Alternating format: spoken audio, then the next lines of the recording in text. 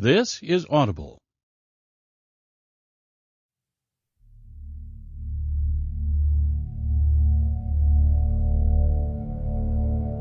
Hachette Audio presents When We Were Lost. I've found that the best ones take you in a direction you never expected to go. I started reading When We Were Lost thinking that it would be a straightforward survival tale of kids whose plane crashes in a remote jungle. Kevin Wignall certainly packed it with all the nail-biting suspense and wild thrills of a terrific disaster narrative. But I was delighted to find it ends up being much more than that. We see the catastrophe unfold through the eyes of Tom, a friendless kid who just wants to be left alone. I think we all have a little bit of that in us, a part that makes us feel like we never quite belong. This story has Tom fighting to survive unexpected situations, the savage jungle, and high school social hierarchies, and finding them both vicious to contend with in their own ways. In the end, this story is about being lost in more ways than one, and what it really means to be found. Prologue. It's called the butterfly effect, and it's the part of chaos theory that everyone loves. The idea is that a butterfly flapping its wings can cause a hurricane on the other side of the world. Not directly, of course. It's not like the wings disturb some air and that disturbance disturbs more air and so on until it grows into a hurricane. That would just be stupid. What it really means is that everything is incredibly complex, with millions of tiny factors built into almost every occurrence. And if you remove just one of them, the beat of the butterfly's wings, then it might happen differently, or even not at all. So, years ago, some jerk named Matt Nicholson thought it might be funny to spike a girl's drinks by slipping in vodka shots without her noticing. Unlikely as it seems, Matt Nicholson is the butterfly, and the spiking of the drinks is the beat of his wings. The girl was Sally Morgan, and soon enough she was reeling. These were their first weeks at college, so when Sally went staggering out of the bar looking green, no one paid much attention. No one except Matt Nicholson, who thought it was hilarious. Outside the bar, a girl named Julia Darby spotted Sally, and though she didn't know her, she knew this girl was in trouble and needed help. Julia stepped in and managed to get her to a bathroom stall just before the inevitable happened. They were in different schools, studying different subjects, so if Matt Nicholson hadn't spiked Sally's drinks, Sally and Julia wouldn't have met. Not then, maybe not ever. And they wouldn't have become best friends. And then Julia wouldn't have introduced Sally to her friend from back home, Rob Calloway. So Sally and Rob wouldn't have fallen in love, gotten married after college, had a child. And when the time came to make their wills, they wouldn't have chosen Julia to be the guardian of their child, should anything happen to them.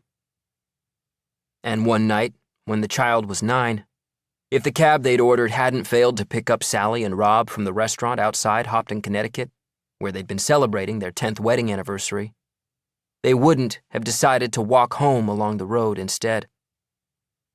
And if the girlfriend of someone named Sean Hodges hadn't dumped him for being a loser, he wouldn't have gotten drunk and cried and driven over to her place. And if she'd taken him back or let him in, he wouldn't have driven home again, angry and still drunk. And he wouldn't have hit 2 people walking along a dark and quiet country road, killing them.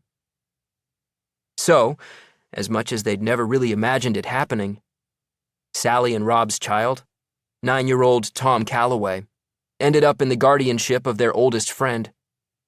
But it has to be said, she was someone they hadn't really had much to do with in recent years.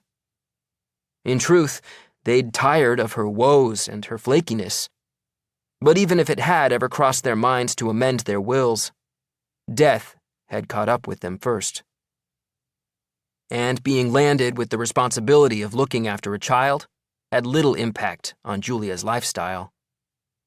So it didn't matter 8 years later that a school trip to Costa Rica for a special environmental project was completely not the sort of thing Tom would usually do, because Julia wanted to go on a yoga retreat in Italy, and the dates fit perfectly. So in the end, to escape her pleading, Tom agreed to go to Costa Rica, a place he didn't want to visit, with people he didn't want to be with, to do things he didn't want to do. And that's the butterfly effect.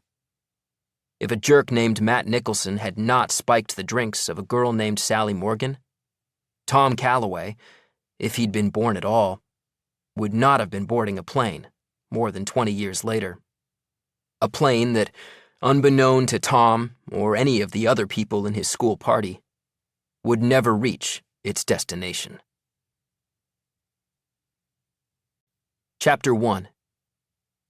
It wasn't that Tom didn't care about the environment. He recycled, and he liked those David Attenborough documentaries on TV. But he couldn't help thinking there was a lot of hypocrisy out there, too. Hypocrisy like burning a ton of fuel to fly a whole bunch of school kids from the richest country in the world to look at plants and butterflies in Costa Rica. He just didn't buy it. That was one of the reasons he didn't want to be on this trip. Because it was fake. A vacation dressed up as saving the world. A vacation without the fun, paying resort prices to stay in some insect-infested eco-camp. Then there were the people. 39 other kids, 3 teachers, 1 teacher's wife.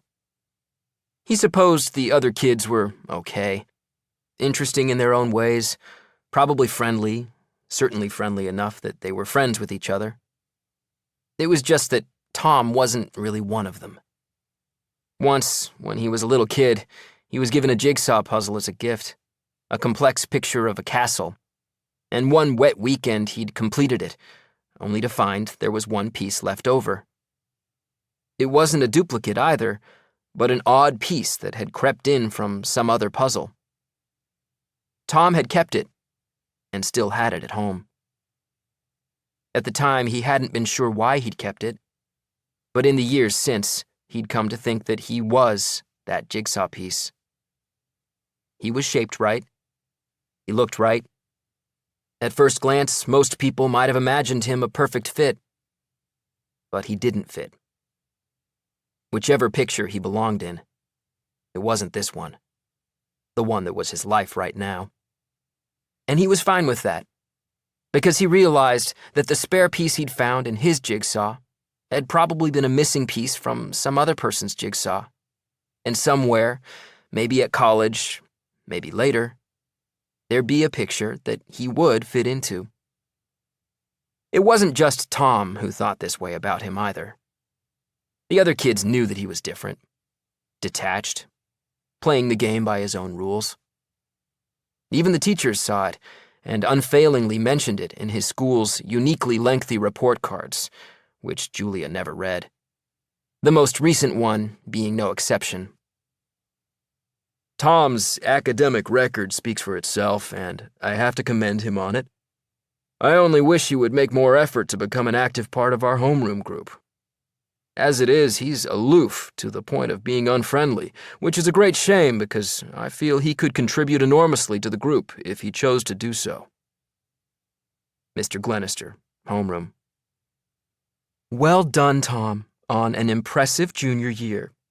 As you know, I've urged you to throw yourself just a little more into the life of Hopton High, and I hope your involvement with the forthcoming trip to Costa Rica is an indication that you've heeded my advice and will take the chance to bond with your peers. Principal Rachel Freeman. Tom is a puzzle. His work is of a consistently high standard, and his comments in class are always incisive and to the point.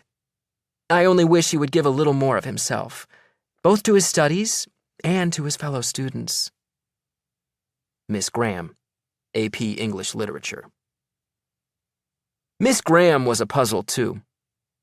She was young enough and attractive enough that it sometimes felt a little weird being alone with her. And she'd told Julia this year in a parent-teacher conference that she was desperate for Tom to become more involved with his classmates. She was here now, one of the teachers on the trip. And she was currently doing one last head count before boarding, slowly working her way across the group, her mouth moving as she counted in silence. But she reached Tom and stopped dead, a look of amazement or confusion, followed by a strange smile, as if she still couldn't quite believe that he was on this trip. She cursed under her breath then, and went back to the beginning, her mouth forming a silent and labored 1, 2, 3. And perhaps that summed up as well as anything how Tom didn't fit in, how unlikely it was for Tom to be part of a trip like this, that his very presence was enough to leave Miss Graham incapable of counting to 40. Chapter 2. I'm glad you chose to come on this trip, Tom. It was Miss Graham, sitting next to him on the plane. Hopefully it'll give us all a chance to get to know you better. Miss Graham, it's only 2 weeks. She laughed, as though he'd made some clever joke, which hadn't been his intention, then turned to say something to Barney Elliott, who was sitting on the other side of her. Tom had flown a lot with Julia, and while he had to admit she'd been more like an unreliable roommate than a parent, he could at least say she knew how to travel. They always turned left as soon as they entered the plane, heading for business or first class. On this trip, though, he was at the back, as were most of them. Mr. Lovejoy and his wife were sitting in the middle section, near the door, with Jack Shaw, who was 6'7" and needed the legroom, and Maisie McMahon, who was tiny, but who, for some undisclosed health reason, also had to sit up there. The rest of the party took up 2 blocks of seats at the back of the cabin. Coach Holdfast, the gym teacher and football coach, sat at the front of the first block with the members of his team who were making the trip. He was laughing and joking and occasionally chanting, "Go Hawks!" like he was still a kid himself. Miss Graham was in the other block at the very back of the plane, with Tom on the aisle next to her. Boarding was almost finished now, and she turned to Tom and said, "Can I make a confession?" He wasn't sure he wanted to hear it, but he made a show of looking interested, and she smiled, a little embarrassed, before saying, "I'm kind of scared of flying. Always have been. Turbulence. That's the worst." "So why did you come?" She shrugged, as if to ask what other choice she'd had. Barney, on the other aisle seat, who was the same age as the rest of them, but looked smaller and younger, said, "You know, Miss Graham, it's almost impossible for a large aircraft to be brought down by turbulence." She turned to him and said, "Really? Is that true?" "Absolutely. The structure's never compromised, and pilots really don't have a problem with it." "Oh. But how come planes crash then?" "They don't, statistically. I mean, yes, of course planes crash, but it's so statistically improbable that your plane will crash, it's really not worth thinking about. I mean, you don't go to sleep every night worrying your house will burn down, but it's more likely you'll die in a house fire than in a plane crash." "How interesting." She turned back to Tom. "Did you hear that, Tom?" He nodded. He was actually thinking that the statistics probably weren't much comfort to people sitting on a plane that was hurtling in a ball of fire toward the earth. But he was saved from having to say anything, because a girl named Olivia stood up a few rows ahead of them and looked at Miss Graham. "Miss Graham, can you tell Chris to stop annoying us?" Miss Graham gave a knowing look to Tom, as if they were both adults, a look he actually mistrusted in some way. And then she said, "I'll be back in a minute." He let her pass, and as he sat again, Barney said quietly, "I think Miss Graham has the hots for you." Tom looked at him, and Barney added defensively, "It does happen. You see it in the news all the time." "Do you have a statistic for it?" Barney wasn't sure how to react, but settled for saying again, "It happens. That's all I'm saying." Tom noticed movement up ahead, and although he didn't believe Barney was right about Miss Graham, he was fairly relieved to see she'd decided the best course was to swap seats with the oafish and apparently annoying Chris Davies.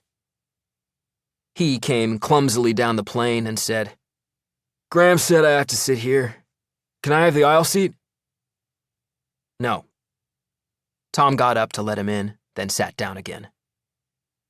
Chris shook his head. "Olivia, what a bitch. I can't help it if I had a dream."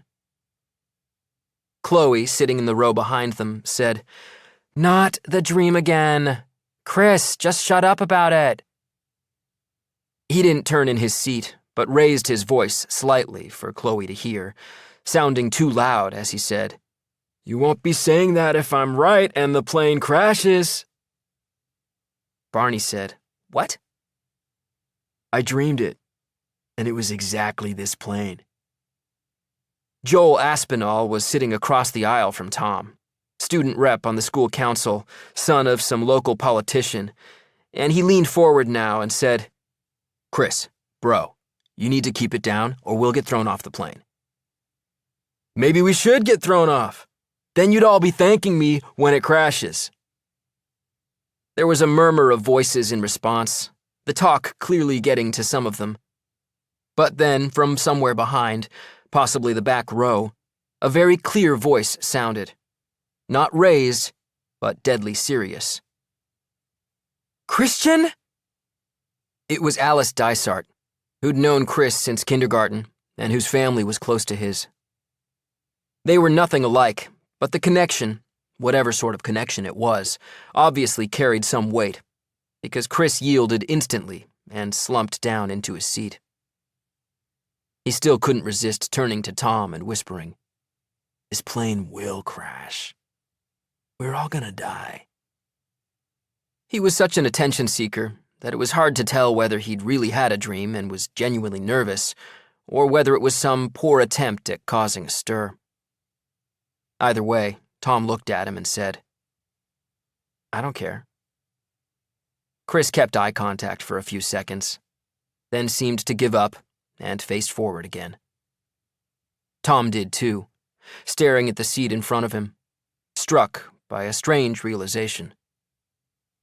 He didn't believe for 1 minute that Chris Davies had been having prophetic dreams, but he also realized he'd been telling the truth, that he actually didn't care. Whatever was going to happen would happen anyway, and one day or another they would all die. The way Tom saw it, there wasn't any point worrying about whether that day might be today. Chapter 3. The first time Tom flew in a plane, he'd been really excited beforehand, but also bored and impatient in equal measure. He'd been excited boarding, and really excited and a little scared for the first 10 minutes. After that, it had been really boring, and he'd fallen asleep. He'd never really enjoyed flying since, because the little peaks of excitement he used to feel had flattened out, and the boredom had swept over them. Just about the only thing he did enjoy was the dream. He always slept on planes, and for at least the last 5 years, he always had the same dream, or more or less the same one. And it was the only time he had it. Never at home, never sleeping anywhere else. He'd wondered a few times if it was something particular about the cabin pressure or the engine noise. But he was none the wiser. It was just his airplane dream, and this trip was no exception. It was one of those strange dreams in which he still felt partly conscious, aware of the seat he was sitting in, vaguely aware of the low engine whine in the background. But rather than being strapped in, he felt like he was floating in the darkness, still in the seated position, but free of the seat and the plane, adrift in the open air. And then, all at once, he seemed to become acutely conscious of the entire world around him, of the air and the cold and the moisture, of the land below and the stars above. He was aware of countless people living and dying, and could see them all within that moment, some in daylight, some in the depths of night on the other side of the world. Children playing games in a dusty street, lovers kissing in a twilight park, an old man surrounded by family as he rattled through his final breaths, images swarming around him from every part of the planet, oceans and deserts and hushed breath forests and forlorn streetlights and empty amusement parks. It was as if his mind had opened, fully opened. But what he really loved about these dreams was that he felt connected to everything. He spent so much of his life feeling like he didn't have a place in the world, and yet here he felt he completely belonged, an integral part of all those lives and non-lives, of all those places and non-places. Finally, as it always did, the dream ebbed away from him, but one last vision crashed into his mind from the void. He was on a rough ocean at night, feeling almost a part of the waves, conscious of something seething beneath him. And then he realized it was a whale, gliding and crashing through the heavy swells, dark within darkness, a massive, mournful, muscular presence. And for those few moments, Tom was part of that too. Pulsing through the darkened ocean, a black abyss below, an endless sky above. And he felt at peace there. He was woken by a jolt, thrusting him upward against the restraint of the seatbelt. He opened his eyes, saw the strangely half-lit cabin, took a second to remember where he was, and immediately understood. Turbulence. He thought of Miss Graham, but also thought of Barney's reassurance. He heard a couple of mumbles from here and there, guessing everyone had been sleeping, that they'd all been woken by it. The oxygen masks had dropped down as if they'd been knocked loose by the turbulence, and they danced around now above the seats. Tom had seen that happen once before on a flight, and he knew it was nothing to worry about. Another thud came, so hard that it jarred through the seat and up his spine even as he took off and his body yanked against the restraint of the seatbelt. People were awake now, and cried out, some even screaming, and Tom felt the adrenaline run through him and a sickly clench in his stomach. This was no ordinary turbulence. The next jolt was bigger still, juddering through the structure of the plane, and a strange wrenching noise that he could hear even over the screams, which were everywhere now. Things fell from the overhead bins, and somewhere up ahead, maybe 10 rows in front, someone catapulted into the roof before crashing back down. There was noise all around them, but Tom realized there was one sound missing. He could no longer hear the engines. Tom wondered again if this could really be just turbulence, or if they were no longer flying at all, if they were actually in the process of crashing. He was tilted backward in his seat, but he didn't feel like they were climbing. He tried to look toward the window, but could only see darkness beyond. And then another wrenching crash shook through them, and more screams filled the air, and Tom felt a pain in his arm and realized Chris had grabbed hold of him. A bigger thud. Chris released his grip. Tom was lifted out of his seat, grateful for the fierce restricting pain of the seatbelt. Then a shearing of metal that he could feel in his teeth. And somewhere through all the noise, the sound of someone in front crying softly. An odd, violent tug threw him forward, before the incline increased and he flew back and down into his seat. The incline steeper again. Another wrench, sounding this time as if the entire body of the plane was about to rip apart. Then a percussive jolt, almost like an explosion. And the floor seemed to buckle under his feet, and the air filled with debris and the roof above him tore open, and before he could even see what was happening, the seats in front of him were hurtling away into the darkness. Air was rushing in, and for the briefest moment it seemed they had stopped. But the seats in front, the rest of the entire plane, had kept going and vanished into the night. Barney was screaming, his voice surprisingly deep, not the scream of someone injured, but of someone in shock, repeating some formless and desperate syllable over and over. And he didn't stop, as they instantly started to move again, backward, gaining speed. They were sitting on the edge of all that remained, their feet hanging into space. And Tom could see and was sure for the first time now that they were moving not in the sky, but on the ground. Could see some sort of vegetation in the darkness beyond the snowstorm of debris that trailed in their reversing wake. They were sliding downhill, and he was bracing himself, knowing the real impact was yet to come. And Barney was still screaming. More screams behind them. Chris, scarily silent next to him. How far did they slide? How quickly? Tom could only see the cluttered green darkness hurtling past before his eyes. And then they seemed to level out a little, and more, and with one last unexpected snap and grind of metal, the plane, or what was left of it, seemed to shift slightly on its axis and came to an abrupt stop, thrusting him back so hard into his seat that he felt he might go right through it. The silence was immediate and total, and so unyielding that Barney and the others briefly hushed too. Only now could Tom feel his heart thumping along in his chest.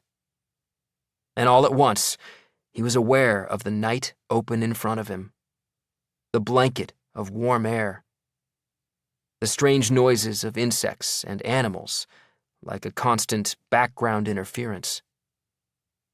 And he understood. They had been in a plane crash. Their plane had crashed, torn itself apart, and they had survived. For now. Chapter 4. Everyone started talking and shouting at once. There was no screaming now, no crying, just manic and garbled conversations.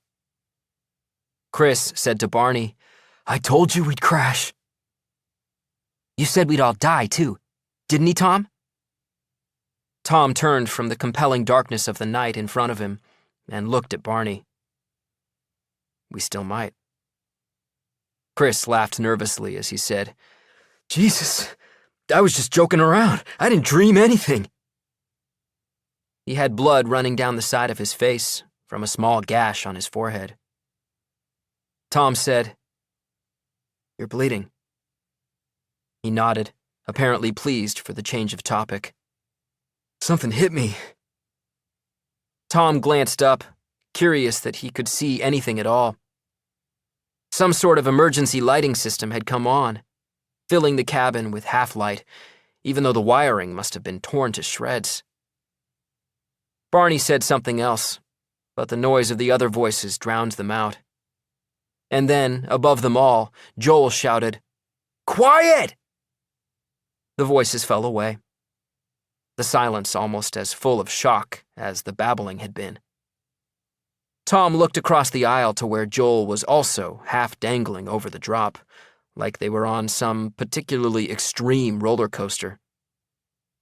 He had everyone's attention now, and Joel turned awkwardly in his seat and said, "Okay, is anyone in this section hurt? Check the people next to you. Or if you're hurt yourself, speak up." There was a flurry of responses as they relayed what seemed incredible, that no one had gotten any serious injuries. The noise seemed once again in danger of building into a barrage of conflicting voices, but Joel put his hand in the air, silencing them. "Okay, quiet again. I think we've crashed in the rainforest or jungle. So it could be a while before a rescue party arrives, but that means we have to stay calm and organized. Chloe's voice came from behind, saying, "Where's the rest of the plane?" It was as if she'd only just noticed it was missing. "Gone," said Chris, no longer sounding like much of a joker. "It just tore off." "So there could be other survivors." No one answered her. Then Joel said, "Me and Chris will climb down and see what the ground's like below." Chris was quick to say, "Why? I think we should stay on the plane." Barney leaned forward to look at Joel. "We should all get down, if it's safe." He looked at the dull glow of the safety lights. There's still electricity coming from somewhere, maybe the auxiliary power unit, which means there could be an electrical fire. Until we're absolutely sure there isn't, we should all be out of the plane. Shen was sitting across the aisle from Barney and said, "It's strange that the lights are working at all." Barney started to reply, but Joel cut in, saying, "Okay, you're right, but I still want to check the ground out first." He released his seatbelt and looked forward, like a nervous kid on the edge of a diving board. But Barney said, "Whoa, don't even think about jumping down there." Joel looked at him. "The cargo holds below us, so that's a 10-foot drop, onto a fuselage that's just been torn apart. There could be jagged edges, all kinds of debris." "So I'll climb down," said Joel. "Or you could use the doors behind us. If we can get one open, we'll be able to engage the emergency slide." "Okay. You come with me." He swung out of his seat onto the safety of the aisle floor. "I'll check outside.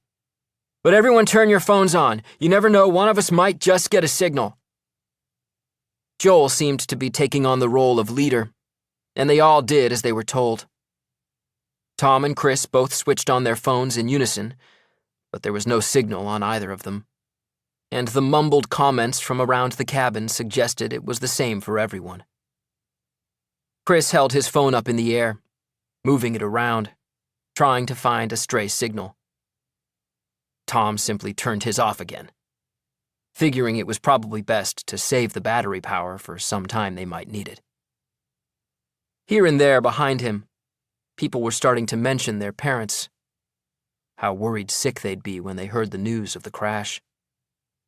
The irony was, Julia had flown out to Italy a few hours before Tom's plane had left, and the yoga retreat was a tech-free zone, so she might not find out about the crash for 2 weeks anyway. He was pleased about that, although a little part of him was curious to know how she'd have responded to the news if she had been at home. She'd be shocked, of course, but he wasn't sure how much deeper her feelings would go. He remembered as a little kid that he'd always talked to his mom about the school day, what they'd done, what he'd enjoyed, who he liked, who'd annoyed him, all the petty triumphs and grievances of being in elementary school. Then the accident had happened, and he only remembered fractured moments of the months that followed. One of those moments was the day Julia had arrived and said she'd be coming to live with him. Live with him, not look after him. And even as a 9-year-old, he'd known somehow that Julia didn't want to hear about his day at school, about the things that excited him or bothered him. So he'd stopped talking about them. And in time, not much had bothered or excited him anyway. He didn't blame Julia. It was just the way she was.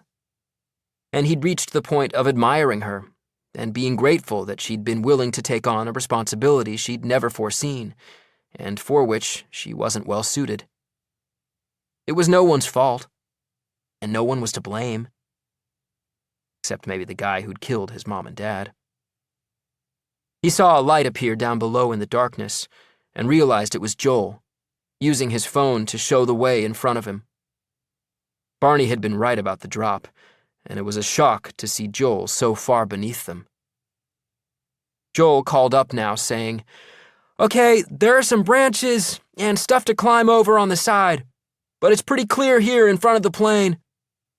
We could smell burning near the back. It doesn't mean anything's on fire, but I think we should all come out front for now. It was only then that Tom saw Barney standing right next to Joel. So deep was the darkness, and so weak the light from the phone. People started moving, a controlled rush to disembark, as if they'd simply arrived at their planned destination and everyone was eager to be on their way. Tom undid his seatbelt, and Chris finally gave up on his phone, turning it off before releasing his own belt. Tom watched him as he shuffled over onto Barney's seat, then into the aisle on that side. Tom didn't move himself, but sat there listening to the sounds of the others making their way out of the plane, down the emergency slide, the gentle ripple of voices moving away from him, and then back toward him as the first people appeared below. There was silence then in the cabin behind him, and he readied himself to move, stopping only because something appeared to be happening in the area around the plane. It was getting lighter. Not a creeping dawn, but the urgent daybreak of the tropics. Suddenly, he could see the trees rising up on either side. The hill in front, the same hill they'd so recently slid down. Within a minute or so, he could see Joel and the others clearly, the daylight flooding across the sky so quickly that it was disorienting. And now he could see the reality of what had just happened. Stretching uphill from where he sat was the path that had been swathed by the back of the plane. Trees torn up and thrust aside. The earth gouged, debris littering the slope. So much debris that it was once again hard to believe that the small group of people gathering below him had managed to walk out of it, completely unhurt. Chapter 5. Tom made his way to the back of the plane. The emergency slide had twisted a little, but it was still workable. He slid down and clambered over the few strewn branches to the area at the front, skirting around the group so that he was on the far side of them. They all seemed to be looking up at the remains of the cabin from which they'd just emerged, all talking again, trying to take in what had happened now that they could actually see it. Barney and Shen were even studying the tear in the fuselage body, like professional air accident investigators. Tom looked up the hill. Farther up the slope, he could see some of the large metal containers that had spilled out from the hold. A couple had burst open, and the hill was also littered with suitcases and what looked like their huge hiking backpacks.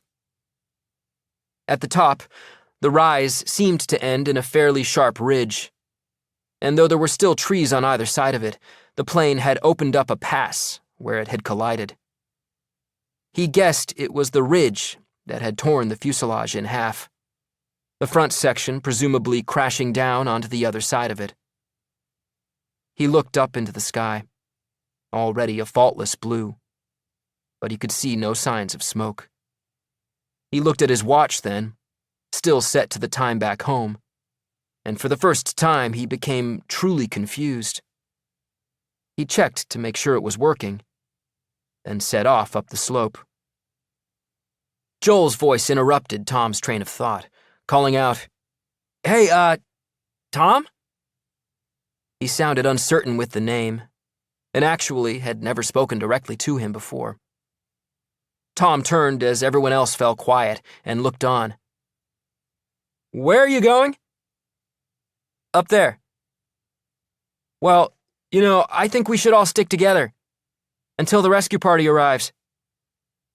Chris added, "Yeah, it's like in Lord of the Flies. We should all stick together." "Exactly," said Joel. "We need to be organized." Tom nodded, smiling at Chris's wobbly analogy. "So organize. If I see anyone arrive, I'll come back." Joel nodded, perhaps sensing that Tom would do his own thing no matter what. "Okay. I guess you can check if there's any more wreckage." Tom was already walking, even as the voices started up again. Joel's vaguely audible above them all. He hadn't gone far when he noticed a carton full of bottled water lying by the side of the newly flattened path. The heat was already building, so he bent down and freed one of the bottles, slipping it into his pocket before continuing on his way. A little farther on, he reached the first of the open containers. There were backpacks strewn around on the ground, but a handful still inside it, too, and even without going over to look, he could see one of them was his own. He continued to climb, and though the slope got no steeper, he found himself breathing hard, his t-shirt sticking to him in the dense humidity. He kept getting buzzed by insects, too. This place would be unbearable within a few hours. He noticed a piece of paper on the ground and bent down to pick it up. A boarding pass for someone named Miguel Fernandez. Someone who was now presumably dead. Tom folded it and slipped it into his pocket without thinking. Then looked around, wondering why he couldn't see any bodies. He'd seen that one person fly out of their seat and hit the roof, but he had to assume the split in the fuselage had been pretty clean, and the bodies had remained strapped inside. It was even possible some of them had survived, but that seemed one miracle too many. He glanced behind, surprised by how far he'd already climbed, and seeing the rump of the plane from this vantage point and the cluster of people standing in front of it, he knew for sure that none of them should have survived. It would go down in the books as a freak occurrence, like that flight attendant who'd survived a plane being blown up at 30,000 feet and had landed safely in deep snow. He pushed on, increasingly conscious of the wall of noise around him, the birds and other animals, but mainly insects that filled the jungle they'd crashed into. For all those creatures, nothing had changed. And sooner or later, starting with the bodies first, and then the wreckage, all evidence of this crash would slowly be absorbed back into the landscape. Finally, he reached the top, but it didn't provide him with much satisfaction. The other side of the ridge descended into a deep, forested ravine before rising up to even steeper hills beyond. He took a quick look behind him at the landscape beyond the tail of the plane, undulating and densely jungled. More low hills in the distance, a vast expanse of green stretching as far as he could see. Then he turned back to the valley, and it took him a short while to see the rest of the plane, far below, and far enough away from the ridge to suggest it hadn't simply slid down the slope, but had catapulted away from it, and belly-flopped onto the valley floor. It looked flattened and crumpled. The paint charred, as if a swift fire had engulfed it before burning out. He wasn't sure how easy it would be to get to the wreckage from there, but he knew without moving from the ridge that there was no one still alive in it. Miss Graham, with her fear of turbulence, Jack Shaw, with his long legs, Maisie McMahon with her undisclosed health problems. They were all dead. So was Olivia, who'd complained of Chris annoying her, and in so doing had saved his life and cost Miss Graham hers. In a way, there was something wondrous about it. The random movements that had determined who would live or die, including the movements of the plane. If it had traveled just 1 yard more before hitting that ridge, Tom would have been down there in that blackened wreckage with them. He remembered a family he'd seen during boarding, probably Costa Rican, with 2 daughters. One had been about his own age, and Tom had noticed her first because of how pretty she was. Her sister had been much younger, maybe only 8 or 9, clutching a soft toy. He wasn't sure why, but the thought of those 2 girls being down there among the dead was hard to accept. He hadn't known them, would probably never have seen them again. Yet in some way it was harder to comprehend they were dead than it was Miss Graham or the others. A seed planted, that maybe they weren't dead at all, that they were trapped down there, hoping to be rescued. Maybe that was why he'd thought of them, why he'd climbed this ridge in the first place, because this was what he was meant to do. He was meant to find them. The feeling was so strong and filled him with such urgency that he took a step forward without meaning to, then another, down the slope, sensing there was no time left to lose. He glanced quickly at the distant wreckage, meaning only to remind himself of the direction he was heading in, but the sight of it stopped him short and brought him back to his senses. The wreckage. Nobody was alive down there. Not the two sisters. Not Miss Graham. Nobody. That truth hit him harder the second time. Seemed more shocking somehow. How could all those people simply be gone? He thought of Miss Graham and the way she smiled encouragingly when someone was making a point in class. He thought of others, kids he'd only known as faces around school. All of them were gone. He didn't want to think about them at all. Didn't want to imagine the final terrifying moments that had left the wreckage pancaked against the valley floor like that. So he turned away from it, staring blankly at the trees off to his left instead, staring for some time before he realized he could see a body. It was wedged in the branches of a tree a short way below where he stood. Checked blue shirt, blonde hair. Having spotted one body, Tom scanned the trees for more, but there weren't any others that he could see. He set off toward the boy, but the descent was trickier on this side, and the trees had not been flattened. By the time he got to the tree he was aiming for, he was lost in the dappled half-light of the jungle, and the body was almost out of sight above him. He recognized him. Charlie Stafford, a kid Tom had known a little, looking unhurt, but too much at peace. There was no way Tom could reach him. But even at that distance, looking at the strange angle and pose of Charlie's body, there was no question that he was dead. Even if he got him down, he couldn't bury him. And with the insects swarming around, he guessed nature would take its course, whatever he did. Charlie had once borrowed a pen from Tom, and had said hello every time he'd seen him after that. So they'd hardly known each other, but still enough to make Tom wonder how Charlie could be suspended up there now, present and absent at once. Still possessed of that clean, healthy look, but the easy smile, and the likability and the friendliness all gone. Charlie had often looked deep in thought, a dreamer, and yet whatever had occupied his mind, it all seemed pointless now. Here he was, thinking nothing. And he would never think or dream or plan again, never again snap out of his own little world as they passed in the hallways and say, "Hey, Tom, how's it going?"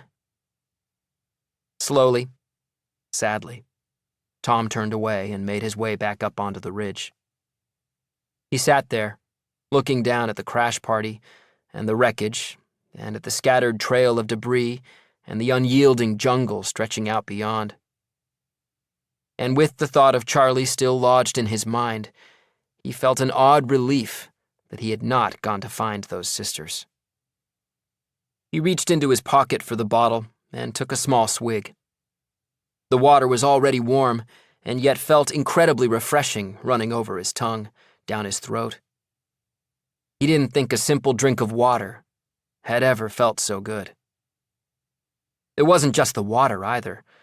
As hot as he was, as exhausted by the climbing, bruised by the thrust into the seatbelt, as troubled as he'd been by the sight of the wreckage and of Charlie suspended in that tree, he was suffused with a strange sense of restfulness and well-being. Maybe that was a reaction to the shock, too. But right now he felt he could have sat contentedly on this ridge forever. He wouldn't be able to stay, of course. He'd have to join the others, as much as he sensed he'd be better off on his own, and as ill-equipped as he felt about being part of a group.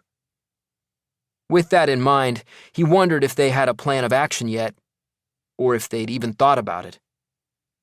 Maybe they were just killing time until the rescue party arrived. But judging by this landscape, it would be a long time before that happened. With that thought in mind, he looked at his watch again, knowing they could not be where they were meant to be. But he was once more distracted by something below. It still seemed Joel was holding court with all the others standing around him.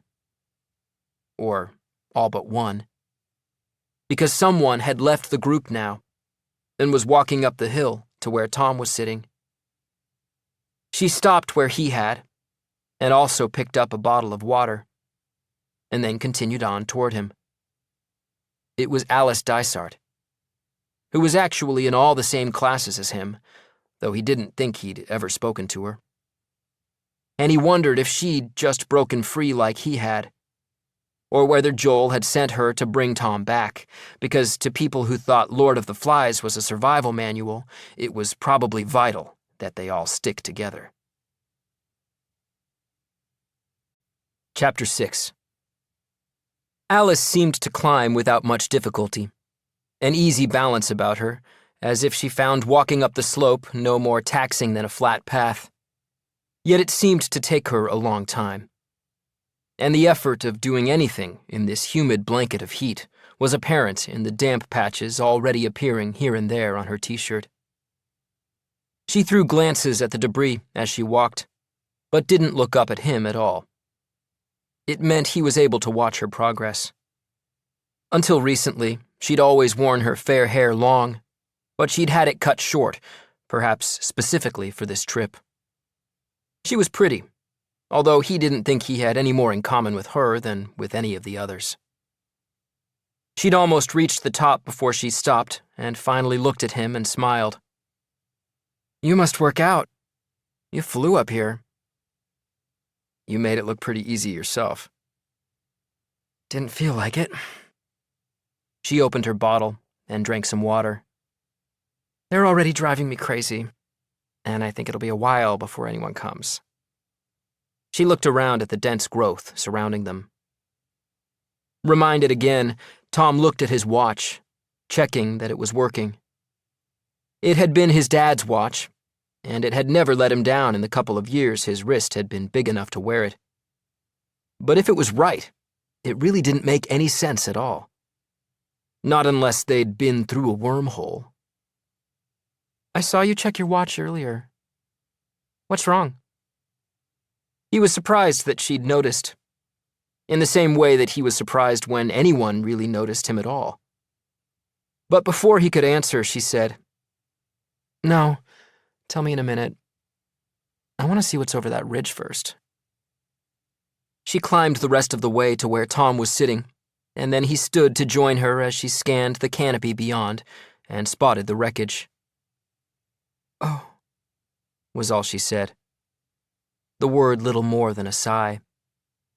And she looked depleted now, exhausted by the sight in a way that she hadn't been by the climb up the hill. Tom remembered she had a boyfriend, Ethan, on the football team. Maybe that was why she'd climbed up here. Well, it must have been quick. That's something, I guess. If she'd been trying to comfort herself, it clearly hadn't worked. Tom nodded. "Sorry about your boyfriend." She turned and looked at him. She looked on the verge of tears, and her throat was tight, but she pushed through it, saying, "Ex-boyfriend. I thought everyone knew we'd broken up." He didn't respond, and she nodded, acknowledging that Tom wasn't everyone. And perhaps because Tom wasn't everyone, she stared out at the landscape again and said, "I'm not even sure why I went out with him in the first place. I mean, we didn't have anything in common, but..." She ground to a halt. But that about summed it up. "I'm sorry anyway." Thanks. She sighed deeply and turned away from the wreckage in the same way Tom had. Likewise, she let her vision drift across the view in front of them before stopping with a double take. She pointed and said, "Oh my God, is that a body?" "Yeah. It's the only one I could see. I went down there, but he's high up in the branches. I couldn't get to him." "Who is it?" She sounded nervous, like someone who didn't really want an answer. "Charlie Stafford." He thought he saw relief in her expression, perhaps because it wasn't someone she knew, even though there was no doubt that they were all dead anyway. "I didn't know him. How weird." Even without her spelling it out, Tom felt he understood what she meant, that it was strange to think she hadn't known him and would now never get the chance. He thought about Charlie himself, wondering why he'd never bothered to have a proper conversation with him. Maybe they really did have only that borrowed pen in common. But they might have become friends if Tom had made an effort. Either way, he'd never know now. Alice turned her back on the body and said, "I'd rather not think about it. Do you think that's selfish?" Tom shook his head, but she still frowned, not looking convinced. Then she pointed at his arm. "Why do you keep looking at your watch?" He glanced at it again, not even really taking in the time shown there. "We crashed about half an hour ago, and the sun just came up. So it's around 6 in the morning." Her eyes opened wide, perhaps remembering when they were supposed to arrive. "Exactly. We were supposed to arrive last night at 10 p.m., local time, 11 p.m. our time, but we only just crashed. Which means we kept flying for another 6 or 7 hours." He pointed at the wreckage far below them. "I'm guessing that's why the fire burned out so quickly. Because there was no fuel left." "But if we reached Costa Rica and kept flying for 7 hours, we'd be somewhere in the Pacific Ocean. The pilot must have changed course." "Like that Malaysian plane?" "Like that Malaysian plane. That's why I was checking my watch, because it's set to the time back home. It's just getting to be time for breakfast." She looked distracted by that final detail, probably thinking that her family would know by now, would be distraught and waiting for news. Quickly, to take her mind off it, he said, "It means we're somewhere in South America. Costa Rican time is an hour behind us, but I guess my watch is just about right for where we are. So we're someplace in the same time zone as back home, and looking at this landscape." "So we're in South America. But if the plane flew for an extra 7 hours, we could be anywhere. Venezuela, Brazil, Colombia." He nodded when she paused. "We could be anywhere," she said again, her voice full of resignation and all the things that didn't need to be said. If the pilot had changed course on purpose, he'd probably turned off the plane's transponders, just like in that Malaysian plane. If they'd flown for 7 hours off radar, they could be anywhere within hundreds of thousands of square miles. And even with satellite data to help narrow down the search, the rainforests of South America were probably as tough a search zone as any ocean. There would be no rescue party. He was certain of that now. He'd already sensed they might have a long wait, but unless someone had actually seen or heard their plane cutting through the early morning dark, they might as well have vanished off the face of the earth. Right now, they would have become a mystery, filling news bulletins all over the world. But this was the reality of that mystery. Most of them were dead, and the survivors would have no choice but to find their own way out of this vast and undoubtedly hostile jungle. She sat down, almost where Tom had been a few minutes before. He looked back down the hill. They were still all just standing in a huddle, their focus on Joel, who seemed to be above them on a box or something. Tom sat down near her and took a small swig of water, conscious now that they would need to conserve their supply.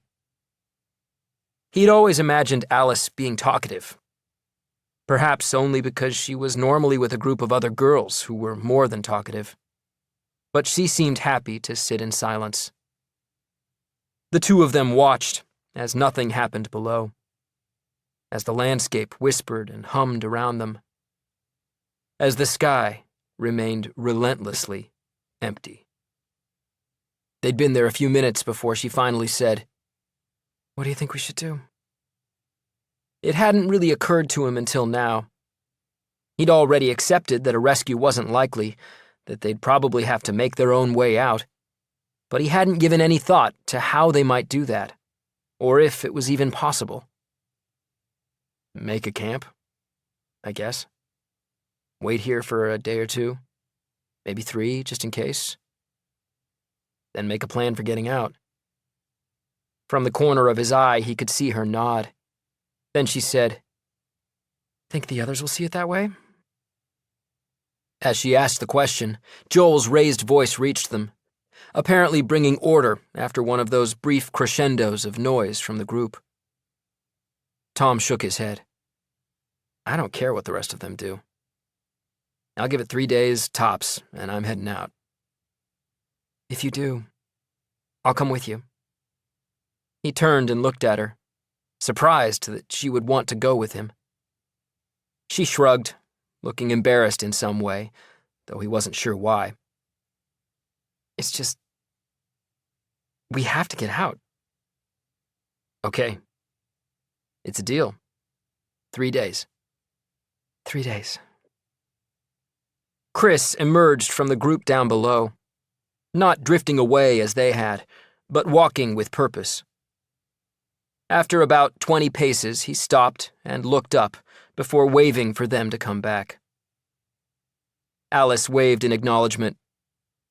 She stood then and turned, waiting. Tom stood too, but for some reason he felt the need to let her know that he was deadly serious. 3 days. No more. She nodded, and they set off down the slope. Chapter 7. They stopped on the way down, and Tom retrieved his backpack from the burst container.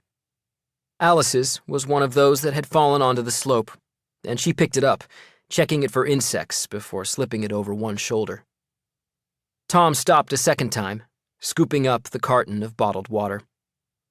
The rest of them were still all talking more or less over one another, but they fell silent as Tom and Alice approached.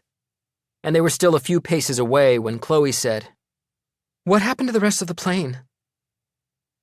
Her tone was so urgent that Tom wondered if she'd had a close friend or boyfriend in the front section, or whether she just wanted desperately for everyone to have survived. Alice said, "It's wrecked. They're all dead." Chloe looked stunned, and there were gasps and stifled outbursts from some of the others, too. A couple of people simply broke down and started to cry. Tom found it hard to believe that any of them could be totally stunned by the news. Sad, maybe, but not shocked. This was the real shock. All of them, standing here, breathing. They had to have guessed what had happened to the rest of the plane. But the confirmation of the fact seemed to hit them harder than the crash itself. Once again, Joel rose above them, saying, "Did you check the wreckage?" He'd always seemed to have that debate society, future politician tone, but his voice had developed an extra edge of authority now, leaving no one in doubt that he'd taken on the mantle of group leader. It irked Tom in some way, and perhaps Alice too, because she sounded defiant as she said, "No, we didn't. It's a big valley, and the plane's way down in it." "Even so." Her fire was up now, and before he could finish, she said, "Anyway, there's something more important." Chloe sounded outraged, saying through tears, More important than helping the others? There are no others, so yes, more important. There probably won't be any rescue party. No one's coming for us. The babbling started again, smothered at once by Joel, who raised his voice above them all, shouting, "Quiet!" They did as he said, the whole group apparently just as happy to accept his adopted role. He turned to Alice and said, "What are you talking about?" Tom figured it out. He was conscious of them all looking at him briefly, before giving their attention back to Alice. We should have arrived in Costa Rica about 7 hours ago. But we didn't. We kept flying. And the only way we could have done that without landing in water is if the pilot changed course. We think we're in South America, but nowhere near where we're supposed to be. The babbling started again, and this time Joel seemed disinclined to stop it. Barney walked over to Tom and Alice and said, "I tried to tell them the same thing, but they didn't listen. That's why the oxygen masks had deployed and why everyone was asleep, like the Malaysian plane. If you fly at a high enough altitude, all the passengers pass out. Probably wasn't for long, just long enough to knock us out. Or maybe he tampered with the air supply in some way." He pointed at the slope. "But the pilot did this on purpose. I'm sure of it.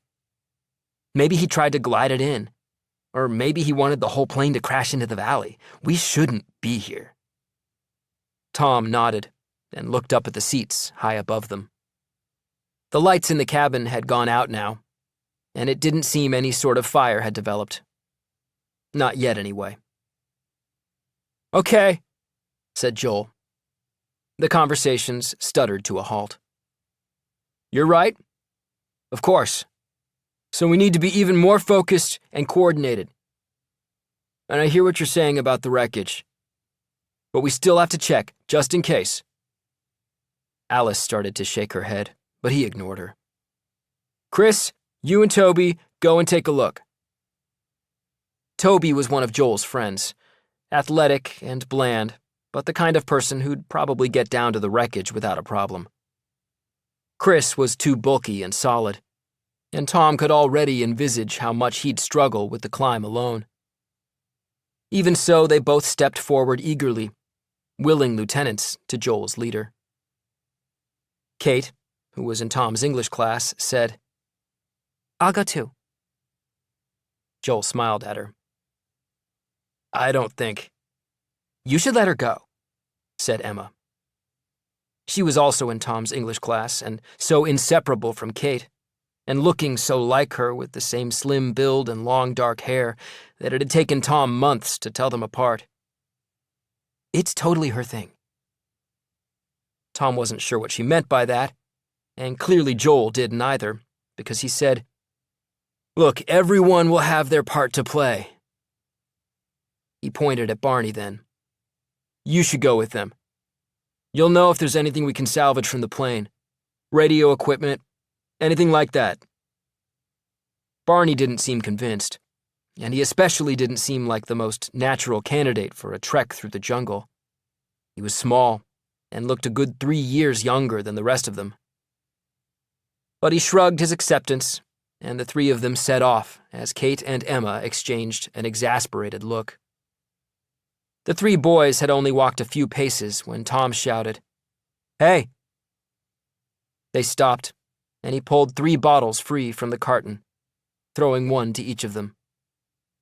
They thanked him, Toby with little more than a nod, and walked away. Chloe looked reassured by the departure of the 3 boys, as if simply going might be enough to bring some other people back alive. But she turned to Joel then and said, "What do we all do now, Joel?" "We have to organize. It looks like we might be here for a day or 2, so we need to get hold of everything that could be of use. First off, collect all our backpacks and all the suitcases, even the ones that belong to the other passengers. There could be useful stuff in a lot of them." Shen said, "Shouldn't we build a fire first?" Joel shook his head, nonplussed, and sounded vaguely patronizing as he said, I hardly think we need to worry about getting cold, Shen. That can wait until later. In fact, if you find some, you should all apply sunscreen. We'll burn easily out here. Even me? Everyone turned to look at George. Joel looked uncertain how to handle the question, the future politician stumbling over his words as he said, well, even black skin. I mean... George smiled broadly. Relax. I'm just messing with you. Oh, okay, well, I guess there's always a place for humor. Joel turned his attention back to the wider group. Okay, everyone, let's get busy. There was an immediate burst of activity, and the people who'd been desperately huddled together before were now dispersing across the narrow slope, searching purposefully through the debris. Alice put her backpack down and said to Tom, "Could you keep an eye on this for me? I'll help the others find theirs." He nodded, and she walked off to join her friends farther up the slope. Joel was the second to last to leave the imagined base camp. He glanced over at Tom, but probably sensing his authority didn't extend in that direction, he nodded, the meaning of which was lost on Tom, and simply walked away. A moment later, his voice started carrying back as he answered questions and gave instructions. Shen was the only one left, and he looked at Tom now and said, "A fire's more important than luggage." He frowned. Lots of things are more important than luggage. It was pretty weird that both Barney and Shen seemed to choose Tom as the person they could complain to. If they thought he'd step up as an alternate leader, someone who'd challenge Joel, then they'd thought wrong. It was true Joel struck him as someone who liked to lead rather than someone who was actually any good at it, but Tom had no desire to take his place. He slipped his backpack off his shoulder, then took another bottle of water out and handed it to Shen. "Thanks." He opened it and took a swig. Tom put the carton down on the ground and said, "What would you do first?" "Build a fire. Make the area safe. There are lots of things here that could kill us. Big things, small things." As if to prove Shen's point, something buzzed at Tom's ear, and he shooed it away. "And we need to check how much food and water we have. So let's take a look in the galley." Shen glanced in Joel's direction, and Tom added, "Unless you want to check with Joel first." Shen smiled and shook his head, and they headed to the back of the plane. Chapter 8. Climbing an emergency slide, even from a reduced height, wasn't quite as easy as sliding down it. Tom went first, and then helped pull Shen up. Once inside, Shen said, "The slide could come in handy for something else, but we'll need to make some steps or find a ladder." Tom nodded, understanding immediately that the inside of the plane, or all that remained of it, was probably the safest place for them, particularly once it got dark again. Shen pointed then. "The toilets need electricity to function, but we might be able to adjust them so they're usable, for a couple of days at least. We don't want people going outdoors. Urine attracts rodents. Rodents attract snakes." He smiled uncertainly, perhaps afraid he was coming across as a know-it-all. "It's great that you know all this stuff. I don't think we've ever spoken before." "Well, we have different classes, so..." There was a hint of nervousness in Shen's voice, as though he felt he was talking to someone dangerous. So Tom smiled a little and said, "Actually, I don't really speak to anyone." "I know." Shen smiled too. "You wanted to look in the galley?" They walked through, checking the food stocks, the water, soft drinks, alcohol. Shen looked at the equipment and the utensils as well, with the air of someone working out what he could salvage, what might be used for other things. When Tom found the emergency and medical kits, Shen was transfixed, looking through the items carefully, showing more interest in the hand pump and the medical supplies than he did in the flare gun or the knives. They carried out their entire survey in silence, and then finally stood facing each other in the cramped quarters of the galley. Shen seemed more relaxed with him now, and appeared to be busy calculating as he said, "A lot of this food will have to be eaten today. The meat, the rice, and even then we'll need to heat it, which means we need that fire. Some of the vegetables, potatoes, they could be kept until tomorrow. The pastries and things in plastic, maybe longer. Water might be a problem. Maybe if we're careful we could make it last a few days, but 19 people is a lot of water. Of course, if it rains, we could collect it, boil it, and use the purifying tablets if we have to." Tom nodded toward the cans of soft drinks. "And we have those."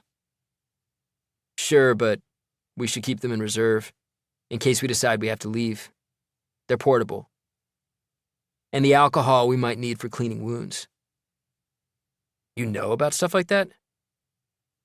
"My mom and dad are both doctors. I'm hoping to be a surgeon." "Cool. Yeah, I'd still prefer it if my medical career didn't start just yet." Tom laughed a little, then looked around the galley and said, "So we can survive on what's here for 2 or 3 days. If we're careful." Tom thought of the endless green jungle he'd seen from the ridge, wondering how long it would take to walk out of it, how many more days they would need to feed themselves before reaching safety. Shen seemed to study him and said, "You don't think anyone will come?" "Do you?"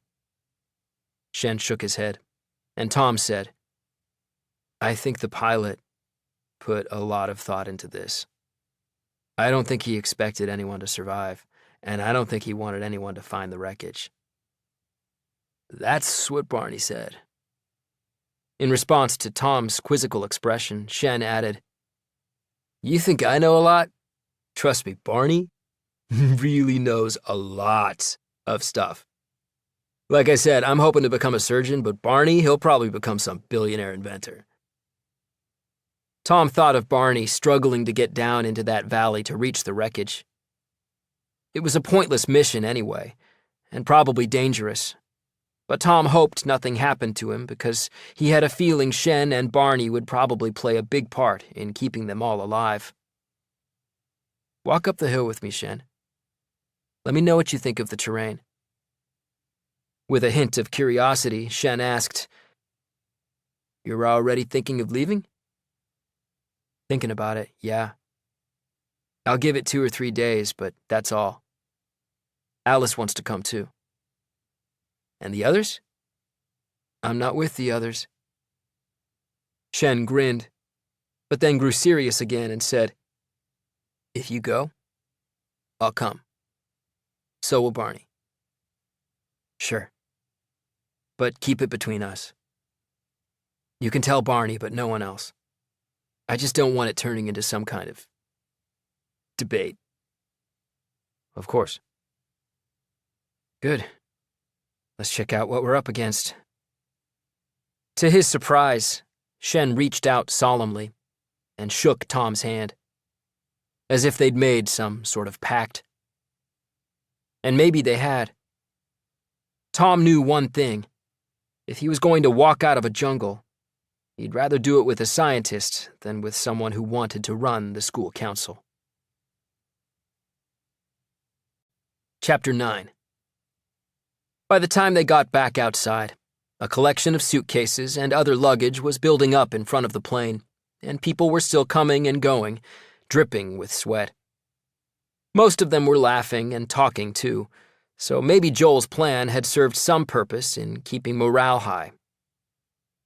Tom retrieved his and Alice's backpacks from the edge of the stack and placed them inside the remains of the luggage hold.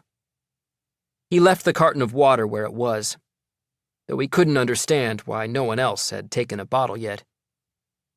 Tom and Shen set off up the slope, apparently unseen by most people. Alice walked past, carrying a backpack, and threw a half-smile at Tom. Nothing more. Suddenly, Joel called out, saying, "Hey, Shen!" Shen stopped and turned. "Where are you going?" "With Tom. We're going up the hill." Joel glanced at Tom, then back to Shen and said, "That's good. Maybe you can help the other three." Tom hadn't stopped walking, and after a few seconds, Shen caught up with him and they climbed in silence. It was the second time Tom had made this climb in an hour, and it was already harder, the heat more intense and constricting, the buzzing of insects relentless. When they reached the top, Shen immediately searched the valley beyond until he spotted the wreckage. He nodded when he saw it.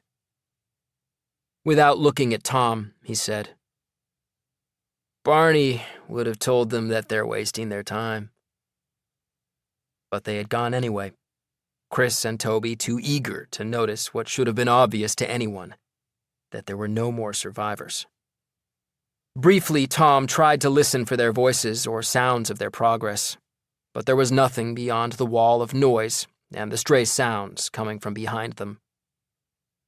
Tom looked to the left, nonplussed that he couldn't see Charlie's body now.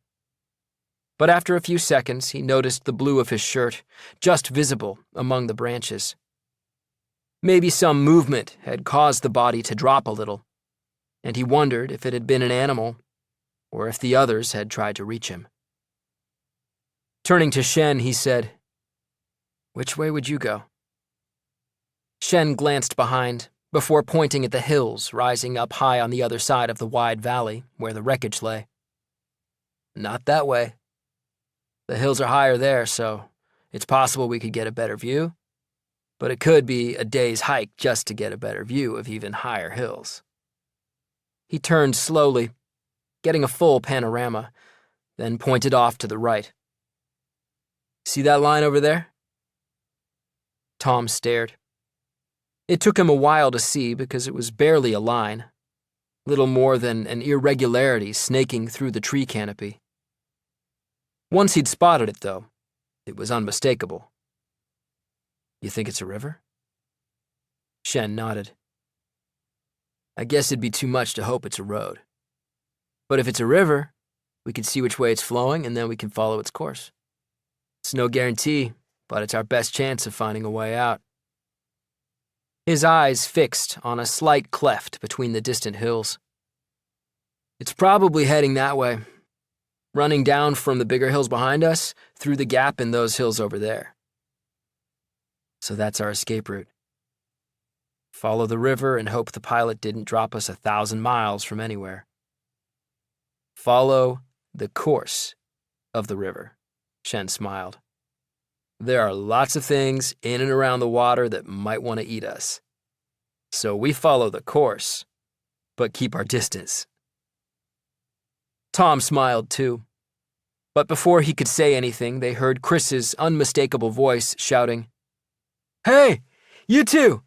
Come and give us a hand!" It took a few seconds to see them down among the trees. Tom wasn't even sure how Chris had spotted them, but he started down the slope. They'd gone pretty far before finally seeing them ahead. Chris was struggling up the slope, carrying someone on his back. Tom's first thought was that he'd been wrong and they had found a survivor, but he quickly discounted that idea. His next thought was that Barney had been hurt, and he felt an odd sense of relief when he noticed Barney walking behind Chris. It was only then that he realized it was Toby on Chris's back. Toby, whom he'd imagined the healthiest and most able of the three of them. Even before they got close, Tom could see Toby's stricken face resting floppily on Chris's shoulder. And it didn't look good. They were close now, and Chris said, "Barney, help me get him down." They lowered him from Chris's back onto the ground. "He slipped, and something bit him on the arm," Shen said. "What was it?" Barney said, "He thinks it was a snake. The bite looks like a snake." Chris added, "But we need to get him back. He's in a bad way." Tom looked down at Toby lying on his back on the forest floor, and was moved in some way that Chris had carried him this far, because he didn't seem in a bad way at all. He seemed to be dead. Shen crouched down next to him and checked his pulse, then his eyes, then his pulse again, waiting longer than before with his fingers probing Toby's neck. The rest of them watched, Chris's face full of confusion and horror, as if he couldn't quite accept that the person he'd struggled to carry had already embarked on a much longer and much simpler journey. Shen looked up at Chris. "He's dead." He turned to Barney then. "Could it have been a viper? It looks like he went into shock." Barney seemed lost in thought, and sounded distracted as he replied, "We didn't see it, but maybe, yeah. The fang marks look deep. Yeah." Shen studied the wound on Toby's lower arm as Chris turned to Tom and said, "How crazy is that? I just carried a dead guy." His face was all nervous tics, his eyes blinking rapidly.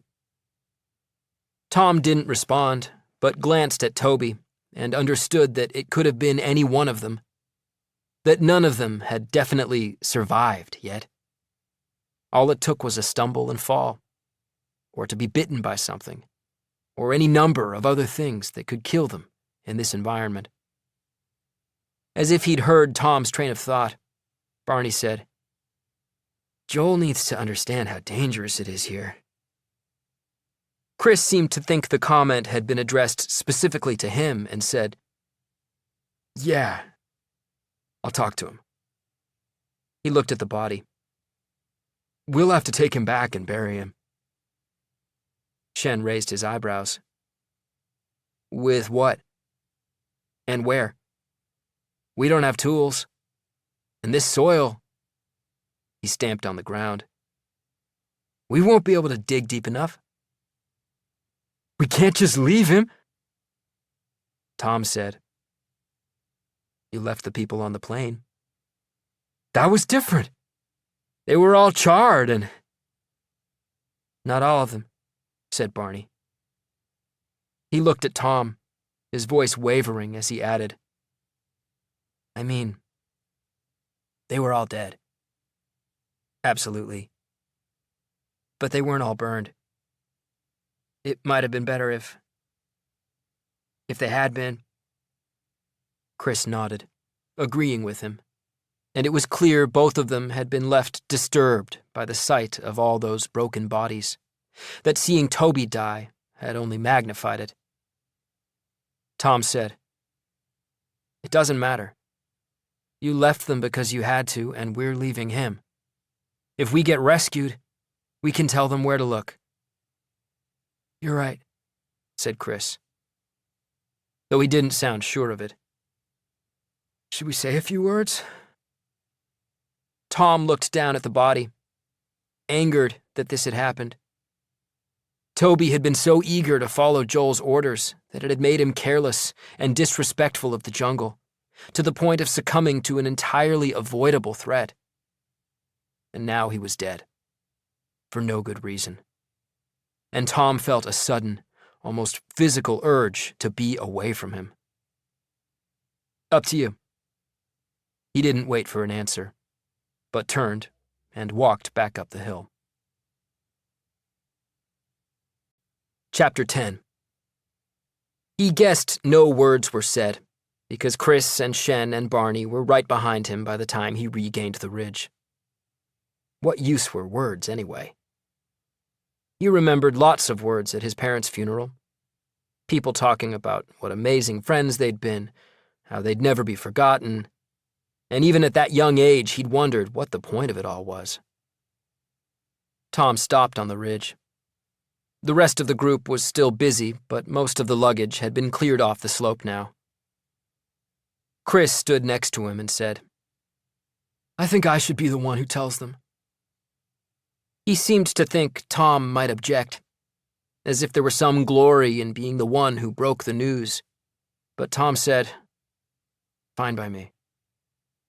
Chris nodded, then glanced at Shen and Barney, perhaps fearing they might try to steal his thunder, and set off down the slope, gaining speed as he went, his bulk and his eagerness to share the news propelling him downward. Shen and Barney were talking quietly as they looked out at the jungle.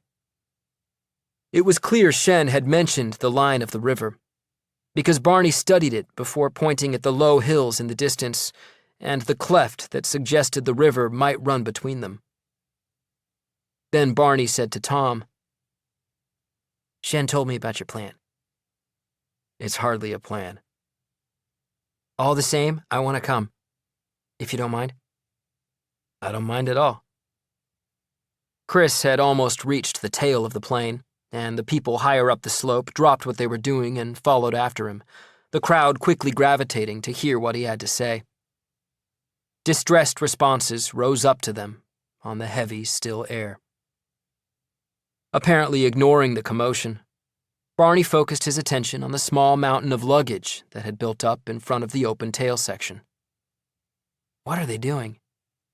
"That's exactly where we'll need to build the fire." "I said that, but Joel doesn't think a fire is important right now." "Idiot." Tom said, "Maybe we just need to give him a good enough reason to build one. Come on." He set off down the slope, and the other two followed him. The whole group was gathered together, Joel and Chris at their center, surrounded by too many voices, too many questions, not enough answers. As Tom and the others approached, Joel was saying, "Look, there's nothing we can do about that for now. We just need to stay calm and be vigilant." Alice was standing near the back. Tom gestured for her to follow, and she peeled away from the others and followed him to the back of the plane. "What's going on?"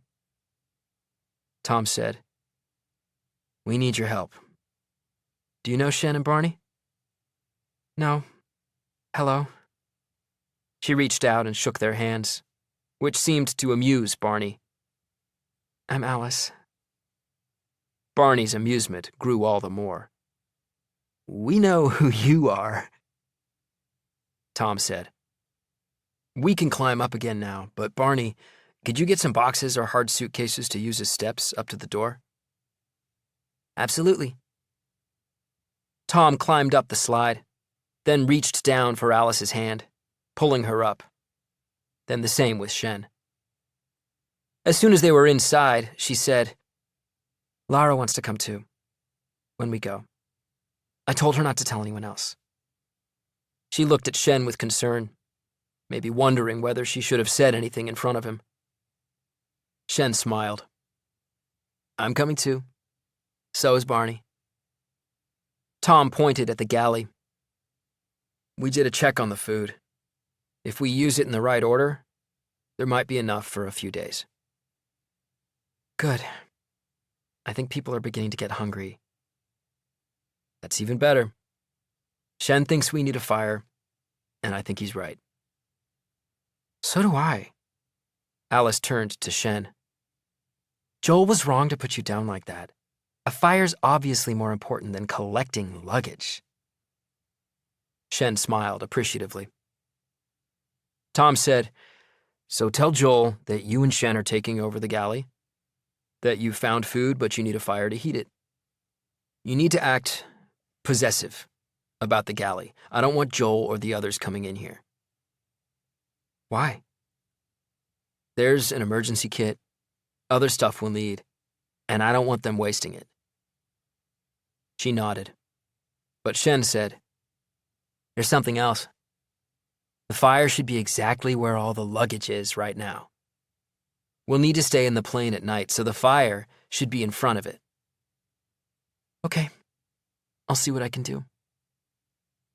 Alice was about to leave again, but she stopped and said, "Joel's a complete jerk, but Chris and the others think he's got all the answers." "So did Toby," said Shen. "So we have to work as a team. stick together, back each other up, that kind of thing. Tom was about to say he wasn't part of any team, that he was his own person, but he knew she was right. And in truth, he probably couldn't do this on his own anyway. He even sort of liked the idea of being part of a group, as long as it was the right group.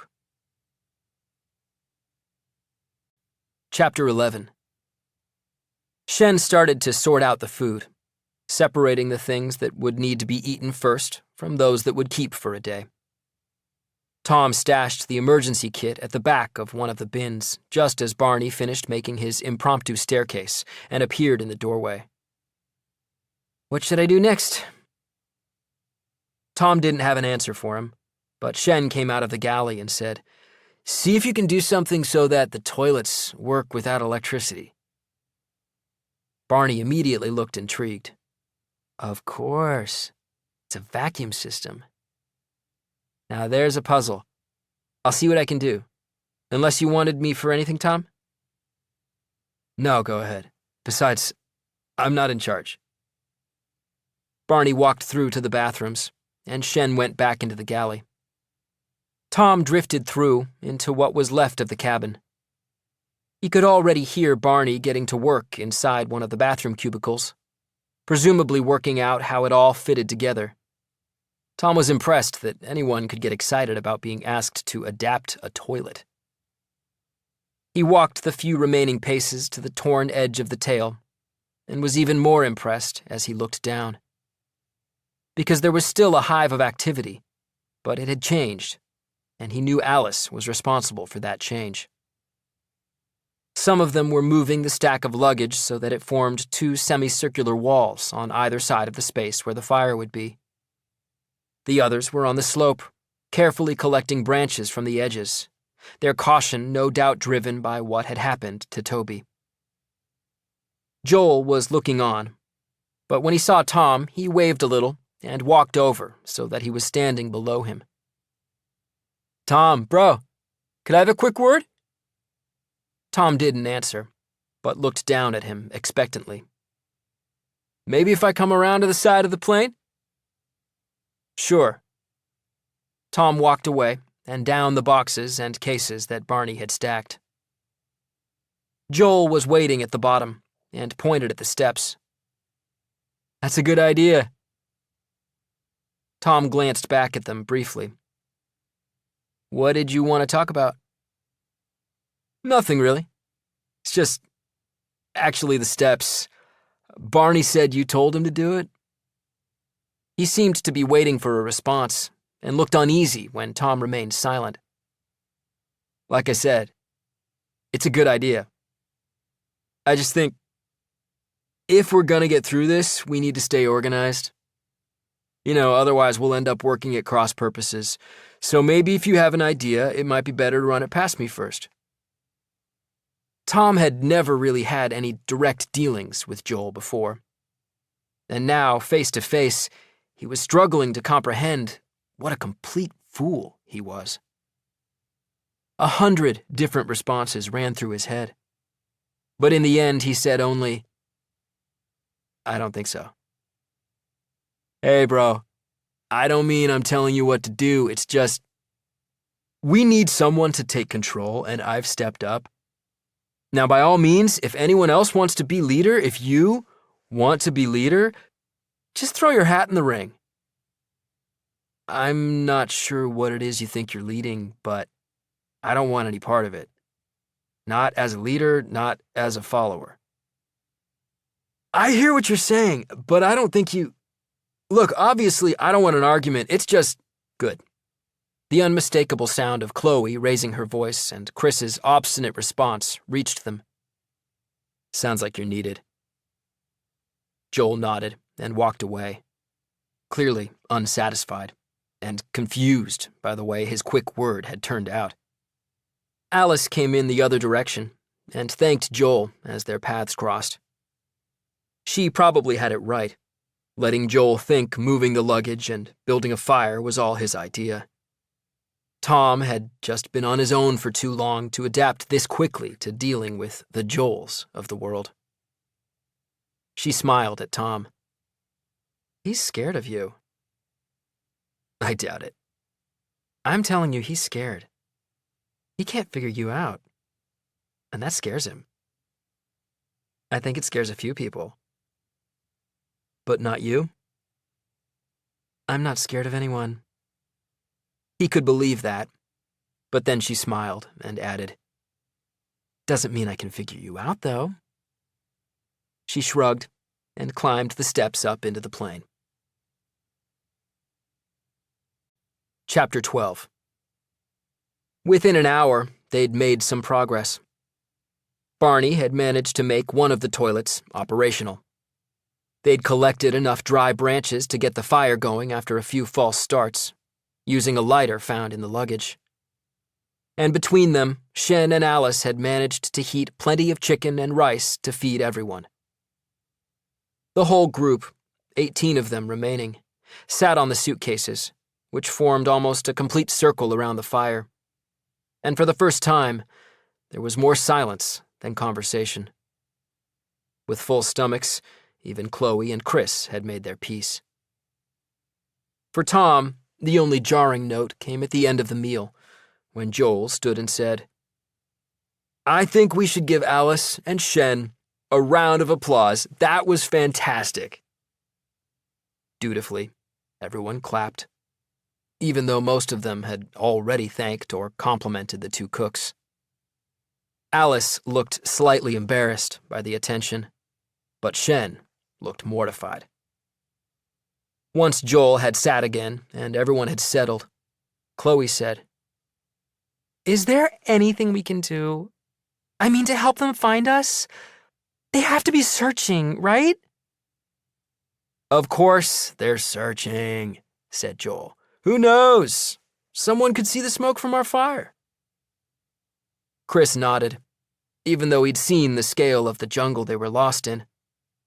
Tom noticed Chloe's friend Mila taking in Joel's words as if they were nothing but the gospel truth. Nick and Oscar, both friends of Joel's anyway, looked equally convinced by his assurances, as did Sandeep. There were others, though. George was on the football team, so Tom wasn't sure why he'd been sitting at the back of the plane rather than with the rest of his teammates, and he actually smiled to himself at Joel's comment about the fire. He had the face of someone who wasn't buying Joel's air of confidence. Kate and Emma from Tom's English class glanced at each other in that telepathic way of theirs, looking equally skeptical. Tom wasn't sure why it mattered to him that they weren't all lining up behind Joel, except that he sensed Joel wouldn't get them out of this. And Tom still wasn't convinced they needed a leader at all, but Alice or Shen would have gotten his vote. What about a flare? There must be a flare gun. Tom tuned back into the conversation. He wasn't even sure who'd said it, though it might have been Nick. But with impressive certainty, Barney said, They're generally kept in the forward galley, for obvious reasons. But even if we found a flare gun, we couldn't afford to waste it out here. Nick shook his head, perplexed, and sounded impatient with Barney as he said, How would it be a waste? Barney held his ground. Chris has been up the hill. He'll tell you, there's absolutely nothing but jungle as far as you can see in every direction. And we've been here all morning, but there hasn't been any sign of another plane. Joel said, He's right. If we find the flare gun, we'll save it until we know they're close. And there it was. Joel still believed if they waited long enough, a rescue party would come and find them. Chris looked into his empty plastic dish, and then at the fire, a sudden idea almost visible on his face. Was there any alcohol in the galley? Nick leaned forward and pointed at him with a smile. Good call. Joel didn't seem sure how to react to that one, but Alice was in no doubt. There is, and no one's touching it. Everyone looked at her. We'll keep it for treating wounds. And if we have to, as an anesthetic. The implications of her words were grim, and Tom could see the unease settling in people's faces. Toby's random and sudden death was probably still playing on their minds, and it was too easy to envisage the sort of medical emergencies that Alice was hinting at. There's something else. It'll be tough for Shen and me to make the food and water last, so if we're handling it, then I don't want anyone else going in the galley. He wondered if one or more of them might object, but when Alice spoke out, she was a force to be reckoned with. So instead, they looked to Joel, and he nodded his consent. Alice is right, about the alcohol and the galley. He looked pointedly at Tom. We all need to play our part. We'll never survive if everyone just does what he wants. Tom held his gaze, and Joel looked slightly relieved when Shen said, So, should we collect some more wood for the fire? The fire was burning steadily at the moment, though there was no more wood to put on it when it burned low. But Joel said, I think that can wait until a little later. For now, I think we should finish going through the luggage. Every backpack should have a flashlight and insect spray, and there could be things in the luggage of the other passengers too. Let's get everything we can find before it gets dark. There was an immediate flurry of activity. But again, Tom couldn't help notice that some were quicker than others to jump up and get busy. Alice, Shen, and Barney all headed off to the steps at the back of the plane. And after a minute of sitting in the middle of the luggage rifling, Tom got up and followed them. Chapter 13. As he got to the top of the steps, he could hear Alice and Shen discussing the food, mentally sorting it and dividing it up. He walked the other way and found Barney working on the second toilet. Tom looked in on him and then turned and noticed the compartments behind the back seats that held the cases for the life rafts. An idea struck him, and he smiled with the simplicity of it. It was so simple that he began to doubt himself and said, Barney, could you come out here for a minute? He stepped out of the bathroom, looking expectant. Yeah? Tom pointed. Life rafts. Of course. All planes have them. The emergency slides double as life rafts too, but there has to be enough capacity for everyone on board. Not that it's much use in a jungle. Unless there's a river nearby. Of course. His eyes lit up. Yes! Even if it doesn't take us all the way, it's safer and easier than trekking through the jungle. I mean, there are risks, but... He stopped at the sound of someone climbing the steps. They both turned to look as Naomi came in. She was tall, incredibly beautiful, and played tennis at the semi-pro level. Principal Freeman never failed to brag that one day she'd be Naomi Kang, Wimbledon champion. But despite all her gifts, she didn't seem to have many friends either. She smiled when she noticed them staring and said, I need to pee. Be my guest. Barney gestured with a flourish toward the toilet he'd already worked on. There's no flush, but gravity will be your friend. Tom couldn't help but laugh. Naomi smiled uncertainly and went into the bathroom. They hadn't heard him approaching, but George appeared then and looked at Tom and said, Can I have a word? Tom shrugged. He'd never had so many people want to talk to him. Barney took that as his cue to leave. I'll get back to work.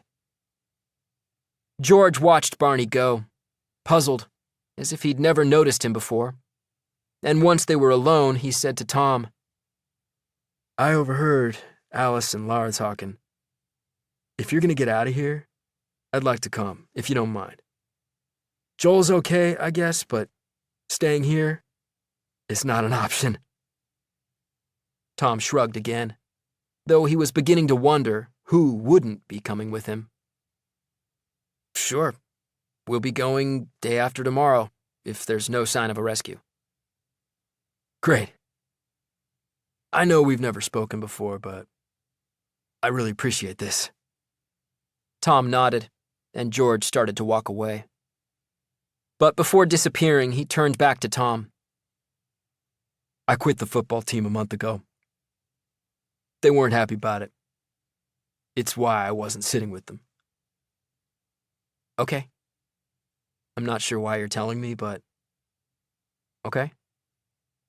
He smiled, a touch of humor as he said, I know. I guess I just needed to tell somebody. Leaving the team's the only reason I'm alive. Tom nodded, and George walked away. The bathroom door opened then, and Naomi stepped out and said, I'll come too. If I can, I want to come with you guys. Okay. She seemed thrown that he'd said yes so easily, as if feeling she still needed to persuade him, she said, Thanks. Well, I guess I'm kind of an outsider here. You and me both. But don't worry, I won't leave you behind. Thank you.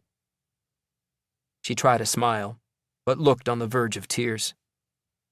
He didn't know her at all, but in that moment he saw how vulnerable she was beneath the veneer of confident athleticism, and he felt sorry for her. More than that, he pitied her. He pitied all the people who wanted to come with him. They were relying on him in some way, counting on him, and that showed how desperate they had to be, because Tom had never helped anyone in his life. Chapter 14. The activity below continued for an hour or so, but people started to flag as the heat of afternoon grew, and the insects defied the spray they were all using. The drop in energy levels was almost visible, and within a short while, most people were sleeping, lying on their backpacks around the fire. Tom yielded in the end, too, sitting in one of the cabin seats. As his thoughts fell away, he briefly hoped he might have the flying dream. But no dream came. None at all. And perhaps that was for the best.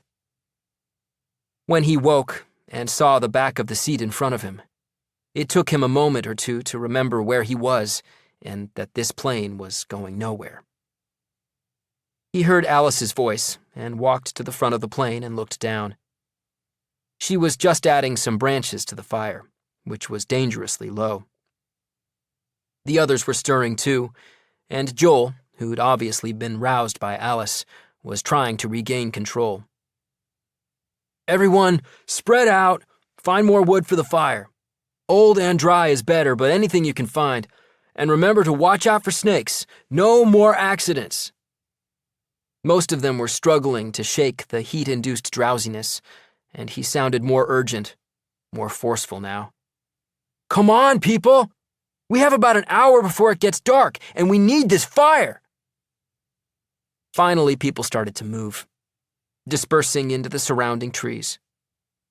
Tom looked at his watch, then at the sky. By his best guess, it would be nightfall in much less than an hour, and darkness would come quickly. He made his way out, stopping to let Alice come up the steps first. She shook her head, furious. People should have been collecting wood earlier, not sorting luggage. What a jerk. Shen appeared in the galley door, and seeing Tom, he said, Oh, hi. Barney told me about the boats. It's a good idea. I don't know why I didn't think of it. Alice's anger fell away. What about boats? Shen said. Come and help me with the food and I'll tell you while we're working. Tom headed into the trees to help collect wood. It was the first time he'd been under the canopy since coming down off the ridge, and he was struck now by the eerie peacefulness of it. Yes, he could hear the voices of the others as they clattered about among the trees, and nearby he could hear the general whir and whisper of 1,000 different creatures, of the trees and the earth itself. But within all of that, there was still, somehow, a sense of peace and order. It reminded him of the way he felt in his flying dream, of being connected to the world and to everything in it. That was how he felt here, with the jungle breathing around him and through him. It was as if he'd always been meant to be here, as if a part of him had been here all along, waiting for the rest of him to catch up. He drifted along a natural path, and then noticed that ahead of him, a tree had fallen some time ago. He walked toward it, scanning the ground and the plants around him for snakes and spiders. The tree lay across the path, but there were branches that had dried and were easy enough to break free. He snapped a few, dropping them back onto the path, quickly creating a decent pile of firewood. It was a satisfying exercise, except for the noise of the snapping branches, which seemed too alien, too destructive against the natural wall of sound that surrounded him. When he'd collected enough, he stopped and listened. The other voices distant now, as if he'd walked into another jungle and left all of them behind. He became acutely conscious of how alone he was, how far from everyone else. And then, without warning, he became fearful, sensing that he was not alone here. No one from the crash was nearby, he knew that. But he also knew that someone else, or something else, was watching him, and he had walked too far from safety. Exactly the kind of carelessness he criticized the other kids for. As hot and humid as it was, a shiver of cold ran through him. His fists clenched, the muscles in his legs tensing, ready to run. And he wanted to run, but couldn't. His feet planted. And he didn't even know what the danger was. But there was something here. He could feel it. He turned slowly to the right and flinched, almost jumped, seeing the shape of the figure above him on the fallen tree. Feeling the danger even before he realized what it was, even before he met the piercing golden eyes that were locked onto him, full of a tense and tightly focused menace. A part of his brain stubbornly identified it. A jaguar. Even as his eyes started to water and his stomach clenched and he felt the sickening acceptance seep through him. That this was it. That it didn't just happen to other people. His own luck had run out. Still, he wanted to run, but couldn't. And that same stubborn part of his brain was telling him that he shouldn't turn his back on it, that his only hope was to remain face to face. And he couldn't believe how big it was, how intimidating. He took a half step backward, thinking it might put him in a position to grab a branch from the pile he'd collected. But even that slight movement brought a response from the jaguar, a visible coiling of its muscles that Tom sensed was dangerous, a readiness to pounce. He wasn't sure what use a branch would be anyway. This thing was too large, too powerful, and Tom knew his only chance now was to charge toward it, to scream, to confuse the cat enough that it might run. He knew that was what he had to do, but he couldn't commit himself, fearing it wouldn't work, that death would only come quicker. And he wanted to live. He understood that sharply, for perhaps the first time, that he wasn't ready to die. But he would only have one chance, and the sweat was cold on his back, his body telling him the brutal truth, that it wasn't much of a chance at all. He thought of his phone, how bright and loud and brash it was. He slid his hand into his pocket and pressed the button to switch it on. A second passed, seeming too long, and he could hear the deep growling purr of the jaguar above him, a tension that seemed in danger of snapping at any moment. He kept staring, and his eyes were still watering, and he wanted to blink away the tears that were filling up there, but he was afraid to blink, afraid to break the contact between them. At last, the phone buzzed against his palm, and his heart lurched again, an overload of adrenaline.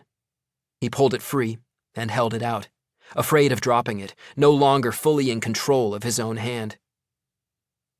The phone lit up, dazzlingly bright here in the jungle deep. The familiar jingle sounded, loud and jarring against the stillness surrounding him. And in that moment, he saw his one slim opportunity. Whether it was the light or the noise, the jaguar's head twitched. The tiniest movement, but it seemed like uncertainty or even fear. And another pulse of adrenaline burst into Tom's body in response. He didn't hesitate. He threw the phone as hard as he could now at the jaguar's head. The cat sprang from the fallen tree, and Tom jumped back involuntarily. But it had leapt away from him, not toward him. A graceful flight of such speed it only reinforced that he wouldn't have stood a chance. The cat was gone, tearing through the undergrowth. The phone, never coming close to its target, clattered somewhere beyond the tree. For a second, Tom froze, his heart hammering, taking a moment to catch up with the facts, with his survival. He glanced down, saw the woodpile, and that brought him back to his senses. He bent down, scooped up the wood, and ran. Ran faster than he'd ever run, loose-limbed and weightless, lungs on fire, muscles electrified by all that built-up energy. He stumbled a couple of times as he looked behind, refusing to believe that the threat had gone, that it wouldn't come after him. But he never fell, just pushed on faster. Even as he saw the plane, he kept running. Even as he saw Joel and Alice, clearly in the middle of a disagreement, a heated exchange, but with their voices low. Joel looked in his direction and seemed relieved to have a reason for changing the subject. "Good job, Tom. Just put it with the rest of the wood." Tom reached them, struggling to stop, looking back one last time. He dropped the wood with a violent clatter. "Whoa, what's... Call everyone back!" He was troubled by the sound of his own voice. How shaky it was. How hoarse. The words burned in his throat. "Call everyone back!" He noticed Alice look at him with shock, even a little fear. "Bro, you're not making any sense." "I just saw a jaguar. Big." He shook his head, remembering just how big it had seemed, particularly standing above him, and how close, the dangerous intensity of its gaze. Alice said, "Oh my God, are you okay?" He looked at her, starting to nod, but Joel said, "Tom, are you sure? You know, in the jungle..." Tom grabbed hold of Joel's t-shirt. "I threw my phone at it. Now call everyone back." "Okay, I will, I will." Tom let go, stepped back. Joel raised an eyebrow as though to express his disapproval of Tom's lack of control, then glanced up at the sky. "I'll call them back. But we'll give them a few minutes. They're probably starting to come back anyway." Alice looked at him in amazement. "Did you hear what he just said? Call them back." "Or I'll just call them back myself," said Tom, his anger building again, coming in waves. "And create a panic? That's the way we'll get another accident." Alice shook her head, exasperated, and headed to the steps at the back of the plane, hurtling up them with almost as much grace as the jaguar leaping from that tree. Joel nodded at Tom before adding, "Look, the others are all in groups, so they'll be okay. I don't want people freaking out, possibly for nothing." "I know what I saw." "I'm not doubting you. All I meant was, the jungle, you know? It's confusing sometimes." Tom wanted to hit him.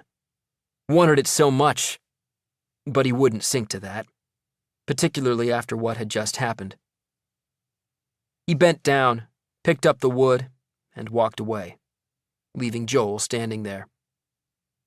A couple of other people had already come back, including George, who was using one of the branches to work on the fire, pushing the burning material into a more stable shape.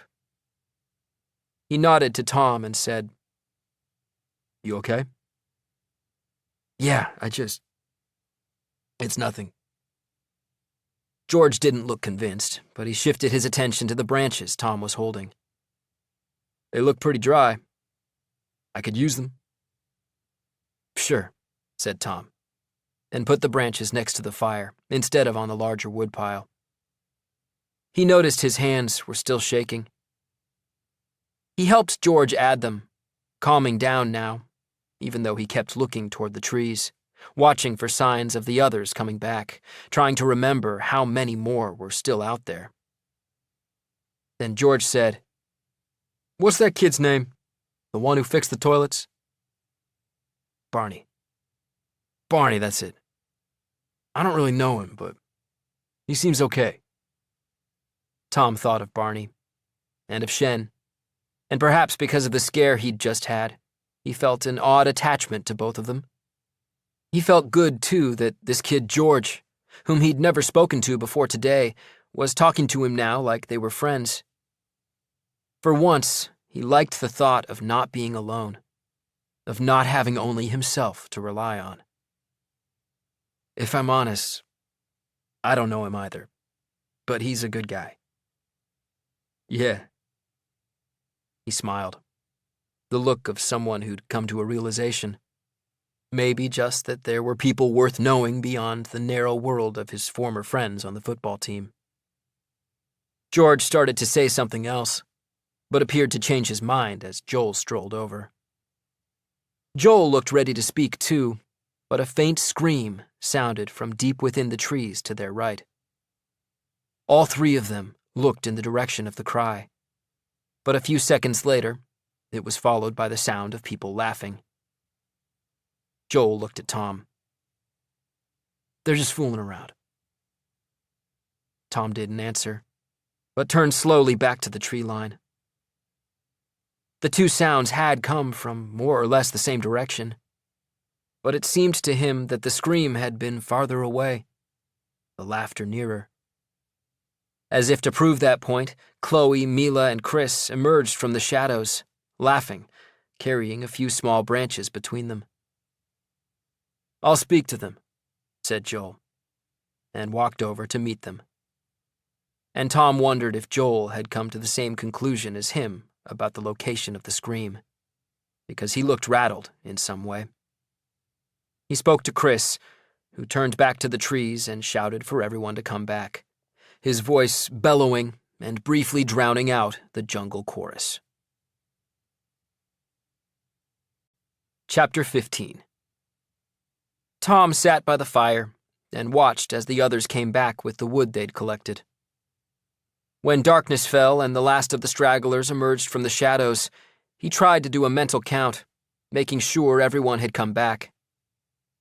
That in turn reminded him of Miss Graham, dead, probably still strapped in her seat in the burned wreckage of the plane on the other side of that hill. There was another distraction then, as Alice and Shen and Barney emerged from the plane and the business of preparing food got underway, set against a backdrop of bustling conversation and lame jokes and helpful advice to the cooks. The volume only decreased slightly once they were all eating, but there was still an odd excitability about the entire group, as if they thought this was exactly the trip they'd all signed up for. Although, now that he looked around, Tom saw there was a divide in the mood too.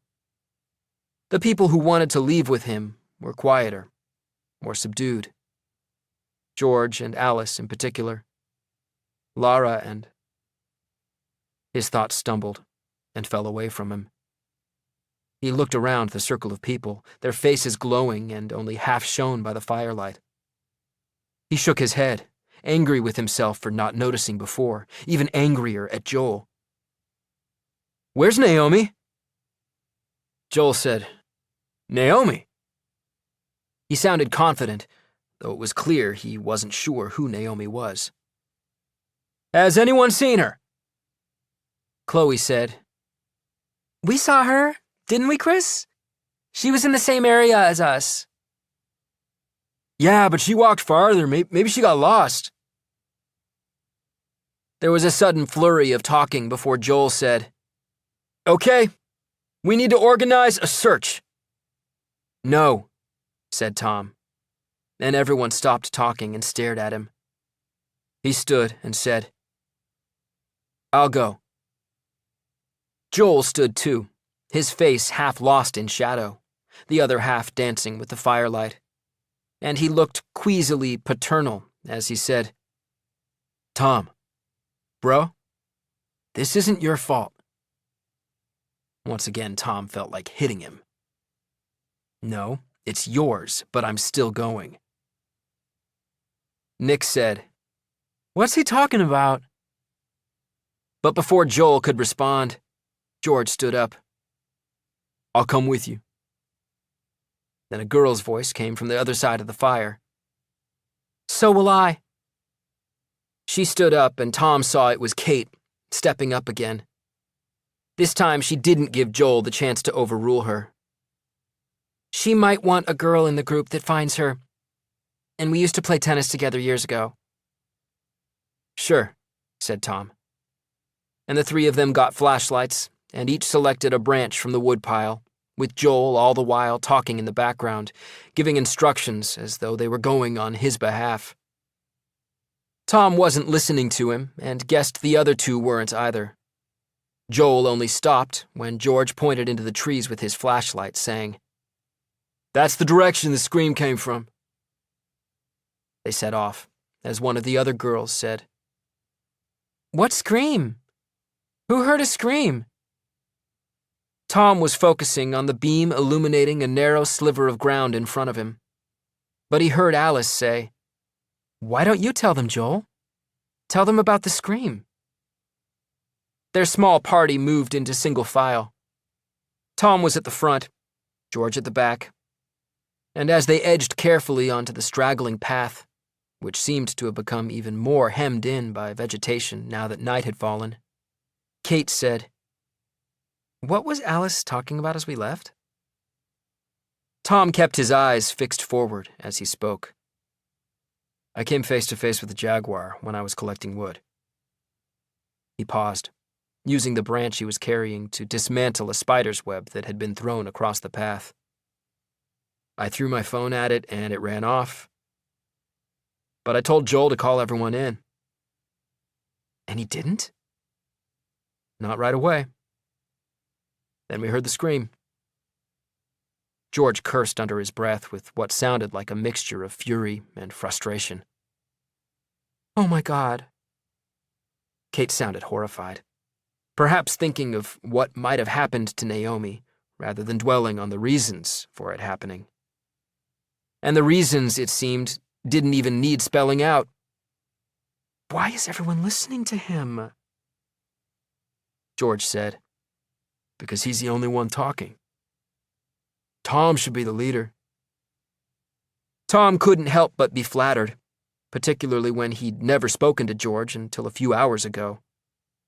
But he was angry with himself, too, because he could have called out, and hadn't. He'd left it to Joel, and for all Tom knew, something had happened to Naomi because of that failure. He said, "I don't think we need a leader. But if the others like him being in charge, I'm fine with that." "Yeah, I guess I can live with it for one more day." Kate was always pretty sharp in their English class, and she was no different out here in the dark of the enveloping jungle, jumping on George's comment as she said, "Why? What happens after that?" George didn't answer, perhaps fearing he'd spoken out of turn, so Tom said, "A group of us are walking out of here." He'd hardly finished talking before she cut in. "I'll come. So will Emma. We've already talked about it anyway, but we'd rather come with you." "Okay." It sounded like they were intent on leaving anyway, and since Kate had volunteered to go to the wreckage and had stepped up immediately to search for Naomi, he guessed she'd be a good addition to the escape party. I'm thinking early morning, the day after tomorrow. Great. What's the plan? Don't get too excited. There's a river nearby, so we'll head for that. There are 2 life rafts in the plain, so as soon as we can, we'll get them onto the water and head downstream. That sounds like a plan to me. It's better than sitting here waiting for a rescue that isn't coming. Maybe. He was about to tell her to keep it quiet, even though half of the survivors were now part of this secret group. But just as he was about to speak, his light picked up something on the ground in front of him. The words dried instantly in his mouth. He stopped walking. Kate crashed into his back, knocking him forward. God, sorry. My fault, said Tom. What is it? He moved to one side and pointed with his flashlight so that they could see. A single white sneaker lying on the ground. Chapter 16.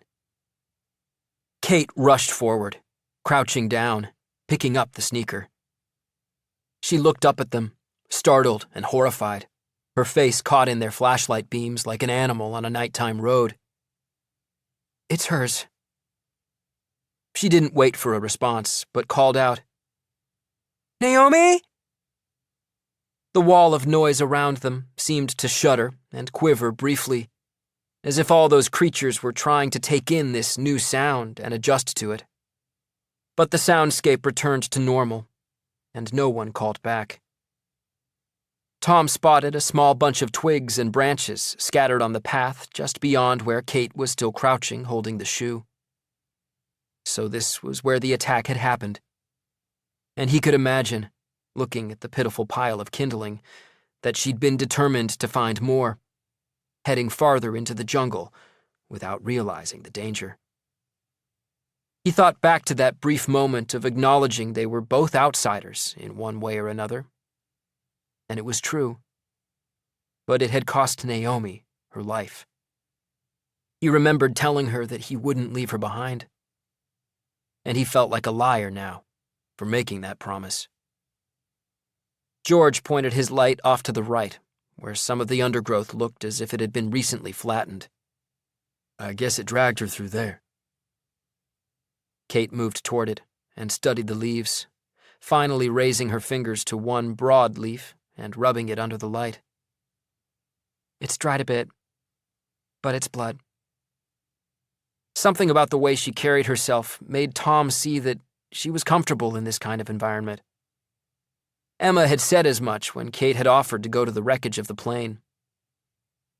You know about this kind of thing, Kate? I guess so. Because of my dad. But isn't your dad a lawyer? In fact, he only knew that because it was her father's firm that had handled Tom's affairs for him since the death of his parents. It was odd to think of it now, the little connections he had with people he never felt connected with at all. Yeah, but he grew up in the woods. So we spent most summers up at a cabin my grandpa built in Maine. And we vacation in places like this. I'm no expert, but I know my way around. George said, You're more of an expert than the rest of us. Don't feel like one. Not right now. She glanced back at the shoe. George turned back to Tom and said, So you think that's what happened? The jaguar you saw? Or another one. But it seems likely. I think it might have gone in this direction after I spooked it. Despite her familiarity with the wild, or maybe because of it, Kate shuddered. How horrible. George shook his head. I read about them last week. They attack from behind. Kill with a single bite to the back of the neck. I know it's not much, but at least she wouldn't have known what was happening. But it's out there now, tearing her to bits, eating her. It's just horrible. Her voice seemed to get more agitated as she spoke, a volatile mix of anger and emotion. "How can we stand here calmly discussing it, and Naomi's dead?" "We've got no choice, Kate. Stay calm or freak out. That's not a choice." Resigned, she said, I know that. It's just..." They fell into silence, the jungle closing around them. Tom thought back again to Naomi asking if she could go with them when they left, how fragile she'd seemed, how afraid. He wondered whether, at some subconscious level, she'd known something would happen to her here, and that was why she'd been so eager to leave with him and the others. Maybe all of them, at some deep-seated level, buried beyond all their conscious thoughts, knew how and when their deaths would come. It made him want to look into the eyes of each one of them to see if he could detect it. It made him want to look into his own eyes to see if it was there, too. And if it was, then, quite possibly, the jaguar had seen it and understood, as only a wild animal could understand, that he was not its prey, that their encounter out there in the jungle might have been predestined, but it was not meant to end with death for either of them. Or maybe it had just been spooked, giving Tom the time to react and throw his phone. Kate looked at him now and said, "What are you thinking, Tom?"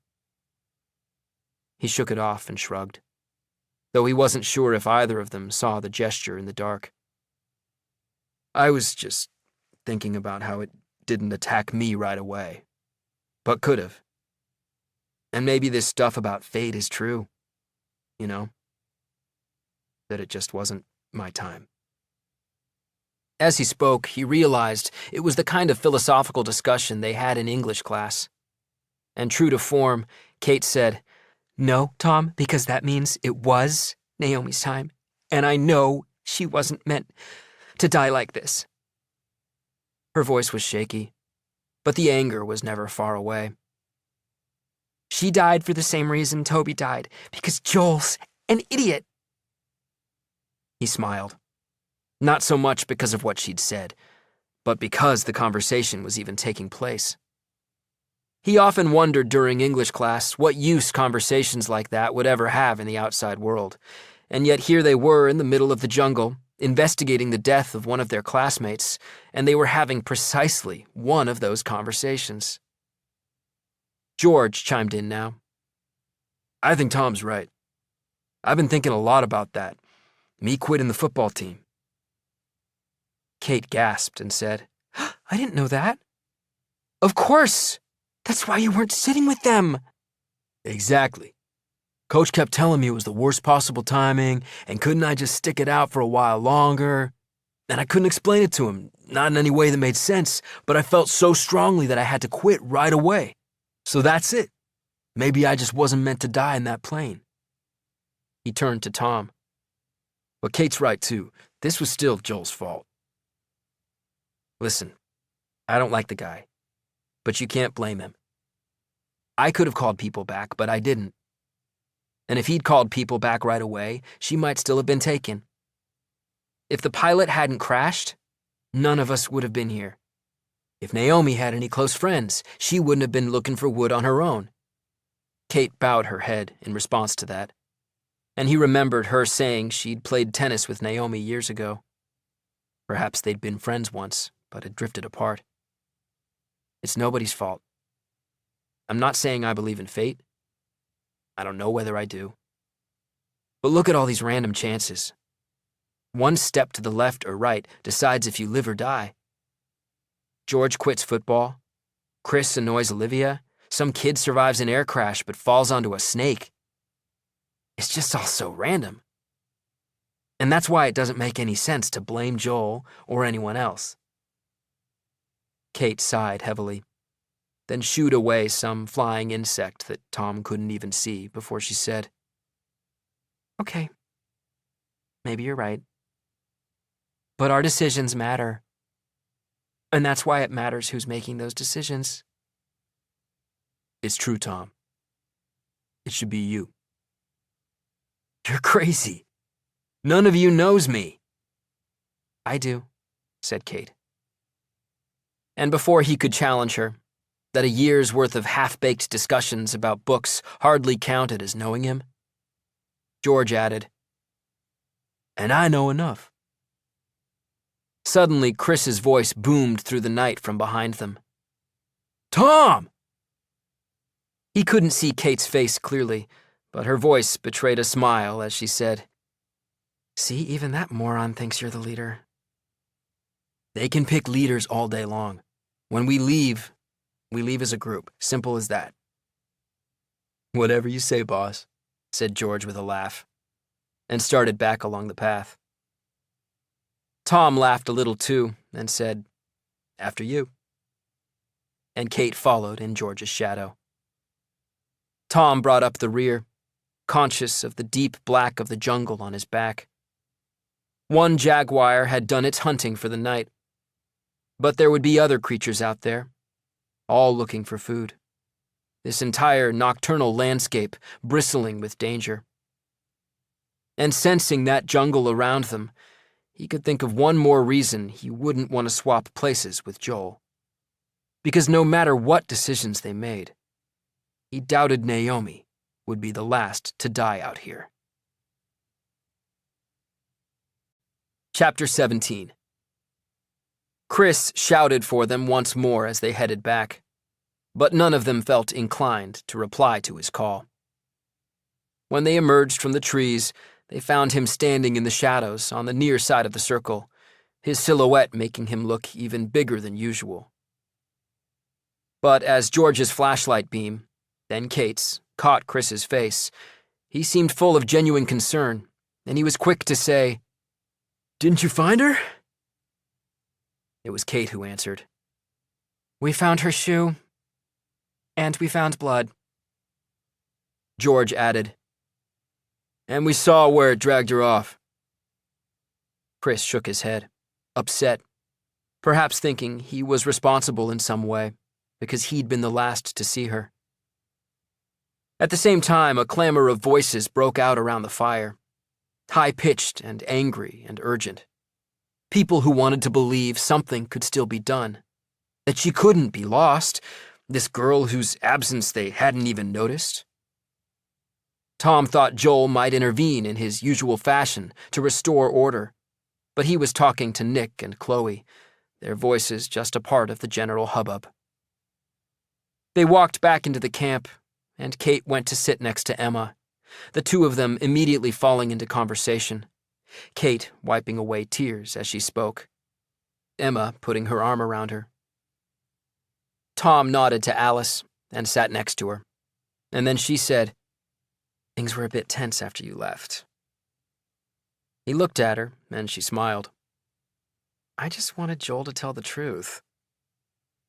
And did he? Her smile broke down, grudgingly. Yeah. I have to admit, he took the blame. By the way, Jess and Freddie want to come. Hope you don't mind. He looked across the fire. He didn't know them, or anything about them, except they'd been an inseparable couple for the last year. They were both slightly odd-looking, irregularly featured, but somehow looked good together. At the moment, they were holding hands and both gazing down at their intertwined fingers, as though they were able to communicate through that contact alone. He envied them a little, their understated intimacy, their completeness as a couple. I don't mind if they come. It's not up to me, anyway. The smile came back, and she said, Any more thoughts on when to leave? I was thinking daybreak. Day after tomorrow. Good. I was hoping you'd say that. 3 days might be too long. Joel cleared his throat and said, Everyone? The voices died down, and without standing, he spoke, sounding more subdued than he had earlier. Firstly, I want to apologize. I knew we needed to organize, and I took on the role of leader. I was just trying to do the best for everyone. And I'm not sure what I could have done differently, but it's obvious some of you think I took my eye off the ball, and that we've lost a couple of people as a result. I'm willing to take full responsibility if that's how you feel. There was a brief chorus of dissent, reassuring him that he wasn't to blame. He ignored it. I know some of you believe there's no need for anyone to take charge, and I don't agree with that. But I accept I might not be the best for the job, so if anyone else wants to step up. The chorus became more agitated, Chloe being particularly vociferous in Joel's defense. Tom didn't trust Joel at all, seeing that the apology and the offer to step aside were both designed to elicit more sympathy and support, at the same time disarming any further criticism. Some of it had even been directed specifically at Tom. And Tom got the feeling everyone knew that, and they were waiting to see if he'd respond. Joel put his hands up now to quiet them, like some great political orator, and said, Okay, but the offer stands, and if anyone isn't happy with anything I say, let me know. It's better we discuss it than have any more accidents. You know I'll try my best, but I can't cover every base without everyone working together. There were more encouraging noises, and he nodded in response, sucking it all up. Good. Now, does anyone have anything to say? Any questions? Anything at all? They fell silent, and Tom was conscious again that a reasonable number in the group were looking at him. Not necessarily staring, but glancing repeatedly in his direction, expectant. As a result, the silence only intensified when Tom said, I have a question. 2 questions. They were all staring now, but all of them would be disappointed in some way, because Tom had figured out how to play Joel, how to flatter him into doing the things that needed to be done. He'd learned from watching Alice. I was just wondering where we're all going to sleep tonight, and how we make sure the fire keeps going. Joel nodded, apparently acknowledging that they were good questions. I'm glad you asked that, Tom, because I've been thinking about it. I know it won't be comfortable, but I think it's best if most of us sleep in the seats on the plane. That seemed to go down well, particularly now that everyone accepted there were animals here that could kill them. Shen said, I'll sleep on the galley floor. So will I, said Barney. Great, said Joel. That frees up another couple of seats so we can spread out a little more. Tom smiled, because he knew exactly what Shen and Barney were up to, making sure no one could get into the precious supplies. We also need to have a roster of people to watch the fire and keep it burning, maybe 2 or 3 at a time. Alice said, I'll take first watch. I'm a night owl anyway. Tom? He nodded. Then George said, I'll stay up too. Perfect. So you guys keep the first few hours, then wake Chris, Chloe, and Nick. Then me, Mila, and Sandeep. He stood up. I know it's been a tough day, but we got through it, and I have a good feeling about tomorrow. Chris nodded, saying, We're going to get rescued tomorrow. I can sense it. Tom smiled, knowing that the eyes of 9 kids were on him, those who'd claimed their place in the escape party.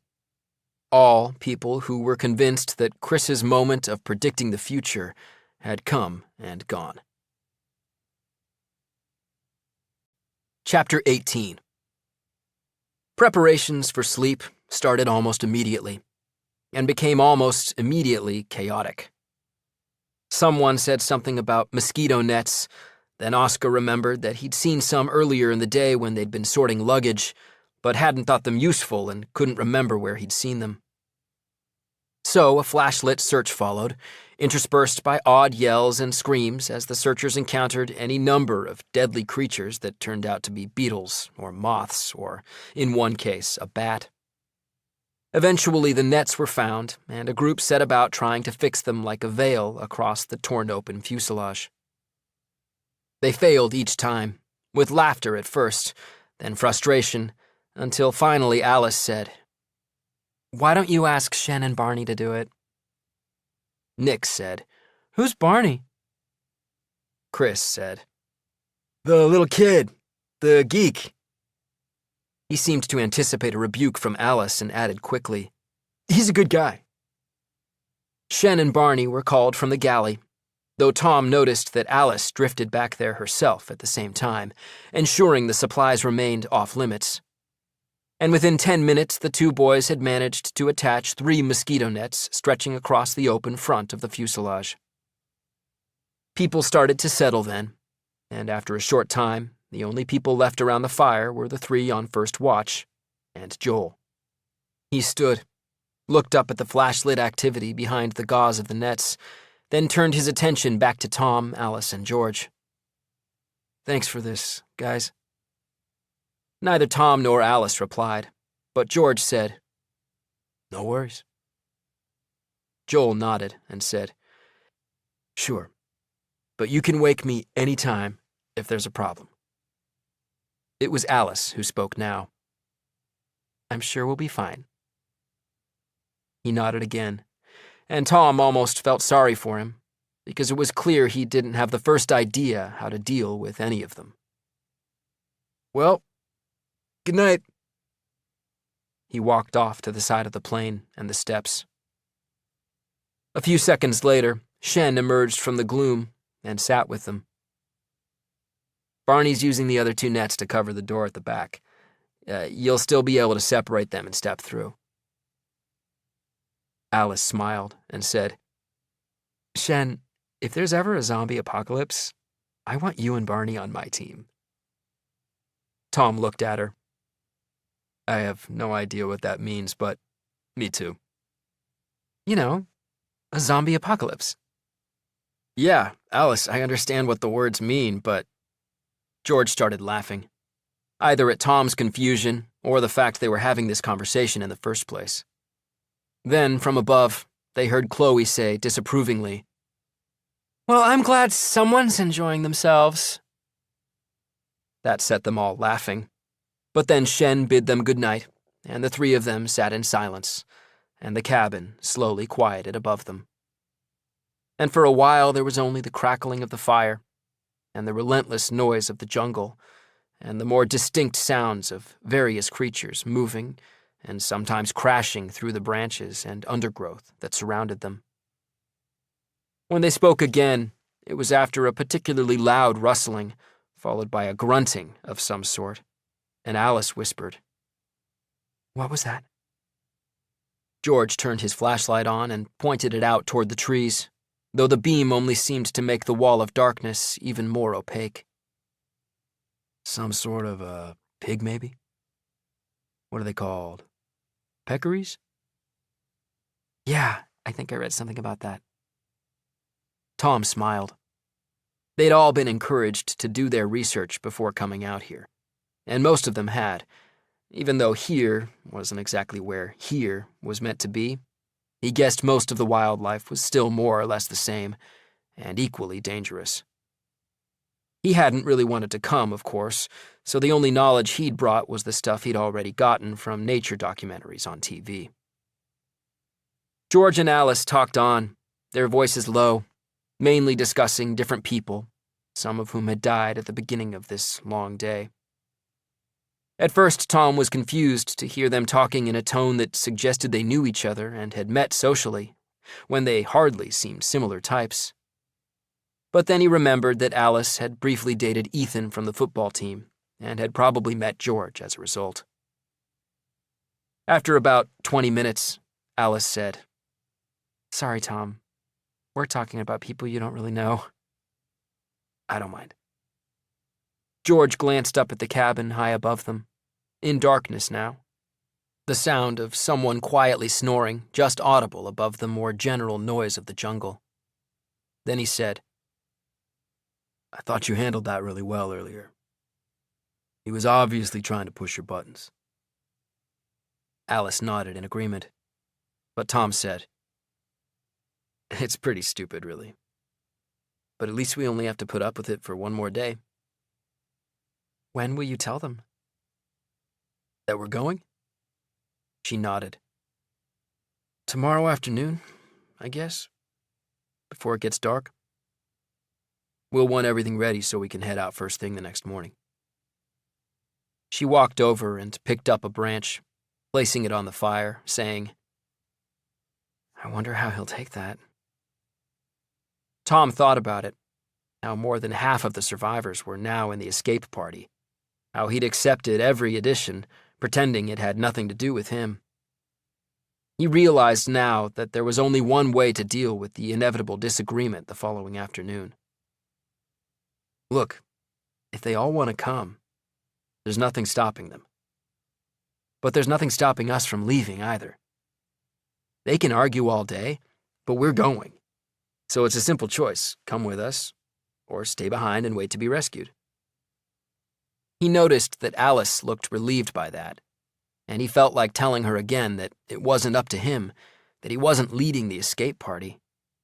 But she surprised him by saying, I hope they decide to come. I couldn't face Chris's parents if... She brushed back her hair with both hands, something he'd seen her do often before, but she must have forgotten that her hair was short now, and there was nothing to sweep back. But I know I couldn't sit here and wait.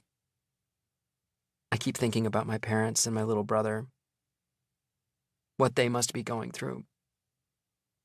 Me too, said George. He looked at her in amazement then. I don't know why it never occurred to me before. You're Harry Dysart's sister. He plays baseball with my brother. She smiled at the mention of her brother's name, an affection that left Tom feeling hollow. I know. Dylan's been to our house a few times. He's a cute kid. In small doses. But yeah, he's okay, I guess. He looked down at the fire for a moment or two, then back up at Tom. Do you have any brothers or sisters, Tom? Tom noticed Alice's face drop, tinged with embarrassment, but Tom only shook his head. No. I'm an only child. And my parents died when I was 9, so... Oh. Sorry. You didn't know. Makes it easier anyway. At least I know there's no one out there worrying. He thought of Julia, and for once he felt he had to say something else. I have a guardian, Julia, but she's in a tech-free yoga retreat in Italy, so she probably doesn't even know the plane's missing. Alice smiled. I saw her at a parent-teacher conference. Actually, I've seen her a couple of times. It sounds terrible, but I was always a bit envious. She just seems so cool. And you know, she's on a yoga retreat? Who does that? Julia does that. He laughed. Yeah, she's pretty cool. But she's more like a really high-maintenance friend than a parent. It's okay now, but when I was younger, I just wished... Well, the envy cuts both ways, that's all I'm saying. He realized that in those few seconds he'd said more about himself than he ever had before. And he felt instantly vulnerable, on the edge of a precipice, his heart beating faster and with a strange rhythm. But Alice said, Of course. I can only imagine. And Tom relaxed a little, some unseen danger averted. He guessed this was how people spoke to each other, that it was okay to tell people that he'd rather have parents than a roommate, that he missed them, even without really being able to remember what it had been like to have them there in the first place. George was watching, transfixed. He said, "Do you think that's why you're the way you are?" Tom looked back at him. "You mean unfriendly, doesn't play well with others, a little bit of a freak?" George laughed, a mixture of shock and embarrassment playing out across his face, as if he couldn't believe he'd asked the question. Alice laughed a little too, looking more relieved that Tom had responded in that way, and that in turn made Tom wonder how she thought he might have reacted. Were people really afraid of him? Tom smiled too, making clear there were no hard feelings, though he wasn't sure how there could be, because he knew that was how people saw him. Honestly, I don't know. Julia's always telling me how laid back and friendly and funny my mom and dad were, so maybe I was like that too. I don't really remember what I was like before the accident. For a moment, there was no response. But then Alice smiled warmly and said, "The way you are in English. That's the real you. It amazes me the way you'll argue something really passionately in English. Then I see you outside and just get a blank. Seriously, I think today's the first time you've ever spoken to me outside of class." She shook her head and laughed a little. "I was even a bit nervous walking up the hill. I thought you might not speak to me." He was amazed, because he'd seen no sign of her unease as she'd walked up the hill to him. But he was shocked, too, that people thought of him as being that hostile. "So yeah, AP Lit. I like to think that's who you really are." Tom was touched in some way, but he was also thinking, hoping, that she might be right. That a bit of the happy-go-lucky little kid he'd been was still there, and that books brought it out of him, even if people didn't, or hadn't until now. Then George said, "While we're on the subject of envy, I've always envied you guys who take AP Lit." They both looked at him, and George shrugged. "I don't know. You seem to have all these amazing discussions about books. It's like you're all sitting in some cafe in Paris being really cool." Alice laughed too loudly, shushing herself, and Tom laughed too, because only someone who'd never set foot in an AP literature class could think it was cool. Chapter 19. It had started slowly enough, but they kept talking through the night. They sat in silence, too, at times, comfortable enough in each other's company, tending the fire, listening to the jungle. Tom didn't talk as much as the other two, but he talked more than he usually did. And when Alice first asked him the time, they realized they'd already been on watch for 5 hours. And still they weren't tired, so they stayed. At some point in the early hours, they made the decision that they wouldn't wake the next watch, but would remain until daybreak. Occasionally, someone stirred in the cabin above them.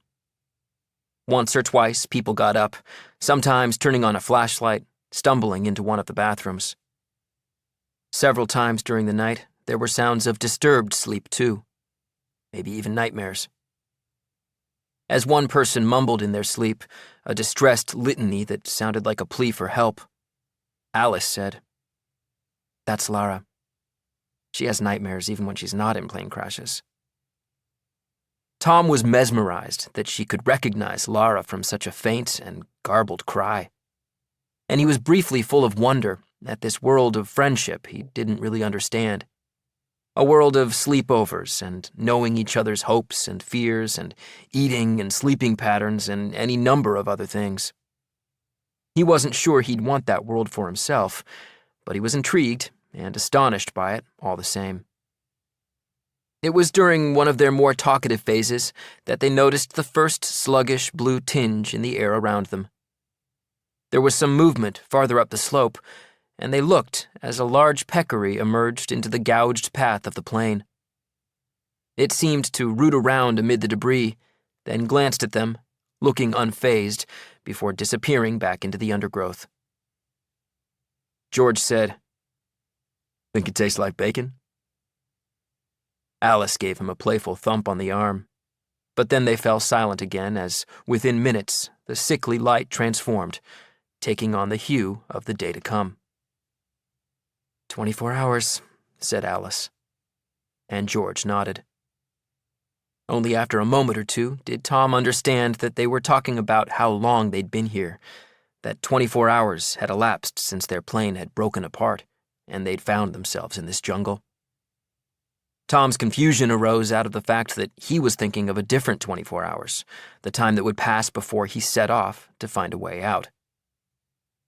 They heard some noise from the side of the plane, and looked to see Shen and Barney emerge carrying 2 trays full of foil cartons.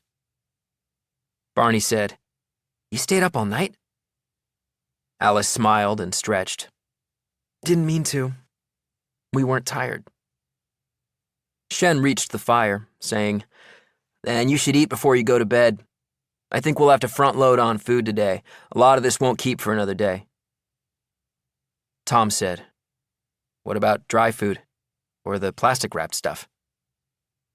Shen looked non-committal. "If we're careful, we could stretch it over 2 more days. Not much more." "When are you thinking of setting out?" "Tomorrow morning." That seemed to satisfy him. "Good. Much longer and we'd have to start finding food here." George smiled, probably thinking of the peccary. Tom said, "What about water?" "Again, a couple of days, if we use all the soft drinks and things. If we're near the river, we can use the water from there." Alice looked horrified. "We can do what?" "Filter it through mosquito netting. Boil it if we can, or use the purifying tablets in the emergency kit. Hopefully we won't need to, but we have to be ready." Tom said, "Good." He looked at Alice. "Shen's being realistic. Even if we take the river, it could take days to get out of here." Barney was sorting out the cartons on the ground next to the fire, but he looked up with a bright smile and said, "Or there could be an amazing beach resort on the other side of those hills." He pointed at Alice. "There could be a deck chair with your name on it, waiting for you right now." Shen added, "And if there isn't, he'll build you one, won't you, Barney?" They laughed and talked as they prepared the food. People started to stir in the cabin above, and it was soon clear from the overheard conversations that no one was happy about waking up on their first new morning in the jungle, about feeling grubby and unable to shower. Tom smiled to himself as he heard their gripes, amused by how quickly it set in. They'd had an astonishing deliverance from one of the biggest universal fears, a plane crash, and already they were forgetting how lucky they were to be alive. Joel was the first to emerge from the plane, looking incredibly fresh and polished. He did a double take as he saw the 3 of them sitting there, and looked ready to make some appreciative statement. Alice jumped in quickly, saying, "We just weren't tired." Joel smiled, nodding. "You'll probably sleep all day. We'll have to make sure not to disturb you." Involuntarily, he glanced at Tom, perhaps giving away his true feelings, that he was relieved Tom would be out of the way. Tom didn't get it, because he'd made it about as clear as possible that he didn't want to challenge Joel's position. It was ridiculous anyway. They were just a bunch of kids stranded in the jungle, not some kind of militia. Shen made sure to feed them first, and then once everyone had come down to the fire, Tom, Alice, and George made their way up the steps to the cabin. It was already hot in there, but the mosquito netting produced a feel of twilight, and Tom found it unexpectedly easy to settle down. As he drifted into sleep, he could hear Joel talking about collecting more wood. But for once, even that sound and the subsequent chatter was oddly relaxing. One more day of this, he thought as he drifted into sleep. Just one more day. Chapter 20. He was woken by the sound of cheering. He stirred, rubbed his eyes, and immediately thought that the impossible had happened and a rescue party had arrived. Yet the commotion had sounded distant. He climbed out of the reclining seat, just as Alice and George did the same. Alice said, "What was that noise?" "Someone cheering," said Tom. They went to the mosquito net veil and looked through. The camp in front of the plane was empty except for Barney, who was carefully positioning more branches on the fire. Everyone else was high up the slope, and as Tom craned his neck, he could see why and what they were cheering. There was a bonfire on top of the ridge, burning erratically, but producing a thick pall of black smoke that drifted straight up into the still air. He looked at his watch. It was early afternoon. Quietly, Alice said, "Well, I guess if anything's likely to attract attention." "It's luggage." It was Shen, who'd come into the cabin behind them. "All the things they don't think we'll need. People's suitcases, clothes, things like that." "But why?" Shen shrugged. "People were complaining, saying they should be doing something to attract rescuers, so Joel came up with that idea. And I suppose there's a possibility it'll work. But they've been working in the full heat for the last few hours, carrying it all up the hill, and that means they've been drinking more. The water might last until the end of tomorrow, if we're lucky, but..." Alice said, "Did you mention that to Joel?" "Yes, I did. Apparently, we won't need water if we get rescued." George cursed under his breath. Alice grabbed her backpack and headed into one of the bathrooms. She was still looking at Tom as if waiting for him to respond or come up with a decision on what to do next. On the one hand, Tom could almost appreciate why Joel had come up with the idea of building a bonfire. For one thing, Joel thought the skies above were full of planes searching for them. And maybe they were. For another, he'd been responding to disquiet among the people he thought he was leading. But it was still an insane decision to have people doing hard labor during the hottest part of the day, and to use up the water like that. "Shen, you and George start separating the food and drinks. Half to leave behind, half to take with us. Start going through the equipment, too, figuring out what we'll need, what we won't. Once everyone's back down, I'll tell them." George nodded with what appeared to be relief, and Shen smiled, both with the air of people who'd been waiting for Tom to take control. He felt like telling them he was doing nothing of the sort, but in a way, he was. He wasn't stepping up as a leader, just taking control of his own escape and trying to insulate himself against Joel's stupidity. Most of them were back around the fire by the time Tom made his way down from the plane. The euphoria had worn off, and up close he could understand all the more why Shen had been so annoyed, because most of them looked terrible. Chris had gotten sunburned, his face bright red. Nick looked the opposite, deathly pale, and as if he was about to throw up. Jess lay with her head on Freddie's lap, and he was stroking her hair. Everyone was listless, and even Joel kept looking up at the bonfire, probably as a way of reminding himself that this had been worthwhile. Those who hadn't been involved seemed startlingly fresh in comparison. George and Barney were by the fire, apparently talking about the way different materials burned. Alice and Shen joined them after a few minutes, both of them looking across at Tom. He turned to Joel and said, "A few of us have made a decision." Joel looked at him, curious, confused. "Your bonfire's burning up there, so if there's a plane in the area, we should at least get a fly past by the end of the day. But if we don't, a few of us are heading out first thing in the morning." Joel responded as if Tom had said something impossible. "But you can't. We have to stick together, and there's nowhere to go." "There's a river," said Shen, "and 2 life rafts. We can follow the course of the river until it becomes navigable, then use the rafts." Oh my God. Joel's expression suggested someone who'd been stabbed in the back by his most loyal supporters. "So, you've obviously discussed this, but you didn't think of sharing it with the rest of us?" "We're sharing it now," said Tom. "This isn't a challenge to your leadership, Joel. We're just a group of people aiming to get out of a jungle. Anyone who wants to come can come." Joel shook his head, making a show of being wounded by their unexpected treachery. And at first, it seemed he wouldn't respond at all. But then he said quietly, "Who else is part of your group?" Alice, George, Shen, and Barney all put their hands up. And Joel nodded. Perhaps the people he would have guessed as being part of it. Lara, Kate, and Emma did too. Then Jess, from her prone position.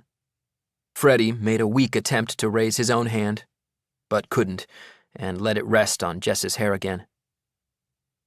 "I see. I was going to suggest putting it to a vote, but since more than half of us are planning to leave..." "There's nothing to vote, anyway," said Tom. "We're going. If you're staying, we'll leave half of the food and drinks, and if we make it, we can tell them where you are."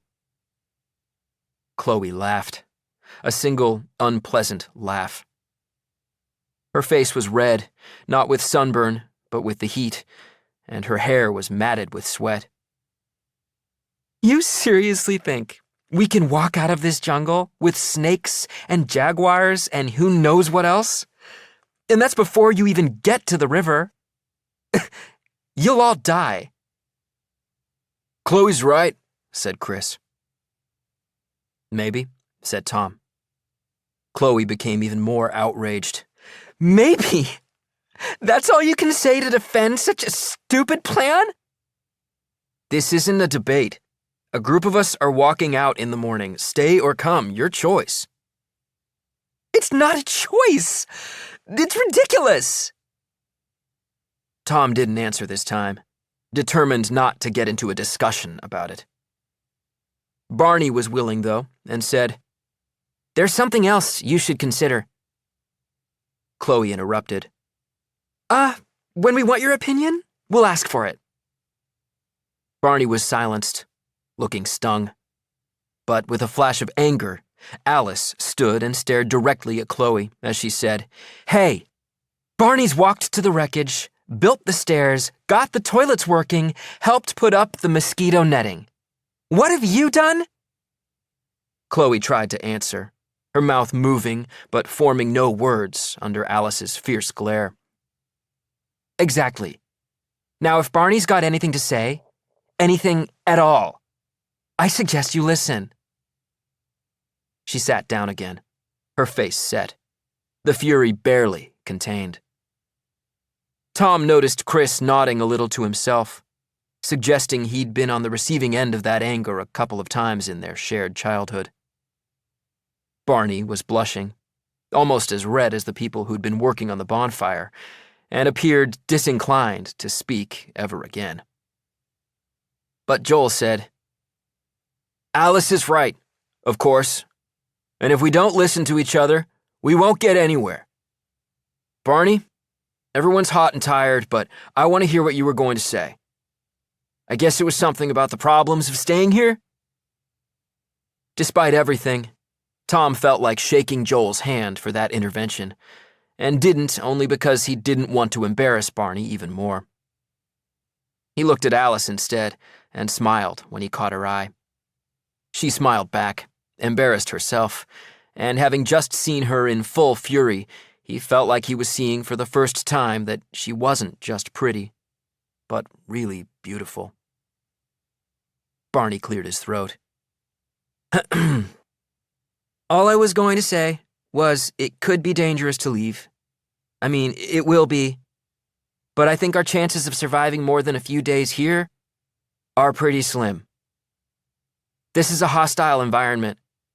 And forget the risk of starving or dying of thirst. Forget the dangerous animals.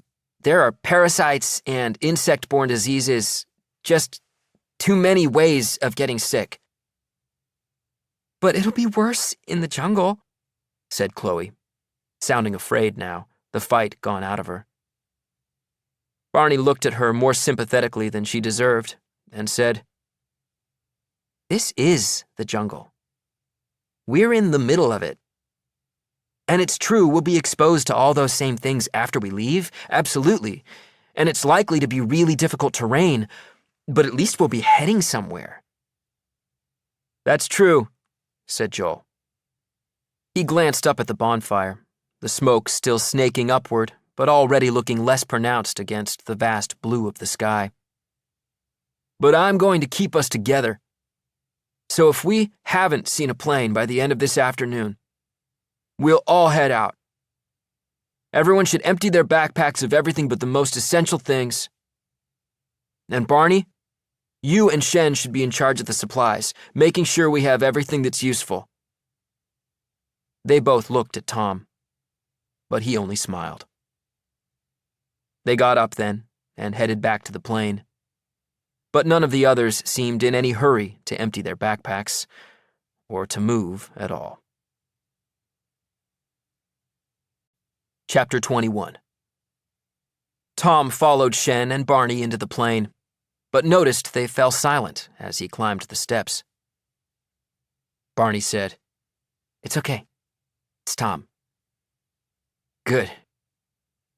As Tom reached the top, Shen said, "Tom, once you've emptied the things you don't need from your backpack, leave it here and we'll load it up. I think it's better if you have the flare guns and things like that." "Sure. I'll do it now." Barney said, "I'm glad they're all coming. The chances of staying alive out here aren't good, and worse with Joel running the show." Tom nodded, but in truth, he had mixed feelings. Their party, as big as it had already become, had been a fairly cohesive unit, and he figured they'd have a pretty good chance of making it out of the jungle in one piece. Now, with nearly double the number and Joel back in the mix, he was less confident. Joel's still running the show. He could see both of them ready to object. It's just not an argument worth having. And as long as we're moving, what does it matter?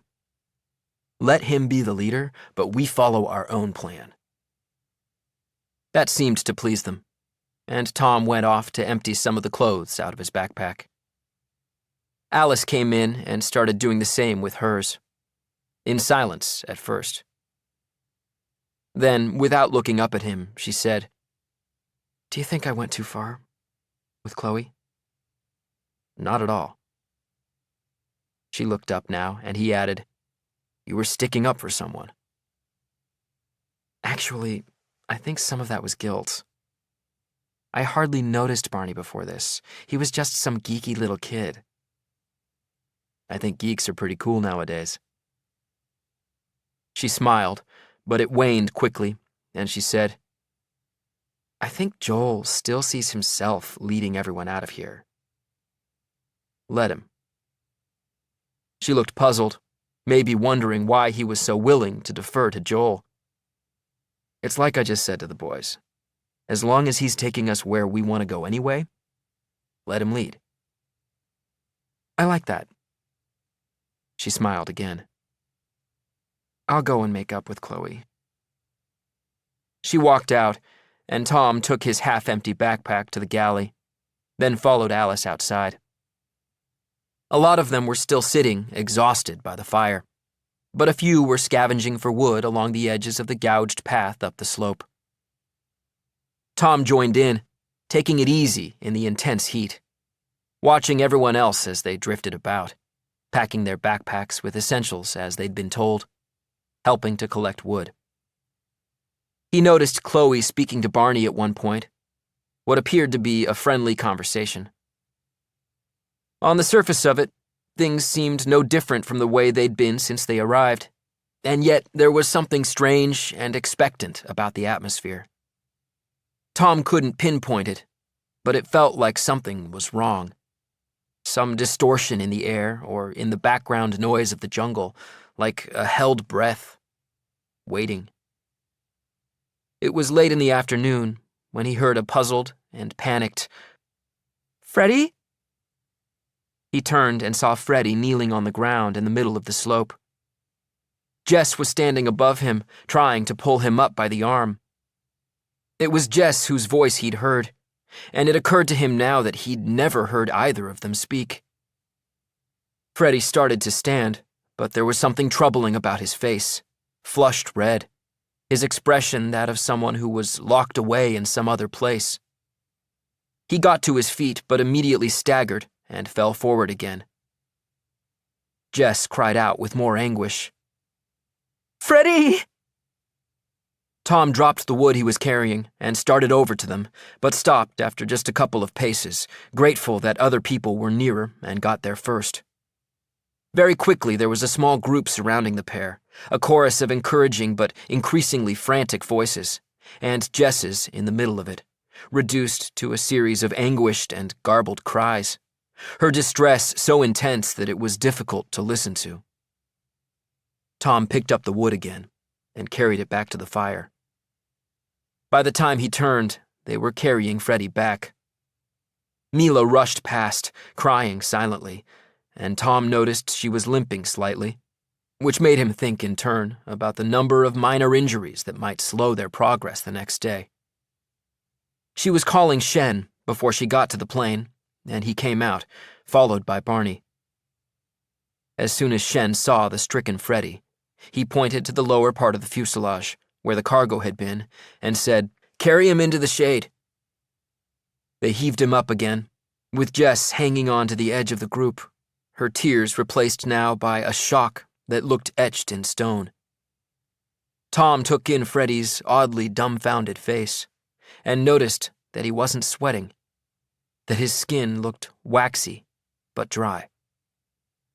Shen briefly stopped next to Tom and said, "I'm pretty sure it's heat stroke. Serious. The only way to keep him alive is using the water to sponge him down." Tom understood what he was saying, that their water had already been squandered and become perilously low, that they would need a lot more the next day. But if Shen wanted Tom's permission, there was no question. "There's a river. We'll find a way." Shen nodded and said, "Good. But as long as you understand." Tom gave him a quizzical look, and Shen added, "I think he'll die anyway." He didn't wait for a response, but headed into the fray, giving instructions for Barney to get water, telling the others to remove Freddie's clothes, to get something to fan the air around him. Joel was in the thick of it too, sometimes repeating Shen's instructions, telling people to make space or help with one thing or another. Once, he peered out from the shade of the broken fuselage, past Tom and up the hill. Tom turned in the same direction. The bonfire was still producing the faintest trail of smoke from somewhere within, but it wouldn't last much longer. Tom set off toward it, climbing the slope for the third, and he hoped, last time. He could smell the bonfire before he reached it, a burnt chemical smell that seemed to cover the upper part of the slope. But he could also see from farther up the slope that the bonfire had been a more ambitious construction than it had seemed from down below. There were suitcases to make up the structure of it, but layered on top were hundreds of items of clothing that had been found in the luggage. Much of it had burned, but some of the fibers had proved remarkably resilient, with even flashes of color still visible here and there. Once he was on the ridge, he poked at it with his foot, pulled a couple of suitcases about, creating enough disturbance that another billow of smoke rose up. But he saw it had done all the burning it would do. After that climb, and in the late afternoon sun, he couldn't even feel any additional heat rising from it.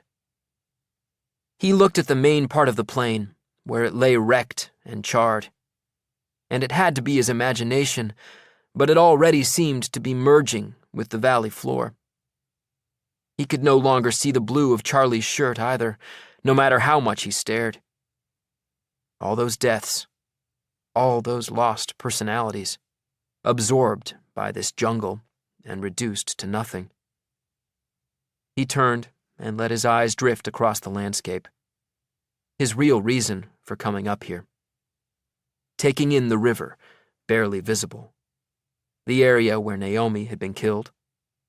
The distant low hills and that tempting gap between them.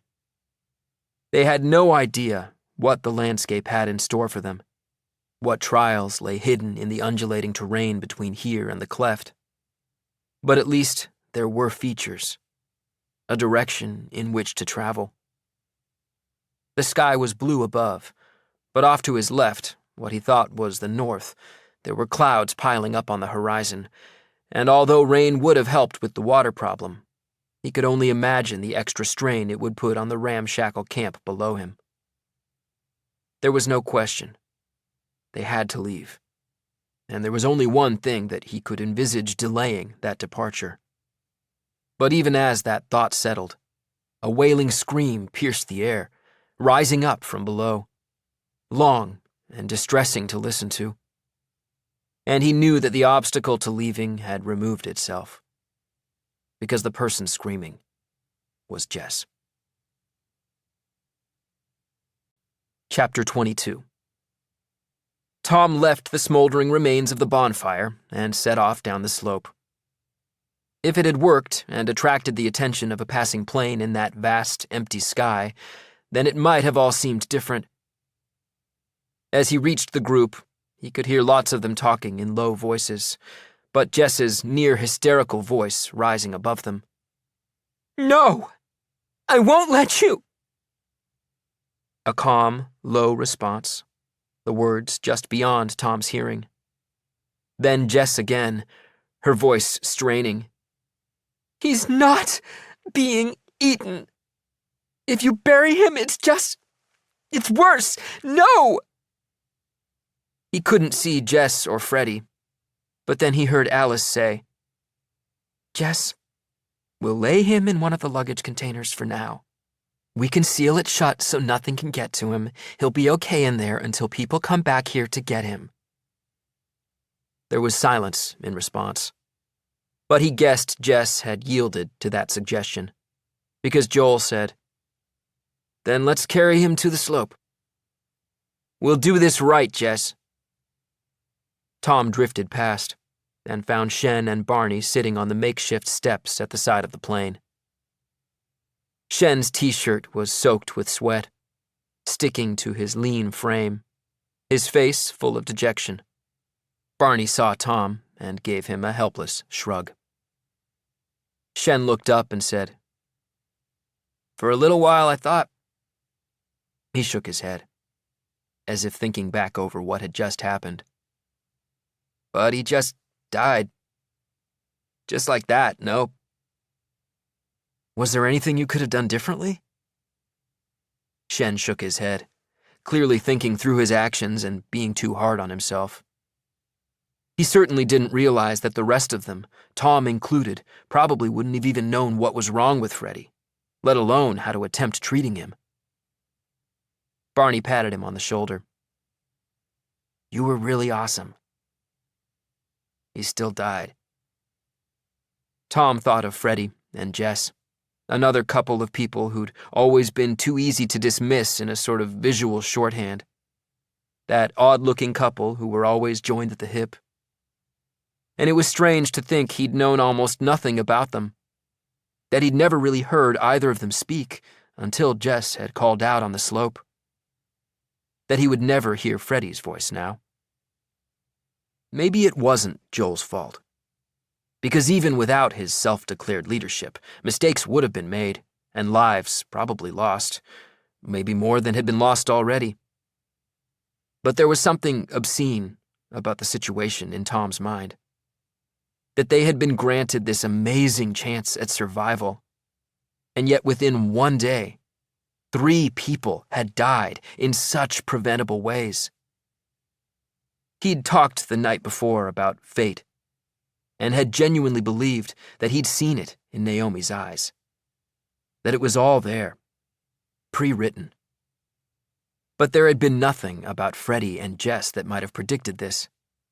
Just an insane decision by one person to build a bonfire. And as he looked at Shen, with the same air about him as a doctor who'd worked heroically to save a doomed patient and failed, he understood that it was up to all of them. That they could blame Joel, or chance, or destiny, or they could take control of their own lives. For a couple of years after the death of Tom's parents, it had been a sort of recurring fantasy of his, thinking through ways in which he might have been there and managed to save them. Then at some point he'd come to accept that the fantasies were pointless, because they were dead, and he'd been a little kid, powerless to stop it, even if he had been there. Yet here he was now, and he wasn't doing anything to save the people he was with. It was easy enough to sit back and blame others for those deaths in one way or another, but Tom was just drifting about like it had nothing at all to do with him, when in fact, it did.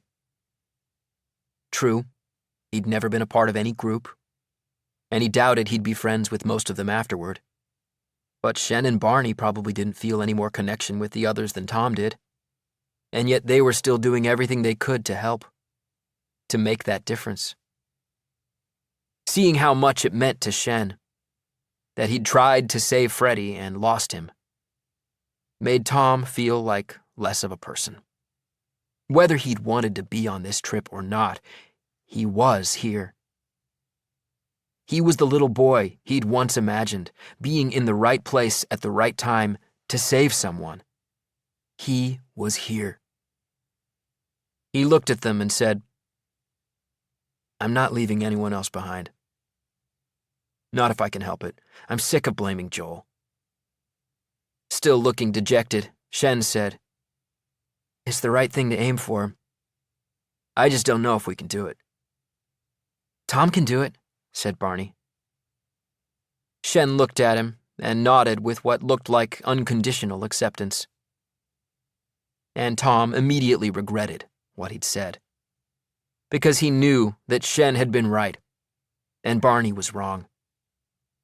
Tom could try to keep everyone alive, and maybe it was the right approach to take, but he also knew that someone else would surely die. It was the nature of this environment. Someone else would die, no matter what Tom tried to do to stop that happening. It was really just a question of who, and how, and when. Chapter 23. Jess stayed by the luggage container on the slope, remaining there even after darkness fell. There were questions about whether it was safe, but they decided that it was close enough to the fire to protect her from wild animals. Their decision made little difference anyway, because she wouldn't be moved. Nor did she eat, and only took a drink at the third attempt. But her half-presence and the loss of Freddie weighed heavily on the camp through the evening. The mood subdued. Perhaps people were thinking about the next day, too, though no one asked questions or asked if there was anything they needed to do.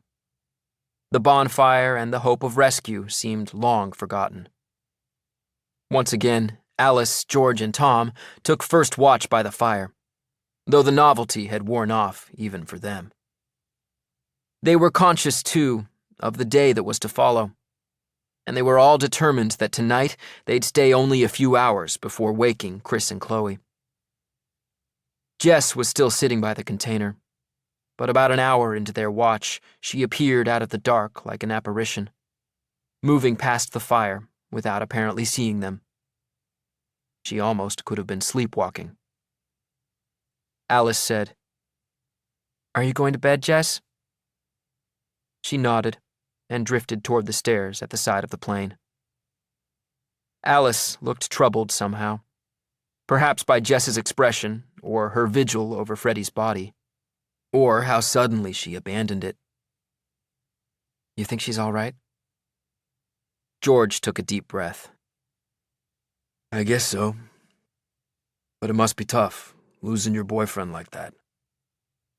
He turned to face Alice, remembering that Ethan, her ex-boyfriend, was still in the wreckage on the other side of the hill.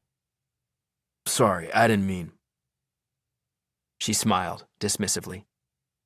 Don't. It's not the same. Not even close. I can't imagine what Jess is going through." As they'd talked, Tom had been listening, one ear trained on the night. And among all the sounds, there was one distinctive noise he hadn't heard: the hollow thumps of Jess climbing the makeshift stairs to the plane. He reached for his flashlight and stood casually, not wanting to alarm them. "I'll be back in a minute." "No worries," said George, and turned back to Alice. Tom was about to climb the stairs himself when he heard the unmistakable sound of someone walking through the undergrowth into the dark of the jungle. It was the same natural path on which they'd found Naomi's shoe, and with a startling car crash of thoughts, he understood immediately why Jess had finally left the slope. He thought of going back to tell the other two, but she'd already gone some way, and he didn't want to lose her. So he pointed the beam of light into the absorbent darkness of the jungle and followed after her. He was glad he hadn't hesitated, because within seconds the plane and the fire and all the others seemed far off. Just a dozen paces in, and the world was reduced to the small pool of light in front of him, as it danced across the bright green undergrowth, and then somewhere ahead, the more confused crashing of Jess, walking without the aid of a flashlight. He wished he'd brought a branch or something to defend himself with, but it was too late now, and he had to hope that the unnatural glare of the flashlight would be enough to afford protection from the jaguar, or whatever else was out there. And he tried not to think of how the light might also be attracting the other predators in this jungle, alerting them to something that was worth investigating. He stopped walking, conscious that he could no longer hear Jess ahead of him. Briefly, the background noise of the jungle seemed to stop too, before flooding back over him. But there was still no sound of Jess. He walked a little bit farther, halted, listened. For a moment he imagined he'd overtaken her, or worse, that she'd had a change of heart and turned back, leaving him out here on his own. He moved on again and saw something on the path ahead of him, the light picking it out even before he'd reached it.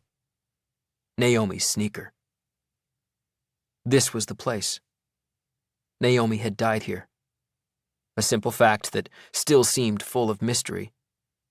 The person who'd needed to pee, who'd nervously asked if she could join Tom's escape party. Her life snuffed out in this spot with a sudden, raw violence. The place where the undergrowth had been briefly flattened was no longer visible. The startlingly white shoe, now the only reminder of what had happened here and the person who'd been taken. Yet her death was still here, it seemed. And he felt suddenly exposed, sensing that he was being watched from the darkness. Still, he stood for a second, and then heard the quietest voice. So quiet that he didn't realize at first how close she was. "Leave me alone." He turned. She was standing just off the path amid the undergrowth, but almost within touching distance. He kept the flashlight low so that he could just barely see her, but the beam didn't dazzle her. And it was disconcerting that she'd stopped in exactly this spot. Without a light, she couldn't have seen the sneaker on the path, couldn't have known that this was where the attack had happened. And yet, perhaps in some subconscious way, she had known. Maybe the trace of it, the energy of it, was still here in the atmosphere. "What are you doing here, Jess?" "Tom?" Obviously unable to see him in the darkness, she sounded faintly incredulous, and he wondered who she thought might have followed. "Yeah, it's Tom." She didn't respond. "You want the jaguar to get you?" Is that it?" She didn't answer directly, but said, "I'm not coming back. It just doesn't." He could almost hear the storm raging in her head, the crash of too many shattered thoughts, and Freddie's absence at the heart of it all. He'd envied their intimacy, and maybe this should have been the moment his envy fell away, seeing what the closeness was doing to Jess now. But if anything, it only grew more intense to see the truth of how much she had loved him. And it was there in her voice, as she said quite clearly, "Please, leave me alone." "Okay."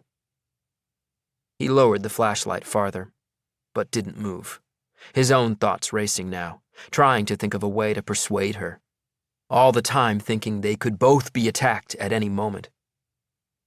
He said casually, "You might have to wait a few days, though." "What?" "When a jaguar feeds on something big, like a human, it won't feed again for 3 or 4 days. And they're territorial.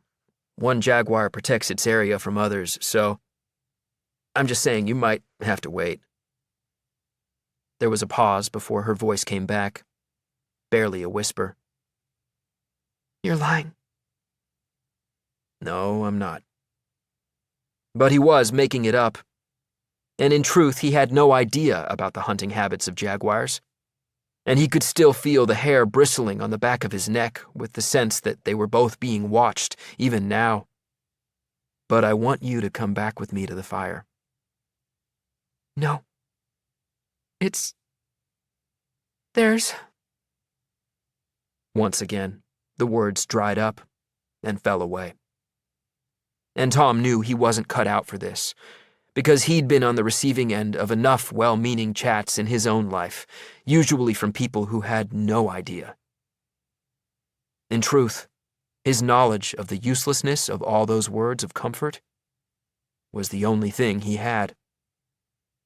"Look, Jess, when I was little, my parents died." "I know." Even that was a revelation, that someone like Jess had known this most basic fact about his life. "I was too small to understand what people were saying. But it didn't stop them saying it, that I had to be strong for my mom and dad, that it didn't look like it would ever get better, but it would, that it was a wound, but one day it would just be a scar. And you know what? It was all the biggest load of crap. It doesn't get better. You lost someone you love, and that never goes away. It changes who you are, the way you live your life. It never becomes good. It just becomes different."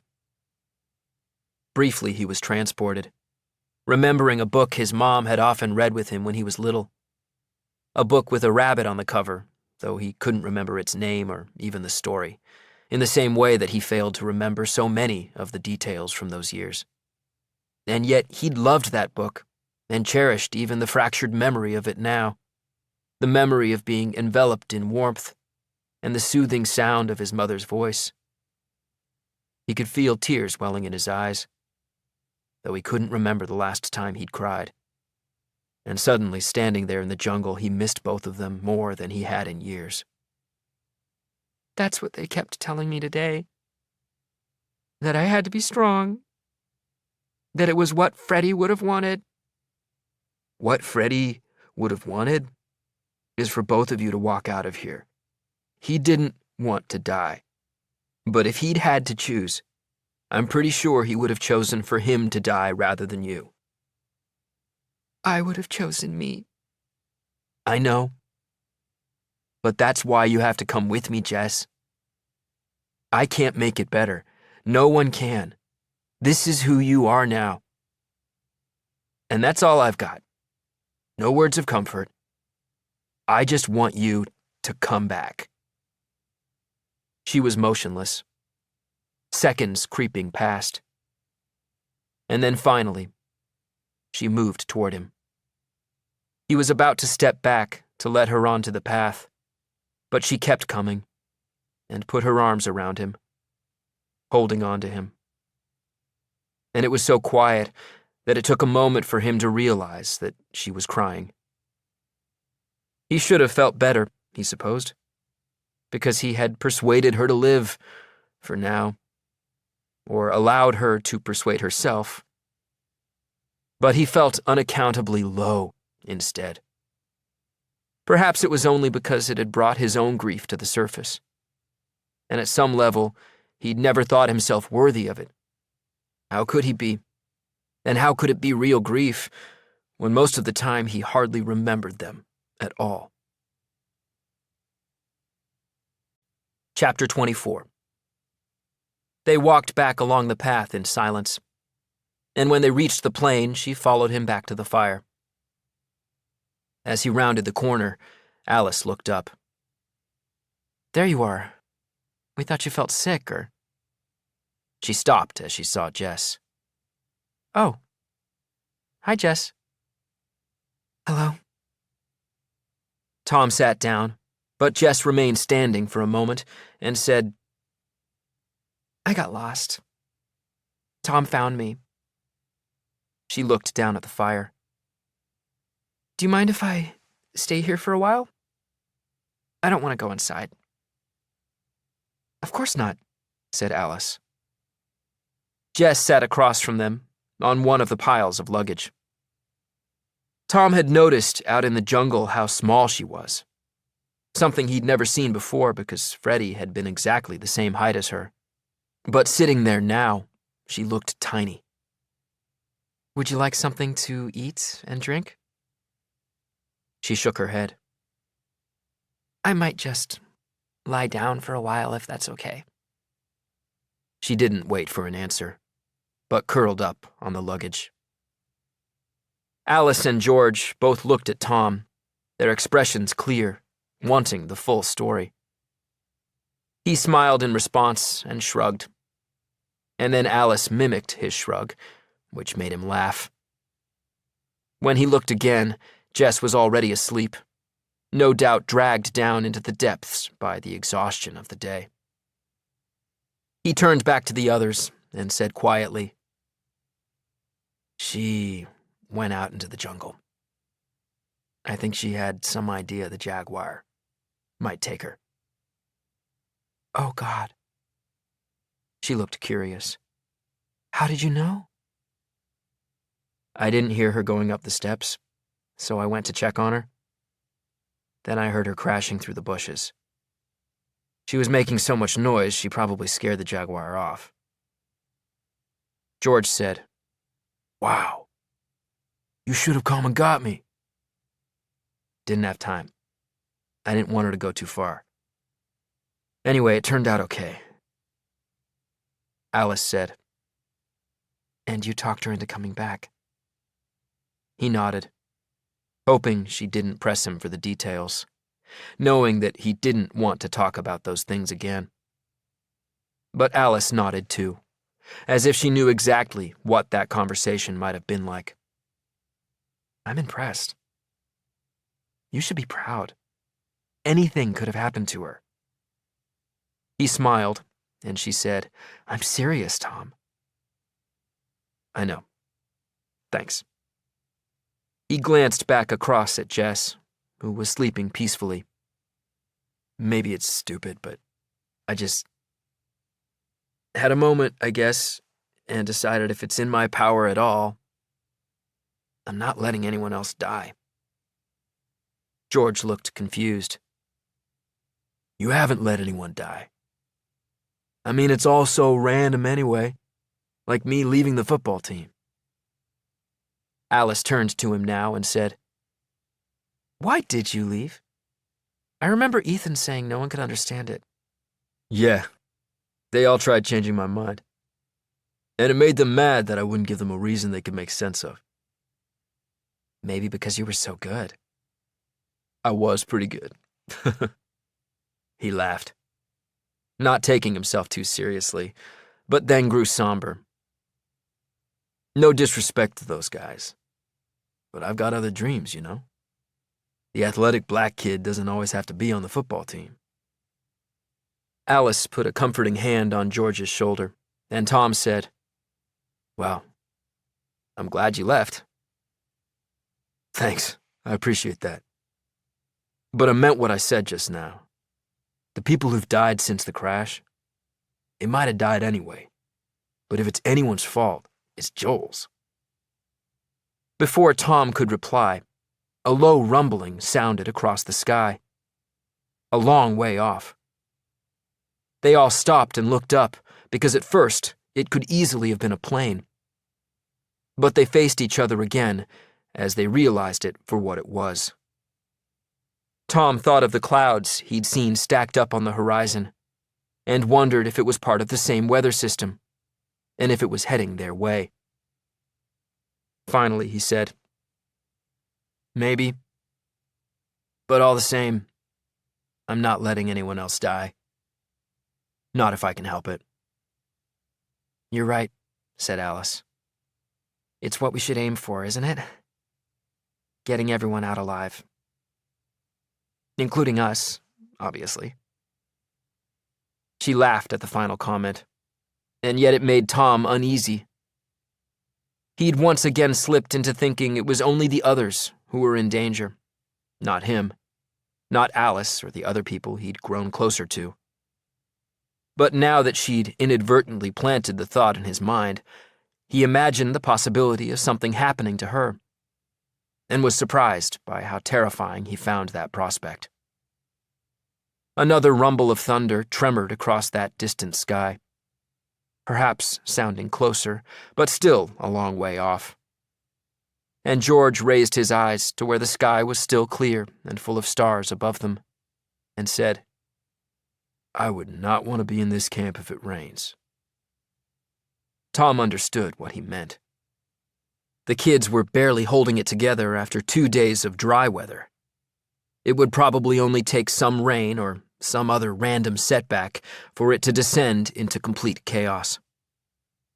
Tom looked up at the stars, too, dazzlingly close and clear. But as beautiful as it was in that moment, he felt morning couldn't come soon enough. Chapter 25. When, after 3 hours, they were finally faced with the prospect of going in and joining the others in the confines of the plane, they decided against it. Instead, they built up the fire and followed Jess's lead, bedding down on the piles of remaining luggage. And with the crackling of the fire and the faint rumbling of thunder, Tom fell into a deep sleep, and woke when it was already light. He could hear movement, and looked up to see Jess using the remaining pieces of wood to build up the fire again. George and Alice were still sleeping, and the cabin above them was quiet. Maybe it was just the exhaustion of the previous day, or the fact that they'd become used to the racket of the jungle at daybreak, its constant noise already part of their daily rhythm. "Hello," said Jess, when she saw that he was awake. "Hello?" He sat up. "How long has it been light?" "Only about 10 minutes. She used the branch she was holding to poke at the fire. "Thank you. For last night." He nodded. "You know we're leaving today." "Yeah." She looked up the slope to the container that held Freddie's body. "I might go and say goodbye now." "Want me to come?" "I'll be okay." She walked away from the fire, still carrying the branch, and for a moment he wondered whether he should have told her not to try opening the container. But he didn't have to worry. When she got there, she only leaned against it with her head bowed, as though deep in prayer. Yes, she would be okay. But he'd told her the truth out there in the jungle dark. She would never again be the person she'd been 2 days ago. All at once, people started to stir inside the plane. Alice awoke and sat up as Shen and Barney came around the corner. Alice said. Morning. Is it late? No, only just light. He saw her glance in Jess's direction. She's fine. She's just saying goodbye. Alice shook her head, apparently left speechless by the enormity of what Jess was going through. But then she sighed and said, I need to pee. She got up, exchanged greetings with Shen and Barney, and walked to the plane. Somehow, Shen had managed to save and rearrange the food in such a way that there was something to cook, and they all ate breakfast. The mood was better as they sat there eating, too. A nervous energy, but upbeat, perhaps because they knew there would be something to do today, and they would be heading somewhere, even if no one was sure where exactly. The preparations for leaving took about an hour. Joel was in charge, making sure everyone had the right things in their backpacks, though he still needed key reminders from Alice, that waterproof gear shouldn't be left behind, that people should be wearing their boots rather than carrying them. Joel also didn't seem to notice that there was a separate organization going on, as Shen and Barney worked methodically through the camp, taking down the mosquito netting, stowing key supplies in certain people's backpacks, trusting only Alice and George with the alcohol and first aid equipment, but distributing the food and drink items across the group. Tom had been rooting around in his backpack that morning for what he imagined might be his last change of clothes before they reached civilization, and hadn't noticed anything. But Shen took him to one side as the group were getting themselves together and said, There are a couple of lighters in the side pouch, and one of the knives. Barney's got the other one. Both flare guns and spare flares are under your clothes. Me and Barney have got some of the first aid supplies. The rest of it's with Alice and George. So is the alcohol. The boats have equipment stowed with them. Tom nodded, but could see that Shen wanted more, some sort of approval, so he said, I keep telling you, I'm not the leader, but I won't let you down. I know it, he smiled. If I didn't, I would have kept one of the flare guns for myself. Tom laughed, but it was cut short by Joel's voice rising up, saying, Okay, it'll take 4 people to carry the cases with the 2 boats in. We'll take it in turns, but how about George and Chris, Sandeep and Nick for the first section? It wasn't a question, and they all nodded. Now we need to look at a route. Shen, you said the river's over there, right? Actually, Tom said that, but yes. However, we're aiming for a break in the hills in that direction, so even though it means walking farther before reaching the river, that's the route we should take. Joel smiled at him, a patronizing smile, even after all that had happened, and said, That's great, but we know there's a natural path in that direction. Tom noticed Kate looking at him with horror, because of course it was the path on which Naomi had been taken by the jaguar, the path on which they would once again have to pass her abandoned sneaker. Only Tom knew that it was also the path on which Jess had tried to walk to her death the night before. Tom said, Actually, there's a better natural path in the direction Shen's talking about. There's a fallen tree across it at one point, but otherwise it's more open. With an expression that suggested it was against his better judgment, Joel said, Okay, so we'll head in that direction and see how we get on. People started to put on their backpacks, but Barney said, Oh, I've managed to find some poles if anyone wants them. He walked over to the fuselage and picked up a bundle of poles, what looked like aluminum tubing from a tent frame. Tom couldn't help but be impressed that he'd found them and thought to use them. Not everyone saw it that way, and Nick said, What good are they? The implied criticism seemed to wash over Barney, and he just shrugged. None at all, really. I mean, unless you want something to knock branches out of the way, or cobwebs, things like that. He didn't need to say anything else. There was an immediate rush to relieve him of the poles. And it was funny to see Chloe, in particular, telling him he was an absolute saint. Barney picked up another pole of his own then, smiling at Tom as he did so. It looked like he'd also found some heavy-duty gaffer tape and had attached the other knife to the end of it, creating what looked more like a fishing spear than anything else. Standing there holding it, he really did look like a character from Lord of the Flies. And Tom wondered if anyone outside of AP Lit knew how that story ended. Chapter 26. They set off in a long single file, like one of those old-fashioned expeditions to find the source of some river, usually carried out by pasty Europeans who were clueless about the environment. In that regard, they were just like one of those old Victorian expeditions.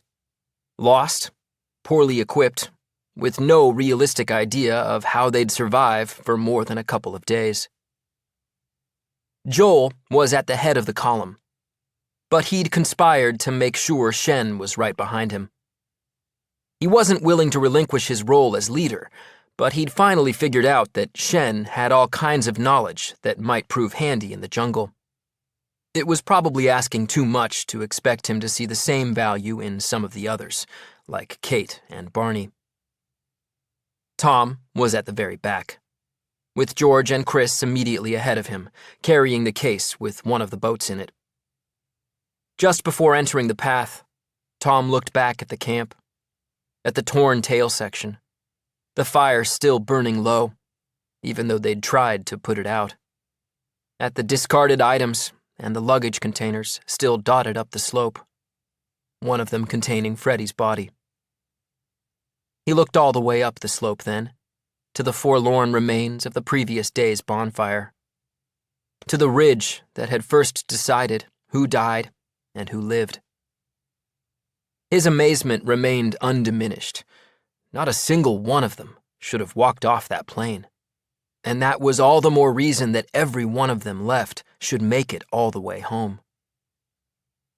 He turned and followed them into the dappled and humid shade, listening to the conversations rattling back and forth along the line in front of him. They looked like an exploratory expedition, but they sounded just like a school field trip. Progress seemed to be slow, too, which he guessed was for the better, rather than have people collapsing with the heat. But a short while later, the column stopped altogether. Chris lowered the front of the carrying case to the floor, so George followed suit with the back and said, "What's going on?" "I think the path's blocked." George stepped to the side and looked ahead. "I think it's the tree. Tom said there was a fallen tree on the path." Chris nodded, but didn't seem to be listening, and went a little way ahead to talk to Chloe. George turned to Tom. "How big is this tree?" Tom held his hand up, a little above waist height. "I got up on it pretty easily." So had the jaguar, but he didn't share that. Some of them might need a hand, especially with backpacks on. George nodded, but his concern was visible, that they could be slowed down this much by a fairly minor obstacle. Tom thought the same, wondering what lay ahead of them and whether they'd get better at dealing with it. It was minutes before Chris came crashing back toward them, widening the path as he walked. "Looks like we're on the move. I think Joel was just being careful. Snakes, that kind of thing." He reached for the handle of the case, and the line edged forward, picking up speed. And when they got to the tree, Chris and George heaved the boat over with such ease that it was hard to guess what the problem had been. Tom climbed up after them and looked along the trunk to the spot where he'd seen the jaguar. And he stared beyond, into the odd aquatic light beneath the canopy, thinking he might see it there. That if he stared long enough it might appear, like things did in those books of magic pictures. But there was nothing to see, so he jumped off the far side of the fallen trunk and followed the others. That seemed to be the nature of the jungle anyway, that most of its secrets were hidden from them, that Tom and the others were both there and not there, and every trace of their presence these last 2 days would soon be lost. They walked on for over an hour, with no further stops, their pace slow and steady. It wasn't difficult walking, but the heat and the humidity and the relentless harassment from insects made it uncomfortable. It wasn't long before the conversations started to dry up, with only occasional strings of words drifting back along the line. As they reached the hour mark, Chris said, "What if this path doesn't go to the river?" George answered, "These paths are made by animals, so chances are they'll lead to water. But we're heading in the right direction anyway." "You think?" "Yeah, and Shen knows what he's doing." "Joel's leading," said Chris. And it sounded like he was aiming to set George straight. But in Tom's mind, it also sounded like a word of caution, that they couldn't rely on Shen's good sense alone, because Shen wasn't in charge. George didn't reply, and they walked on in silence before the column started to slow again, and then word came back along the line. They were stopping for a break up ahead, in a small clearing. It became obvious it wasn't much of a clearing, though, because there was some congestion, the people ahead slowing to a crawl as they waited to get into the resting place. When Tom finally reached it, they looked like the stragglers of a defeated army, sitting around on a couple of boulders or on their backpacks. Chris dropped his end of the carrying case and immediately sat on it. There was a small creek that had been running alongside their path, but turned here and headed in the direction of the river. It had obviously flooded enough in the past that the vegetation had been pegged back from its banks. A few of the natural paths that threaded the jungle seemed to converge on this spot, too. Tom looked upstream, figuring it probably flowed close to the place where Naomi had been taken, then presumably up the side of the same hills on which their plane had broken its spine. There was barely a trickle of lifeless water in the bottom now, but looking at the steep and eroded banks was enough to show how fiercely it flowed during the rains. Alice approached him and said, "Shen wants you and me to go with them to follow the creek to the river and check it out." "Sure."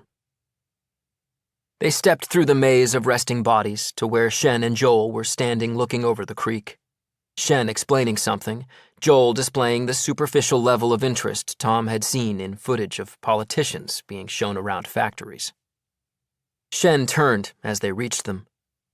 "Ready?" Joel was quick to add, "You don't need to come if you want to rest. I'm sure Shen and me can recon the river." "I'm sure you could," said Alice. The four of them followed the creek bed through a couple of bends, the air seeming to become more febrile, pulsing with life the closer they got to the river itself. And when the strip of sleek, muddy water appeared up ahead, there was nothing inviting or refreshing about it. Shen climbed up the bank of the creek, onto a small point formed by its convergence with the river. They followed him, but it was instantly clear that they wouldn't be getting the boats on this river. It was just about wide enough, but only a narrow channel looked deep enough, and it was strewn with rocks. A short distance downstream, a tree had fallen across it too. Tom checked his watch, estimating they probably had 6 or 7 hours of daylight left. If there were no major obstacles, there was a chance they could make the distant low hills by the end of the day. But it was more likely they'd have to make camp somewhere tonight, rather than risk walking in darkness. It was Joel who broke the silence, saying, "I always thought this boat plan of yours was crazy." He'd addressed the comment to Tom, but Tom only looked back at him, and it was Shen who said, "We always knew the river might not be navigable." "So, what do you propose now?" "We follow it until it is. Then we launch the boats." He pointed downstream. "We're heading for a gap in the hills. Beyond them, there's a better chance." Joel shook his head doubtfully and looked at the sluggish water in front of them. "I have to say, I'm not convinced. Looking at this..." With remarkable good humor, Shen said, "There's one thing we can say with absolute certainty, Joel. Rivers don't get narrower. So there's no alternative. It might take us a day to reach open water, it might take 2, but we head downriver." Joel nodded grudgingly, but looked at the banks with concern. "Could be awkward walking along here." Alice did a double take. Shen, didn't Barney say something about avoiding the river until we have to? "Of course. It's a focal point for predators. More risk of parasites, that kind of thing." "That's what I was thinking," said Joel. "So we'll follow the river as far as we can, but from a distance." He turned to Tom. "Do you have anything to add, Tom?" Tom shook his head and started back the way they'd come. He didn't care how they came to their decisions, or that Joel imagined himself as the leader of this escape, as long as they came to the right decisions and kept heading in the right direction. Chapter 27. Everyone was allowed to eat and drink. It wasn't enough, but they were already so exhausted by the heat that there were no complaints. Joel stood in the middle of the group and explained the problems they'd encountered at the river, and what the plan would be from here. Then he said, "We should swap the boat-carrying teams now, I think." A murmur went through the camp, a few people volunteering. But George chipped in, saying, "I can do another hour. No worries." "Me too," said Chris. And the other 2 agreed. "That's appreciated," said Joel. "Okay, so let's get ourselves together and get on the move." With an effort, people started to get to their feet. Chloe seemed to stagger and sat back down again, laughing in confusion and shaking her head. Barney was standing nearby and said, "Are you okay?" She looked up and smiled uncertainly, a look that made Tom think of Freddie kneeling in a stupor on the slope. But she climbed to her feet now and said, "I stood up too quickly. I'm all right, though." Barney nodded, but looked at her closely, a look of concern on his face, and finally he smiled and said, "Would you like me to walk with you for the next stretch?" Would you mind? "Not at all. Let's take some of the drinks and things from your pack and put them in mine." Tom smiled as he looked on. A casual observer might have thought Barney had a romantic interest in Chloe, but Tom already knew him well enough to know he'd have done the same for anyone. It was an even more impressive act of kindness in the light of the way Chloe had spoken to him just the day before. Slowly, the column peeled away along the path, following Joel and Shen as they had before. For the most part, people kept the same position they'd had on the first leg, so that in the end, the clearing only had Chris, George, Tom, and Alice, the only person to break ranks. "I think I'll walk at the back with you.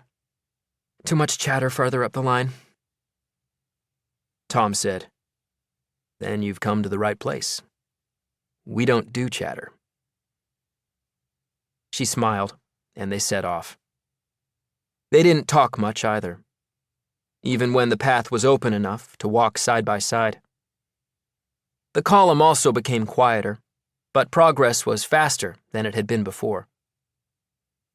They walked through an area that was deeply dappled in the shade of the canopy, and it was only when they emerged into a more open stretch that Tom saw the murkiness hadn't been caused by the trees alone. The sky had shifted away from blue to a hazy reddish-orange. Chris called back, saying, "I didn't think we'd been walking that long." "We haven't," said George. "It's not the sun going down. It's something in the atmosphere." Alice said. Might be a fire from forest clearance. Chris looked up into the sunset hue of the sky. Could be a volcanic eruption. That'd be just our luck. Tom turned to Alice. I'd count surviving a plane crash and a volcano as pretty lucky. Wouldn't you? Pretty lucky, yeah. Unless we're all killed in a tsunami. Chris said, You shouldn't joke about things like that. I had a dream that I was caught in a tsunami. Christian, she said in admonishment, though she was smiling, a clear affection still lingering from their shared childhood. Seeing her expression produced a pang of loneliness in Tom that he couldn't quite narrow down to specifics. The sky continued to deepen as they walked, an orange mist hanging above them, and now and then a faint acrid edge to it, suggestive of burning. Even from his place at the back, Tom could hear people talking about it, speculating, because burning still allowed for a lot of different possibilities. Tom thought Alice was probably right, that it was the result of forest clearance, maybe hundreds of miles away. But there was definitely something eerie about it, too. Even the jungle itself seemed to become more hushed as the ceiling of mist sank lower and wrapped itself around the treetops. They stopped for a second time, but there were no clearings, so they all sat where they were on the path. Drinks moved up and down the line, but no food this time. Chris was sitting high on the boat's carrying case, so everyone looked up in his direction when he said, You know, you'll probably all shout me down because that's what you do, even though I was right about the plane. There was a murmur in response, and he laughed. Okay, I made up the stuff about the plane. But what if the plane didn't crash? Oscar called. What? Bear with me. Chris was showing a level of patience that suggested he was being serious for once. Obviously, the plane crashed. What I mean is, looking at this mist, maybe it's not just us. Maybe something big happened, like a meteor strike or a nuclear war or something, and our plane got thrown off course and we ended up here. But maybe it's not just us. For all we know, that's why no one came looking for us, because there's no one left out there. Everyone was quiet in response. The last phrase left hanging there. Because the way the world looked right now, it was all too believable that they would find it changed beyond recognition when they did get out. It was Barney who finally broke the silence. It's possible. Of course. But the way the plane crashed suggests something much simpler. But it's possible, said Chris, clinging to his theory. Possible, but highly unlikely. The murmuring started again, and Chris said, You hear that? He's like a scientist, and he thinks I'm on to something. Tom stood up and said, Only one way to find out. He pointed at the boat. I'll carry for a while. Me too, said Alice. George did a double take. Are you sure? We can get one of... The boys, she smiled. If it gets too heavy, I'll let you know. Slowly, they set off again. But they hadn't walked far before another halt was called. Lara had been bitten by something during the last rest, and within 20 minutes her face had swollen on one side. Both Shen and Barney looked at it and put something on the bite, but Lara insisted she was fine, and they set off again. A little while later, up near the front, Nick lurched from the path and vomited violently into the undergrowth, and it seemed they'd have to stop again, but after a minute or two he was able to go on. Tom noticed, too, that Mila, whom he'd seen limping the day before, was now using one of Barney's poles as a walking stick. The whole column appeared to be weakening with every step, but they were moving in the right direction. They walked into deeper jungle, a ragged path climbing steadily uphill. Despite being bitten and harassed by insects, often unseen until they struck, despite the clinging and oppressive humidity, the constant whirring and buzzing of the landscape, the climb seemed to offer promise. But then the column started once again to stagger to a halt. Tom was carrying the boat with Chris now, George and Alice bringing up the rear behind him. As they slowed, George said, "We can't keep stopping like this." Alice answered him, "I'm not sure we'll make the river before nightfall anyway. So I guess it's better to keep stopping if people are sick or tired. Just to be safe, you know." Unspoken, but they're all the same, was the suggestion that they didn't want another needless death like Freddie's. This time, though, no one seemed to be ill. As they began to bunch up, it became clear they'd reached a natural obstacle. Tom and Chris put the boat case down. Others had once again collapsed onto their backpacks, taking no interest in what lay ahead, but flopping down lifelessly, some of them not even bothering to slap away the insects that landed constantly on their exposed skin. Chloe looked sick from the heat, and Chris went over to sit with her. George and Alice walked up to find out what was happening, and Tom followed behind, to a point where the tree canopy seemed to thin out, though with the burnt orange sky, it wasn't much lighter there. Almost immediately, Tom saw the problem. A huge ravine cut through the jungle in front of them. He was amazed it hadn't been visible from their vantage point above the plain. Where they were standing was about 10 feet higher than the far side. But even that was probably 40 or 50 feet above the bottom, and the two sides were at least 30 feet apart.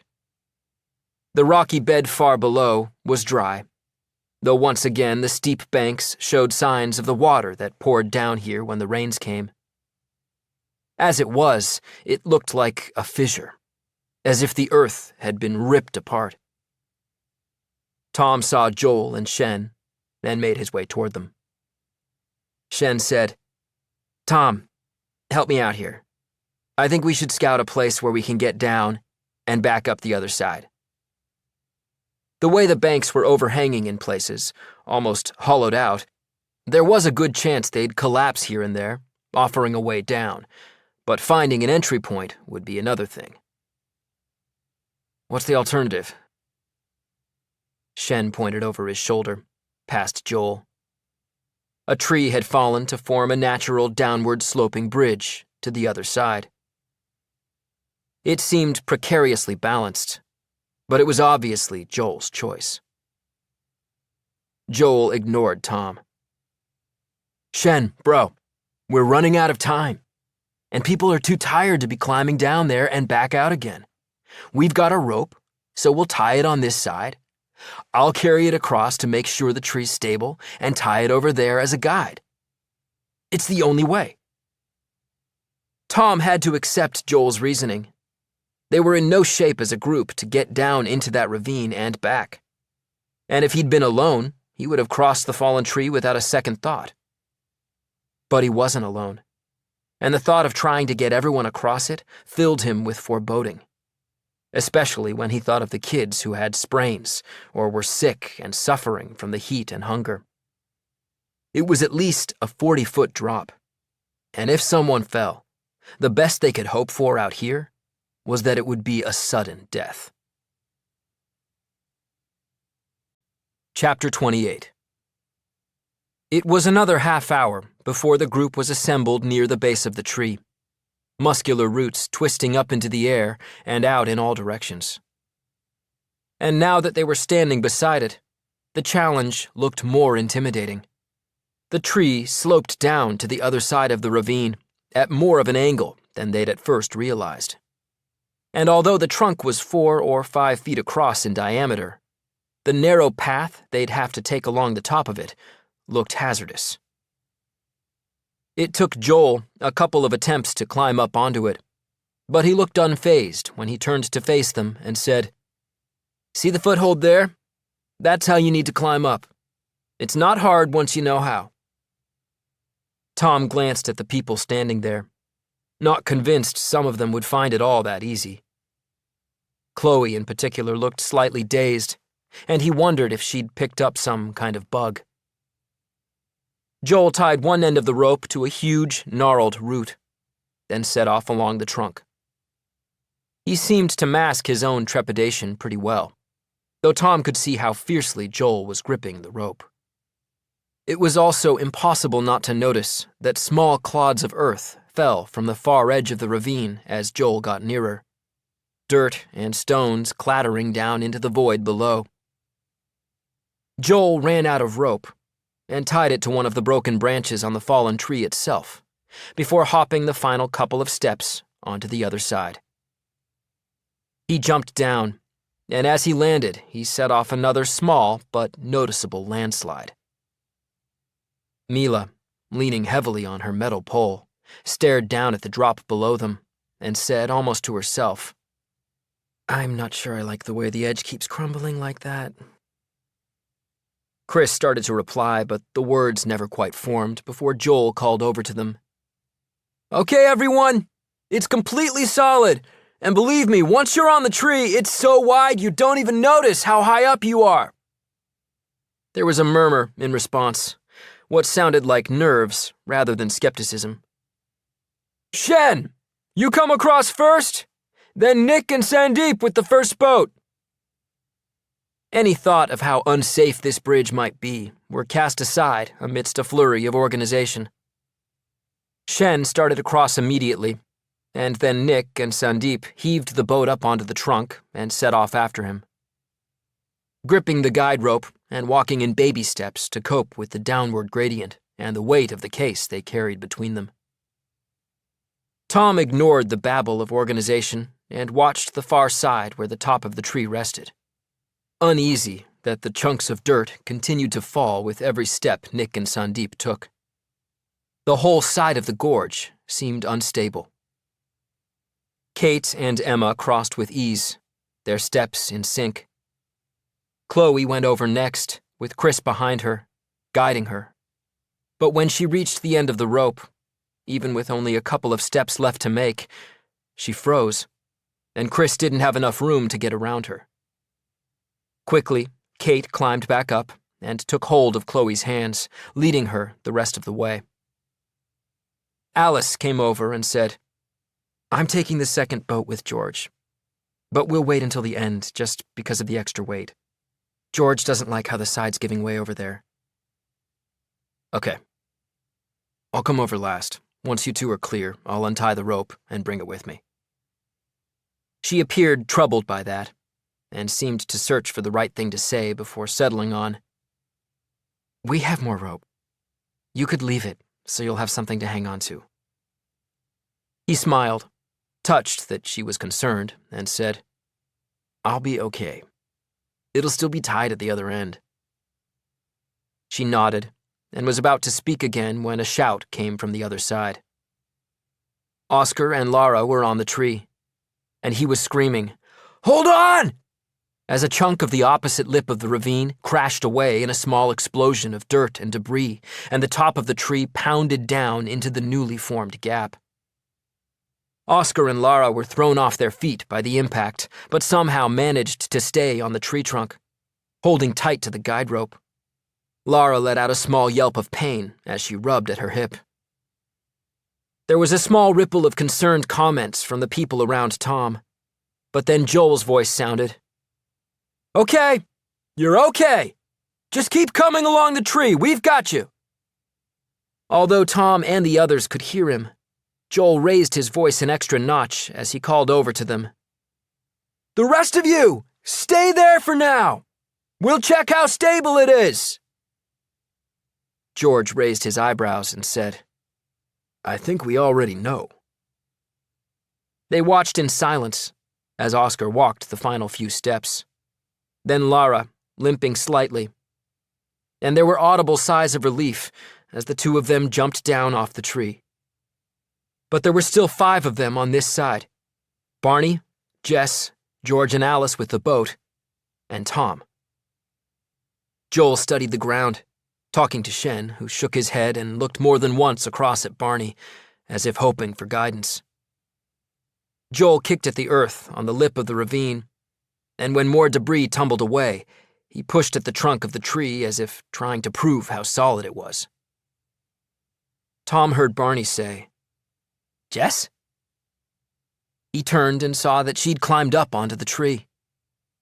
She smiled at Barney, then at Tom, a smile he understood and mistrusted all at once, and she said, "What Joel's doing won't tell us anything. I'm the lightest." And with that, she walked down the fallen trunk, hardly holding on to the guide rope at all. Halfway across, she stopped and turned to look back at them.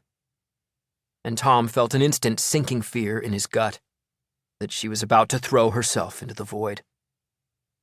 But then she shrugged, as though she'd only been trying to show them how easy it was, and continued on her way.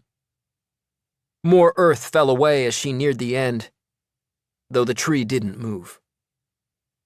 Joel didn't even notice her approach until the last few seconds and jumped back in shock. But then, as if it had been his idea, he shouted, "Great! We can do this! Barney, you're up next!" Barney crossed, and this time there was no further collapse. Tom helped George and Alice lift the boat up onto the trunk, then climbed up behind them and stood where the rope was tied to the upturned root. He said, "As soon as you're across with the boat, I'll untie the rope and follow." The two of them set off, forced into the same baby steps the others had used carrying the boat case, trying to halt their downward momentum along the sloping trunk. The others followed every movement. The far side looked stable now, and yet still, he sensed something was wrong. He could feel some sort of movement in the trunk beneath his feet, and at first he thought it might be the vibration of George and Alice's steps, but it was more of a straining, like a rope creaking as it stretches to breaking point. He knew George and Alice could feel it now too, because they were talking to each other, short, hurried instructions, and they were picking up their pace over the second half of the crossing. And Joel was calling out, "Don't rush, guys! You've got this!" But they ignored him and rushed on anyway, and Tom could feel it, the tension building beneath him. And then it exploded. He felt himself lifting, even as he heard the creak, like something splitting open. He vaulted clear as the tree shifted beneath him, and he pounded hard into the dirt, the impact made worse by his heavy backpack. He felt the air whoosh past him, heard a scream from the other side, a crash, and turned to look.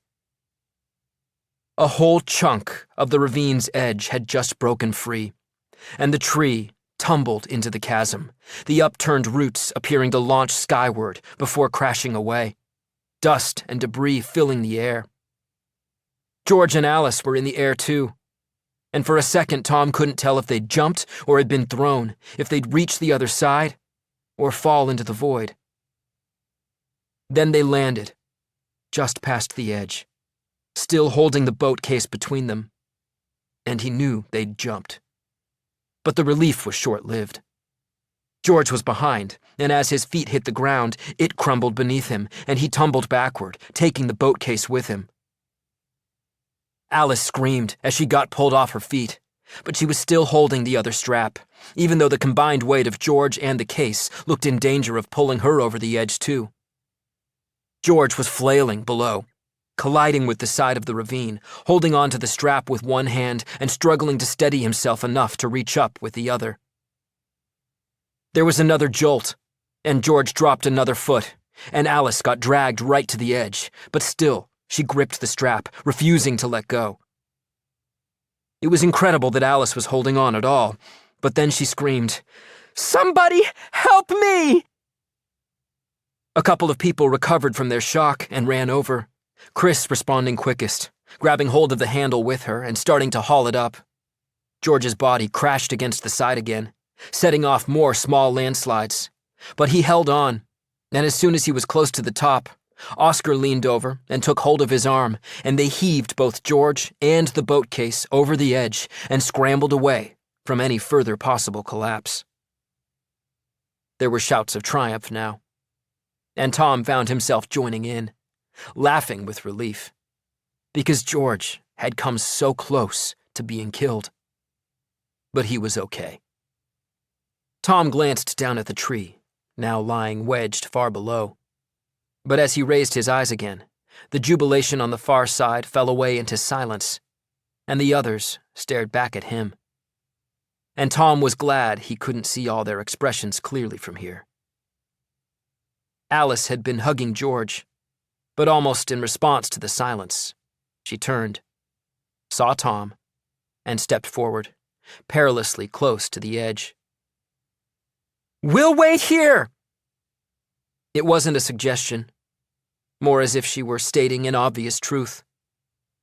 "You have to find a way down and across.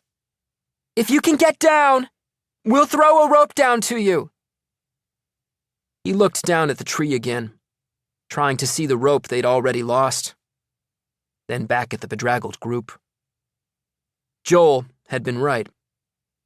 They'd have struggled to get down into that chasm. But it wouldn't be any easier for Tom, and they didn't have time to waste. He called to them. "You can't wait! You need to carry on toward the river." She was already shaking her head. "You have to move on! I'll be quick on my own. I'll find my way across, and I'll catch up." George stepped next to Alice, rubbing his hand as he shouted, "So a few of us can wait here for you, and the rest can head on. We'll all catch up with them together." It was tempting, but Tom knew it was the wrong choice. He'd laughed at their insistence on sticking together by the plane, but out here it was vital, because it was going to be tough enough getting through the jungle anyway, without splintering into small groups. So he had to find a way of persuading George and Alice to leave him. "I don't want you to wait. If you wait there, I have to find my way back to you. If I'm on my own, I can make directly for the river. You have to trust me on this. It's the only way. I'm better on my own." Tom couldn't even see Joel, but he heard him say, "Tom's right. We have to move on. And I'm sure if anyone can catch up with us, it's him." The words were hollow, meaningless, laced with something that sounded almost like satisfaction. He stepped through the group now and stood alongside Alice and George. "Is there anything we can do for you, bro?" "You could stop calling me bro, but other than that, I'm good." Joel feigned a smile, then turned away. His voice was almost the only thing audible above the jungle whir as he organized and prepared the group for moving on. As they started to head off, Kate came back to the edge and called, "Don't walk after dark, even if you think we're close. Better to build a fire and get to us in the morning." He nodded, but she looked troubled even as she walked away to join Emma. Shen came back and cupped his hands over his mouth as a megaphone. "Head upstream! It's the opposite direction to us and counterintuitive. But when I think of the landscape, I think you'll have a better chance of finding a way across. And it'll be safer." Tom didn't want to think about what he might have meant by that final statement, so he said only, "I'll do that. Thanks, Shen." George raised his hand in a wave, and Tom responded likewise. Then only Alice was left, as the group traipsed slowly into the trees behind her. "I'll be okay," he called, before she could say anything else. She shook her head, and remained silent for a few more seconds before saying, "Promise me?" "I'll be okay. I promise. Now go!" He couldn't say any more, finding himself slightly overcome. And he needed her to go, but felt a pang of loss when she finally turned and followed after the others.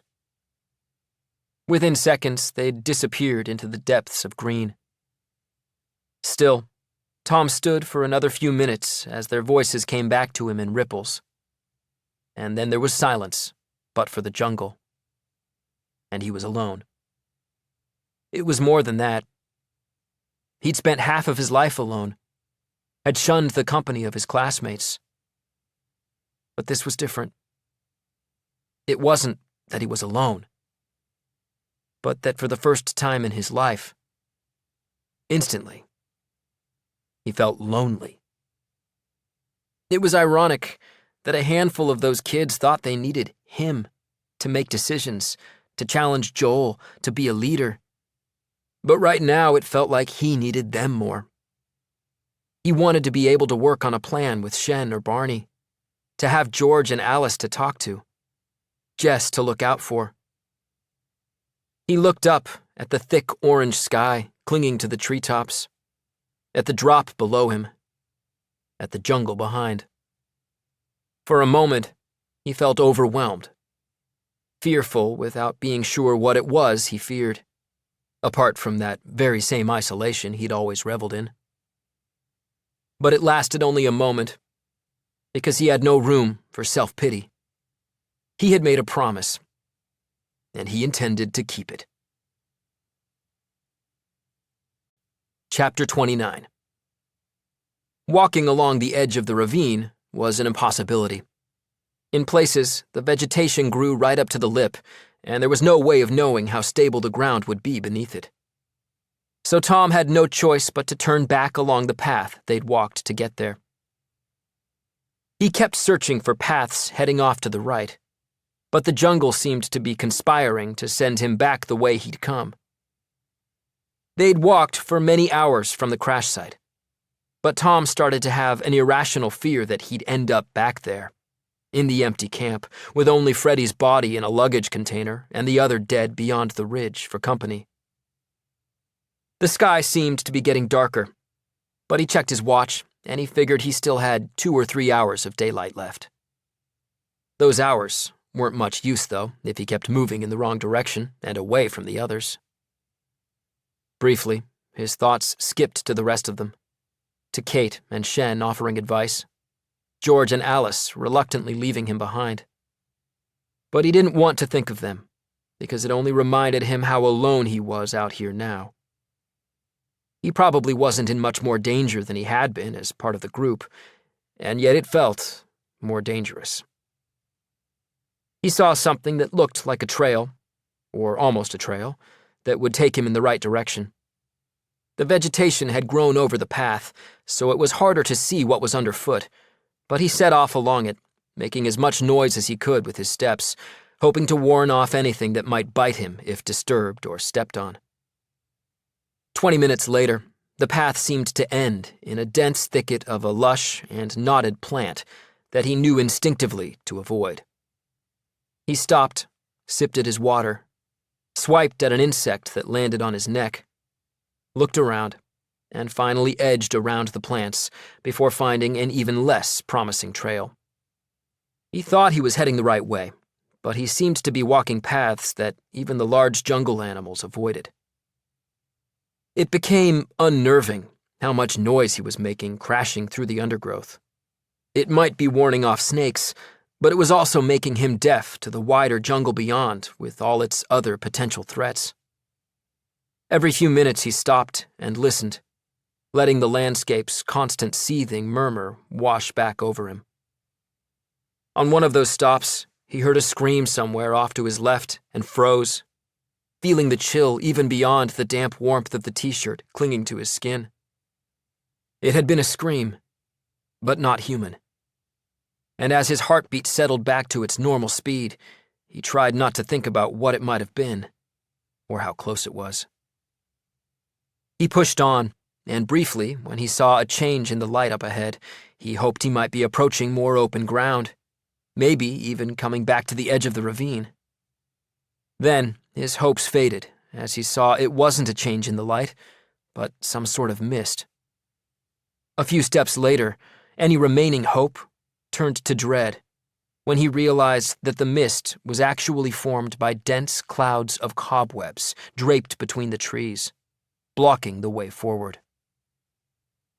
Tom edged toward them and could see now that they were bristling with life. Thousands of spiders suspended within them. They seemed to stretch for 30 or 40 yards along the trail, too, a continuous barrier of web and spiders. They weren't big, not as big as some of the spiders they'd already seen, but that didn't mean they weren't venomous. And there were just so many of them. He looked around, searching for another way forward, but this was the only path, unless he turned back. And if he turned back now, he doubted he'd ever catch up with the rest of them. He moved closer again, noticing the way the spiders nearest him seemed to twitch and respond to his approach. Small, jerking movements rippling through the pulsing cloud. He took a step back, overtaken by a fear that the spiders might even leap from the web, then took out the knife Shen had left in the side pocket of his backpack. He looked around for a branch that he could cut. Instead, he settled on a thick vine winding up a tree and cut it in 2 places. He practiced using it to whip back the undergrowth, then moved back to the web. There was another jitter of movement through the web in response to his approach, and Tom paused again, this time hit with a little regret. It was beautiful and ingenious in its own way. And if it weren't an obstacle, he wouldn't damage it. But he had no choice. He took a deep breath, then swung the vine to whip a hole in the web.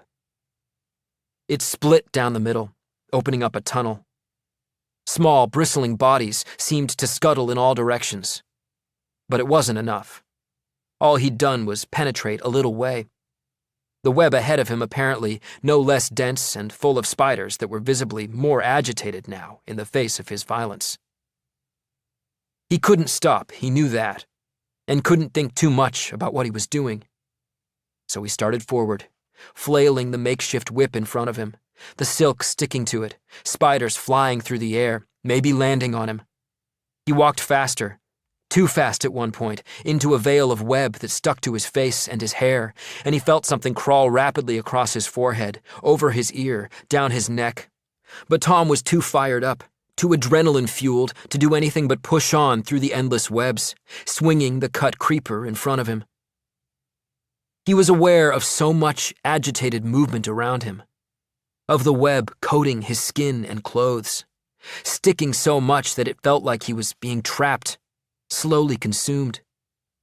The spiders, in their own panicked attempts to escape the onslaught, seemed to jump and spring randomly, hitting him, landing on him, clinging.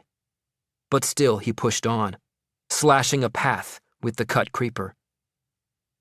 The first ending was false, a short gap of a few yards before the start of another colony.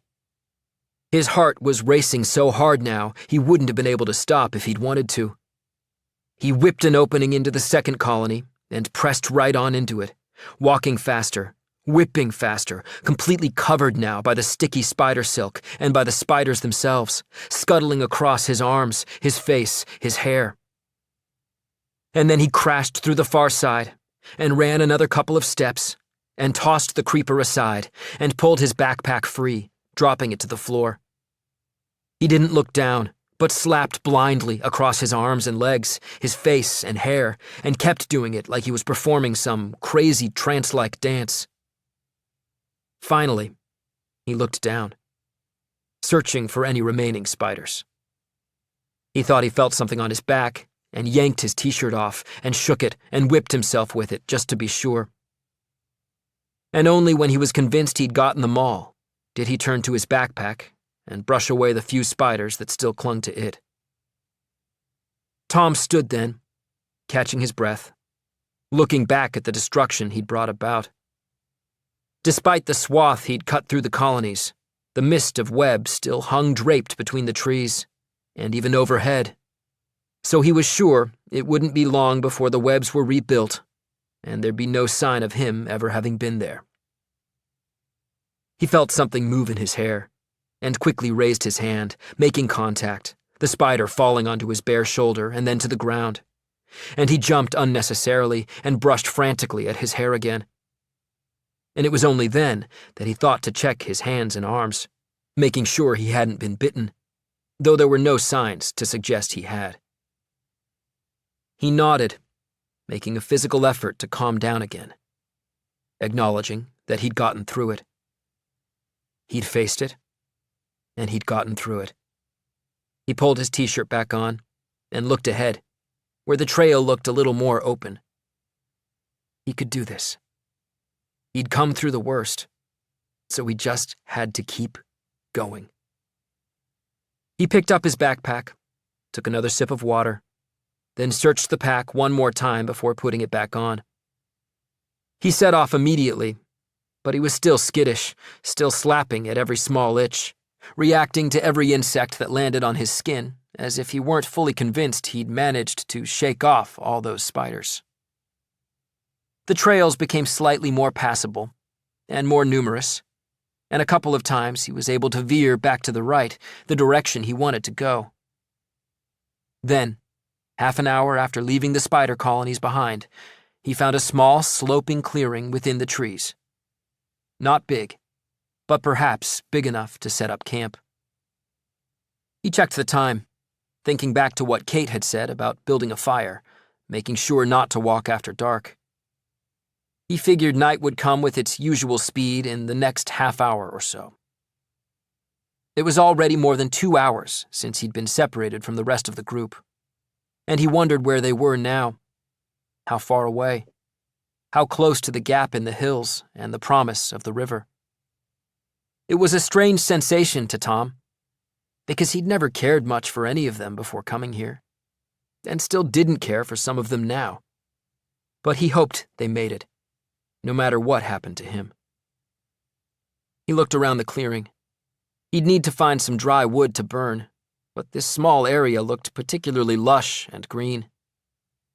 He moved around the edge, searching for anything that might burn easily, and he was too slow when he caught a sudden movement from the undergrowth below. He felt the impact before he'd even seen it, his vision registering only after the fact.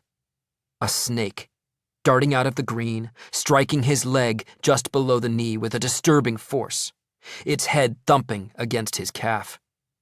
He jumped back, one step, then another, and saw the snake clearly now, at least 5 feet long, a flash of brown and black and yellow. Tom jumped back a third step, but the snake coiled and struck a second time. It fell short, but immediately reared up and lunged at him again. And as Tom tried to take another jump backward, he stumbled, falling against his own pack. He rolled and scrambled to his feet, even as he saw the snake tensing to strike a 4th time. He grabbed his backpack and ran out of the clearing before he even knew what he was doing, and ran another 20 paces along the narrow trail before fear of running into some other unknown danger brought him to a stop. His heart hammering in his chest, he scanned the ground around him, imagining snakes everywhere now. Then he looked down and saw the 2 small tears in the leg of his cargo pants where the snake had struck. Instantly, he felt unsteady on his feet, a different fear taking hold of him now. But he needed to know if he'd been bitten, even if there was nothing he could do about it. He dropped his backpack onto the ground and sat on top of it, then pulled his pant leg up to the knee and looked down. He looked at it for a second only before closing his eyes and taking a couple of deep breaths, dread flooding his body in thick waves. He shook his head, not wanting to see it again, but knowing he had to, and then opened his eyes. There were 2 neat puncture wounds on the side of his calf. His skin streaked with the blood that was running out of them. "Stupid," he said under his breath. "Stupid." He suddenly felt sorrow, not just for himself, but for Toby, A kid he hadn't known, and yet Tom had been so quick to dismiss his death, to blame him for his carelessness. Tom had seen the reality now. The speed with which a snake could strike from a position of near invisibility. He thought of Toby falling, the viper lunging, and felt a surge of sadness for him, and shame that he had not felt it at the time. At least Toby had been with other people. Kids who'd tried to help him, who'd carried his dying body. It seemed fitting somehow that if Tom was about to die, it would be alone, and no one would ever know how or why. He didn't want it to be true, but at the same time, he couldn't help but think it was what he deserved. This was the end of his story, and he would end it on his own. Chapter 30. Tom had thought about death a lot in the last 8 years. And he'd often wondered if, when the time came, he might see his mom and dad. Not in some afterlife, but in his final moments, like he'd heard some people experienced, as if to reassure him that everything would be okay. He sat there for a while, maybe only minutes, maybe longer, trying to slow his heartbeat, realizing it might never go back to normal again. He wished desperately for some sensation, some sign of their presence, so he wouldn't be alone anymore, an orphan anymore. And tears filled his eyes, because he knew he'd been wanting that sensation for these last 8 years, to know that they were nearby, watching over him. For some reason, he suddenly remembered shooting hoops with his dad in the yard, and how his dad had never been much good at it. Then in the summer before the accident, Tom had looked out of his bedroom window one evening and seen his dad pick up the basketball where it had been left on the ground and casually throw a perfect back shot over his shoulder and through the hoop. Tom had been staggered at first, and more so when he'd realized his dad had only been pretending to be bad all the time, so that Tom could always win. He smiled at the memory now, but was distracted by a fly homing in on the punctured flesh of his leg. Tom shooed it away, and at the same time noticed his heart was no longer racing. He checked his watch, but wasn't sure how long it was since he'd been bitten. He was afraid to hope. Toby had gone into shock, that's what they'd said. But Tom's heart seemed to be beating normally now. The fly homed in again, and Tom swatted it away. He got his water bottle and poured a little over the wound, wincing with the sting, and used it to wipe away the blood, too. Could the snake have been non-venomous? He could only wish he'd be that lucky, but by now he should have started to feel some symptoms. Still, he'd been bitten by a wild animal, and even if it wasn't immediately fatal, it could get infected.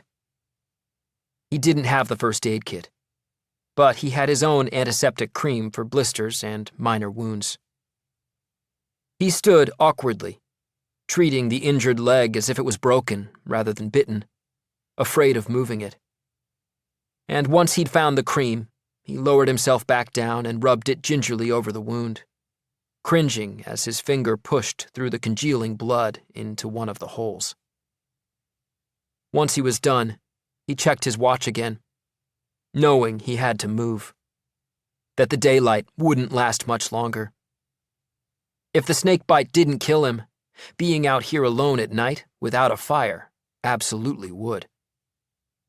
But before he'd had the chance to act on the thought, he heard a noise somewhere on the trail ahead, and immediately tensed, listening for more. What else would this jungle throw at him? There it was again, something moving toward him through the undergrowth. It wasn't a jaguar, he told himself that much, certain he wouldn't have heard a big cat approaching at all. It was probably a peccary or a deer. Even so, he reached into the side pocket and pulled out the knife, then got back to his feet. He couldn't see anything, but the noise was still there, and it was definitely getting closer. Finally, he spotted some indistinct movement between the trees up ahead, little more than a shift in the light, and he gripped the knife tighter, and his heart was beating fast again, though at least he knew why this time. More noise, more movement, and quite suddenly she moved into view, and he stared in amazement. His first thought was that they'd come back for him, but it was only one person. Kate. Kate had come back for him. She saw him, and her mouth formed into a broad grin, and she laughed once and picked up her pace. Tom felt tears welling up again, but this time with a surge of joy and a relief greater than anything he'd experienced in the last few hours. She was laughing and crying by the time she reached him, and they fell into each other's arms. He held tight to her, and was comforted that she held as tightly to him. Finally, he pulled away from her, holding her at arm's length and looking into her face, still astonished. "You came back for me." She nodded, overwhelmed, then shrugged and said, "I knew I'd find you. I just couldn't stand the thought of you having to spend the night alone out here. Alice wanted to come too, so did George, but I knew I'd be better on my own." She looked over her shoulder. "You were heading the right way. I gambled on that. I was sure you would be."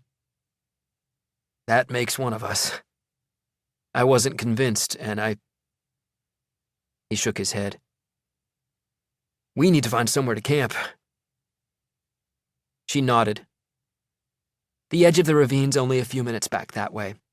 We can camp there, and we'll catch up with them in the morning." She glanced down and took a step back, alarmed. "What happened to your leg?" "A snake. It bit me. I found a clearing that looked like a good campsite, but then this snake came out of nowhere and bit me. And then kept coming at me. Even when I backed away, it kept coming after me." He found it hard to describe how it felt to get attacked, and to think he might be dying. But maybe he didn't need to. "Sit down. Let me look." He sat, grateful for her sure commands. As she crouched down to look, she said, "It came after you? What did it look like?" 4 or 5 feet long, kind of yellow and brown and black. It moved so fast I didn't get a good look." "Wow." She studied the wound. "How's your breathing and your pulse?" "Both okay now." "Why did you say wow?" "Any burning sensations around the wound?" She prodded the flesh around it. "It hurts a little, but no burning." "Why?" "What?" She looked up at him. "It sounds like a fer-de-lance. Which means you were lucky. I mean, really lucky. They kill a lot of people and they're aggressive. There's a good chance that was what killed Toby. So, why am I not dead?" "Maybe 25% of the time the first bite is a dry bite. No venom, like a warning shot. Looks like that's what's happened to you." "You're sure?" She nodded. "I think so. Otherwise the venom would have started digesting your flesh by now. That's why I asked about the burning." "Wow," he said, dizzy with so many thoughts. Of his parents, of thankfulness and relief, of never wanting to forget how lucky he'd been here today. "Exactly. I've got some stuff to clean this better, but let's make camp first." She helped him to his feet. "Kate, He couldn't even sum up how grateful he was. Just... thanks. You would have made it back on your own. I just figured you'd prefer some company. Isn't that what friends do? He smiled and laughed a little in acknowledgement. I've never been much of a friend to anyone. Well, none of us is defined by who we were in the past. She smiled at him in wonder. We survived a plane crash, Tom. Whether we like it or not, that's who we are now. He nodded, and they headed back the way she'd come. Tom knew she was right, too. They'd all been made new by that plane crash. And if they survived, if he managed to avoid any more snakes, these days in the jungle would be the days that defined the rest of their lives. Chapter 31. Kate had been telling the truth. Tom had only been a few minutes away from reaching the ravine again, and at a place where the side had collapsed, forming a slope down into it.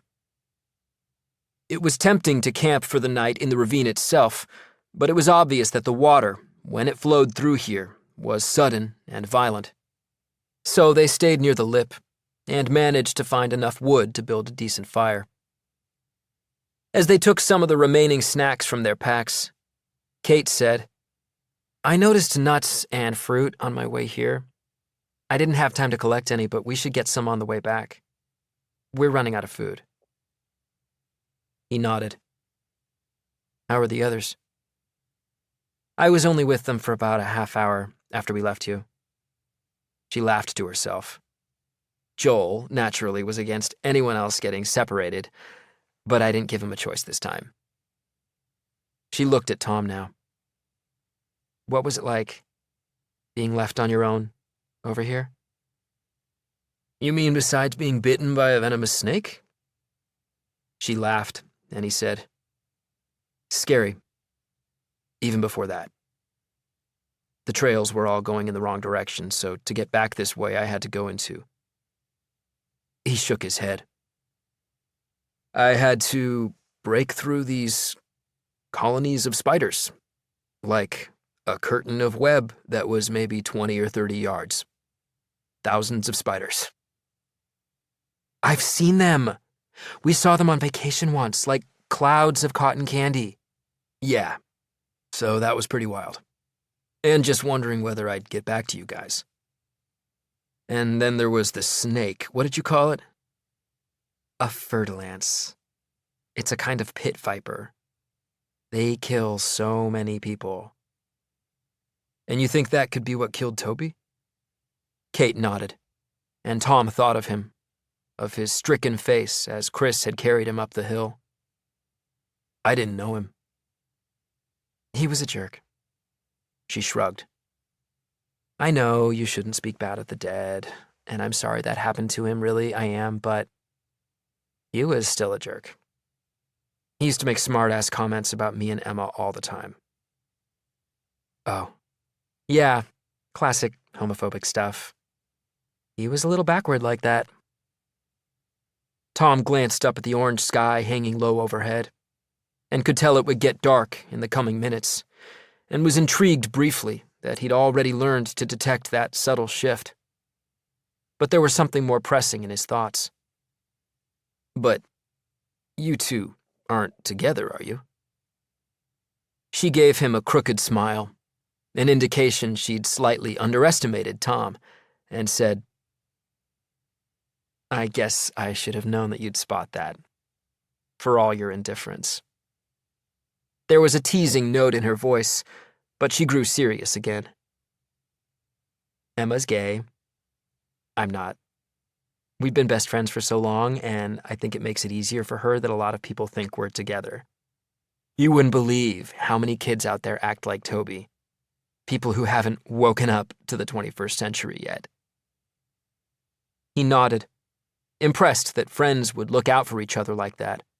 Maybe even more impressed than by Kate's willingness to set off into the jungle on her own to find him. It probably said something about how screwed up his life was that he could understand taking a risk for another person. but the intricacies of friendship still seemed strange and a little confusing to him. They sat in silence for a short while, as darkness fell, and the world became reduced to the light from their fire and the constant seething of the jungle. Kate used a branch to prod the fire then, and said, "On the subject of relationships, you and Alice would be great together." He laughed, but simultaneously felt a buzz of happiness that he couldn't quite pinpoint. "I'm serious. I think she's liked you for a long time." "I doubt that. But yeah, I think we have a connection. Who knows, maybe when we get back home." The words dried in his throat, and he changed the subject. "What about you? Is there anyone?" "Not really." She continued to poke intently at the fire. "I was interested in someone, I guess, but he was in the other part of the plane." For some reason, Tom immediately thought of Charlie Stafford suspended up in that tree. And he could picture Charlie and Kate together without knowing why. It made him a little sad to think it could never happen now. "I'm sorry." "Yeah. I mean, don't get me wrong. He didn't know I liked him like that, and I doubt he would have been interested anyway." "I don't see why not. You're attractive, you're smart." She smirked. "Don't get weird on me, Calloway." He laughed, but then she said, "You know, part of it was I always thought we've got so much time ahead of us, there's no rush. But look at us now."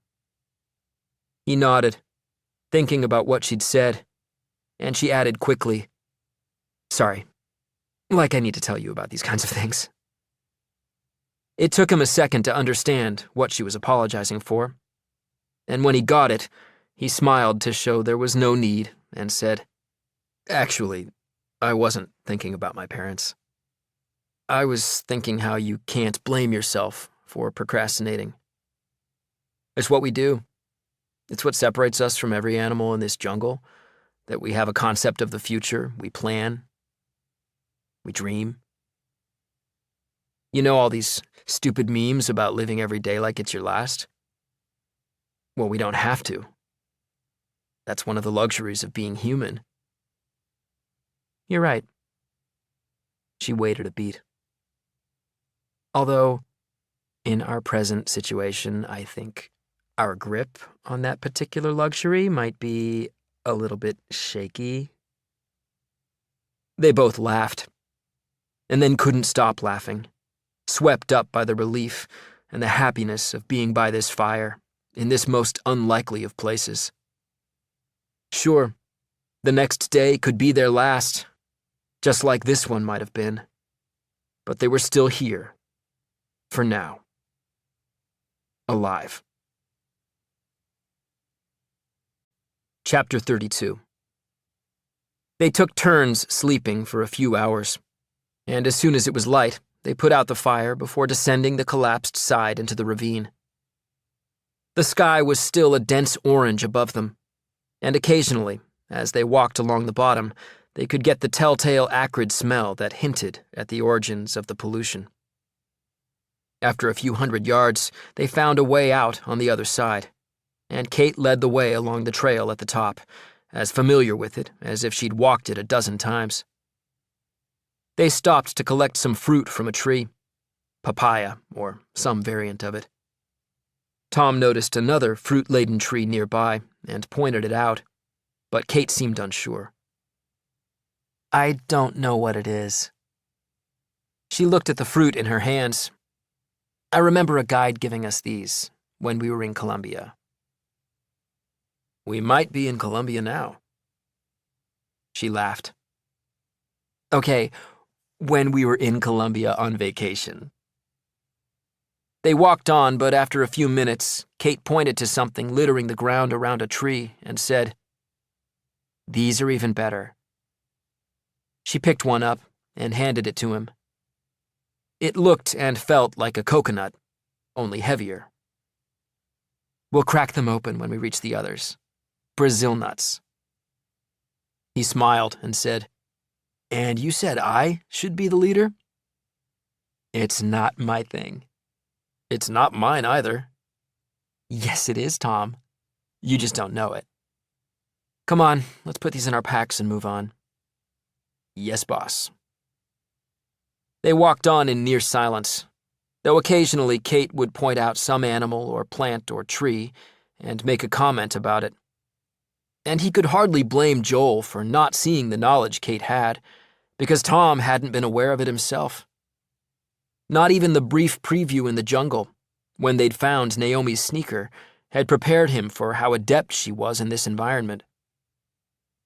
When she walked in front, he noticed the ease with which she moved, and yet the complete awareness she seemed to possess of what was around her, what was underfoot, what lay ahead. Kate and Emma had been ready to walk out of this jungle on their own, and seeing Kate now, he had every confidence they would have made it. They stopped for lunch in a spot where a couple of trails met, and there was enough room to sit on their backpacks. They shared a small pack of oatmeal cookies and the smallest of the papayas they'd collected, and it was only the juice from the fruit that made Tom realize how thirsty he was. But they held off on drinking any more of their diminishing water supply. They sat for a little while afterward, oddly satisfied by the small amount of food and the relief of resting their tired legs. Kate opened her mouth as if to speak, but then stopped and cocked her head to one side, and Tom looked off into the trees too. Had they been hearing something? They'd become used to the background noise of the jungle, but faintly, above it, there had been something that sounded like voices. Or certainly one voice. It came to them both at once, and Kate said, "Joel." Tom nodded. "I never thought I'd be so happy to hear that voice. How far away would you say they are?" "They sound close, don't they?" She looked along the trail as if trying to calculate, but then shrugged defeat. "At least we know they're going in the right direction." He smiled at her implicit confidence. There was no question in Kate's mind that she and Tom were headed the right way. They set off a short while later, and over the next few hours they heard tantalizing snatches of what sounded like chatter somewhere ahead. And on one more occasion, Joel's voice rising up. But they didn't seem to get much closer, and sometimes the voices even sounded more distant. Kate said, "They're still ahead of us. I know they sound farther away all of a sudden, but that's probably just a trick of the geography." "It has to be," he said, and saw that she appeared briefly unsure of herself. "Kate, we're moving pretty quickly, and they were slow even when we left them." "You're right. I want to catch up with them before dark, that's all." He checked his watch. "We have an hour or two. We'll do it." He didn't know what he'd said, but she smiled at him. Smiled for so long that he said, "What?" "Nothing. Just, can we be friends when we get back?" He laughed, a little embarrassed. "Aren't we friends now?" "Well, yeah, but..." She shook her head, visibly trying to think of a way of summing up how new this was to her, that she might actually be friends with him. "Oh, who cares? Emma and me, we've always had a platonic crush on you, just because of the way you are in English. So aloof and hostile and noble all at once. Kind of like that guy in Brave New World." "The one who hangs himself?"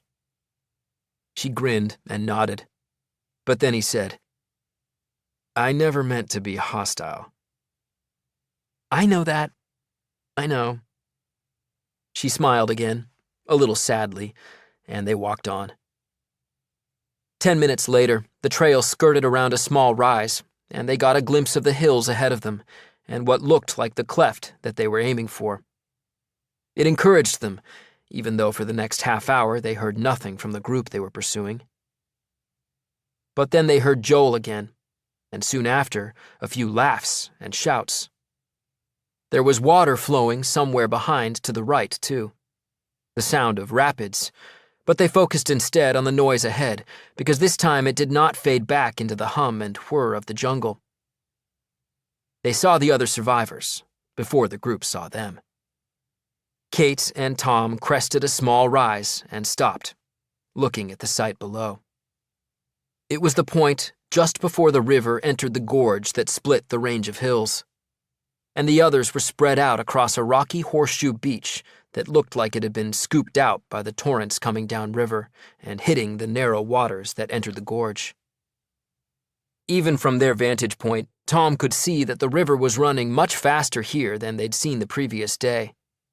But the eroded banks and wide beach suggested this was nothing compared to the way it was when the rains came. Kate was clearly thinking along the same lines because she said, "Not a bad place to camp, I guess. As long as it doesn't rain." The people below were just starting to build a fire, so he guessed they hadn't been there long themselves. Maybe that's why they'd heard laughter, the joy of reaching any kind of destination after 2 days of hiking. Tom noticed a huddle of people on one side of the beach, and when someone stepped aside, he could see Barney putting the finishing touches to what looked like a small improvised shelter, with one of the mosquito nets hanging down over it. Maybe someone had been hurt or taken ill. He glanced briefly around, trying to see who might be missing, and smiled involuntarily when he saw Alice crossing the beach carrying a couple of branches for the fire. "Ready?" Kate asked. He nodded, but said, "Before we go down there, you asked if we could be friends, and the answer obviously is yes. But I want you to know, I'll never ever forget what you did for me yesterday." Sounding self-conscious, she replied, "You would have made it back on your own, and you would have done the same." Maybe. Together, they started down the trail toward the new camp. Chapter 33. Jess saw them first. She ran over to Tom and hugged him. Then George and some of the others quickly followed, almost knocking him over. When he glanced off to one side, he saw Kate in the middle of a similar huddle. As the people backed off from Tom a little and started asking him too many questions to answer, he saw Alice standing a few yards away. And she didn't move closer, but smiled at him with such warmth that he thought maybe Kate had been right. That if they got through this, there could be something between them. He took a few steps toward her and said casually, "How's it going?" "Oh, you know," she said, just as casually, but then laughed and gave him a quick hug. "I never had a doubt." Shen came over and said, "Good to see you back, Tom." "Glad we caught up with you." Shen frowned. "You would have anyway. I don't think we'll be moving from here for a day or two." Tom immediately looked toward where Barney was still working, with Joel standing looking over the construction, almost as if he hadn't noticed Kate and Tom coming back into the camp.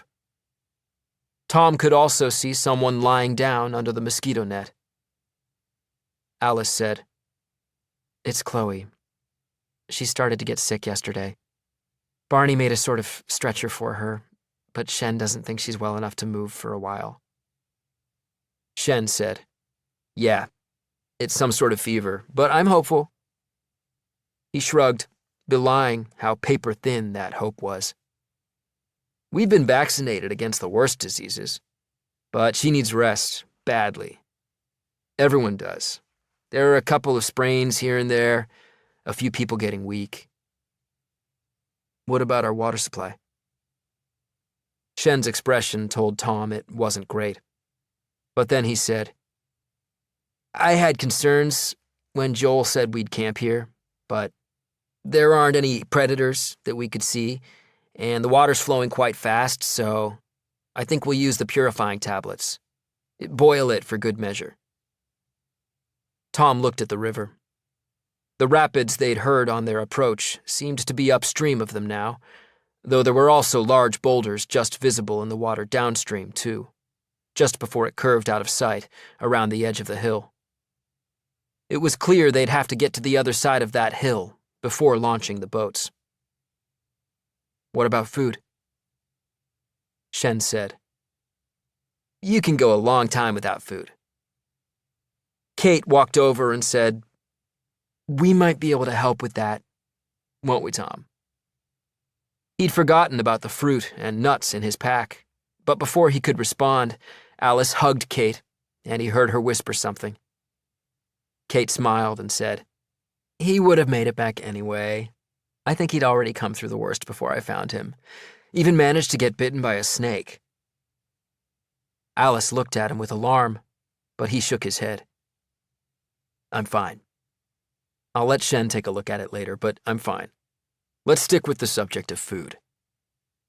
Before she could respond, they took off their backpacks and started to empty their harvest. It was only now that Joel came over and said, "Glad you could join us, Tom." It was an attempt at understated humor, so Tom smiled and said, "Well, I heard you were having a party." "Yes."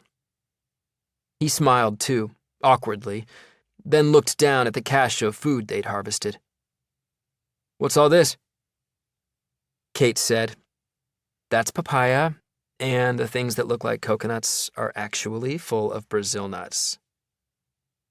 Shen and Alice were already crouched down inspecting them, but Joel said, "I'm not sure how wise that would be. You know, a lot of the things here might look familiar, but could be poisonous. We were even warned about that before leaving." "Well, that'll be your choice, Joel. You can trust me and eat, or you can go hungry." "No, I didn't mean to question." She didn't wait for him to finish, but turned to Shen and said, "And if we're likely to be here for a day or two, tomorrow we can fish. I'll use one of the mosquito nets." Joel looked skeptical, but he didn't say anything and drifted off to oversee the fire. Emma called Kate, and she went over to her, and then Tom spotted Alice and Shen exchanging a glance. He looked questioningly at them, and Shen said quietly, "We should have been here hours ago. Joel kept heading in the wrong direction this morning. It took a lot to persuade him that we were going off course." Alice added, "In the end, George climbed a tree to get a view, and then Joel had to admit we'd been going the wrong way and we needed to backtrack. It's been a tough day on everyone. It shows." He looked around the camp that was forming, a circle of backpacks and the 2 boat cases around the fire, the little makeshift hospital tent off to one side. Mila was sitting nursing her ankle. Nick looked pale and sickly. Oscar had crashed against his backpack, his hair sweat-slicked and plastered to his head. Yesterday had been rough for Tom, but he felt bad for the rest of them.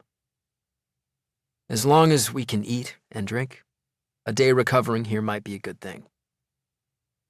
Alice said, "We'll get to work on some food right away." "Good idea," said Shen, and immediately looked around the camp, calling a few people to come over and work on opening the Brazil nuts.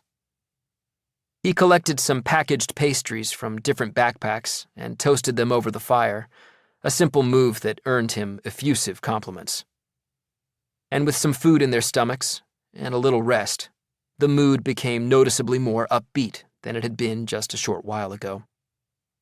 The presence of Chloe beneath the mosquito nets was the only reminder of how precarious their situation really was.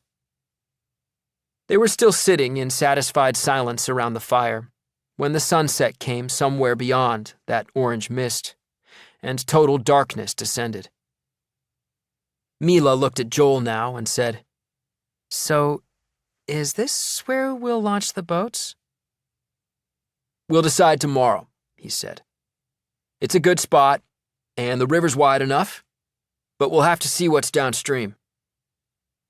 Shen didn't disagree, but he looked at Tom, a wry smile just visible in the firelight. The gap was definitely more of a gorge, and the boulders downstream had been visible even from the limited viewpoint of the beach. So Tom was certain they'd have to launch from the other side of the hills. Maybe Joel had understood that too, but was putting off breaking the news until they were all a little more rested and had a new day ahead of them.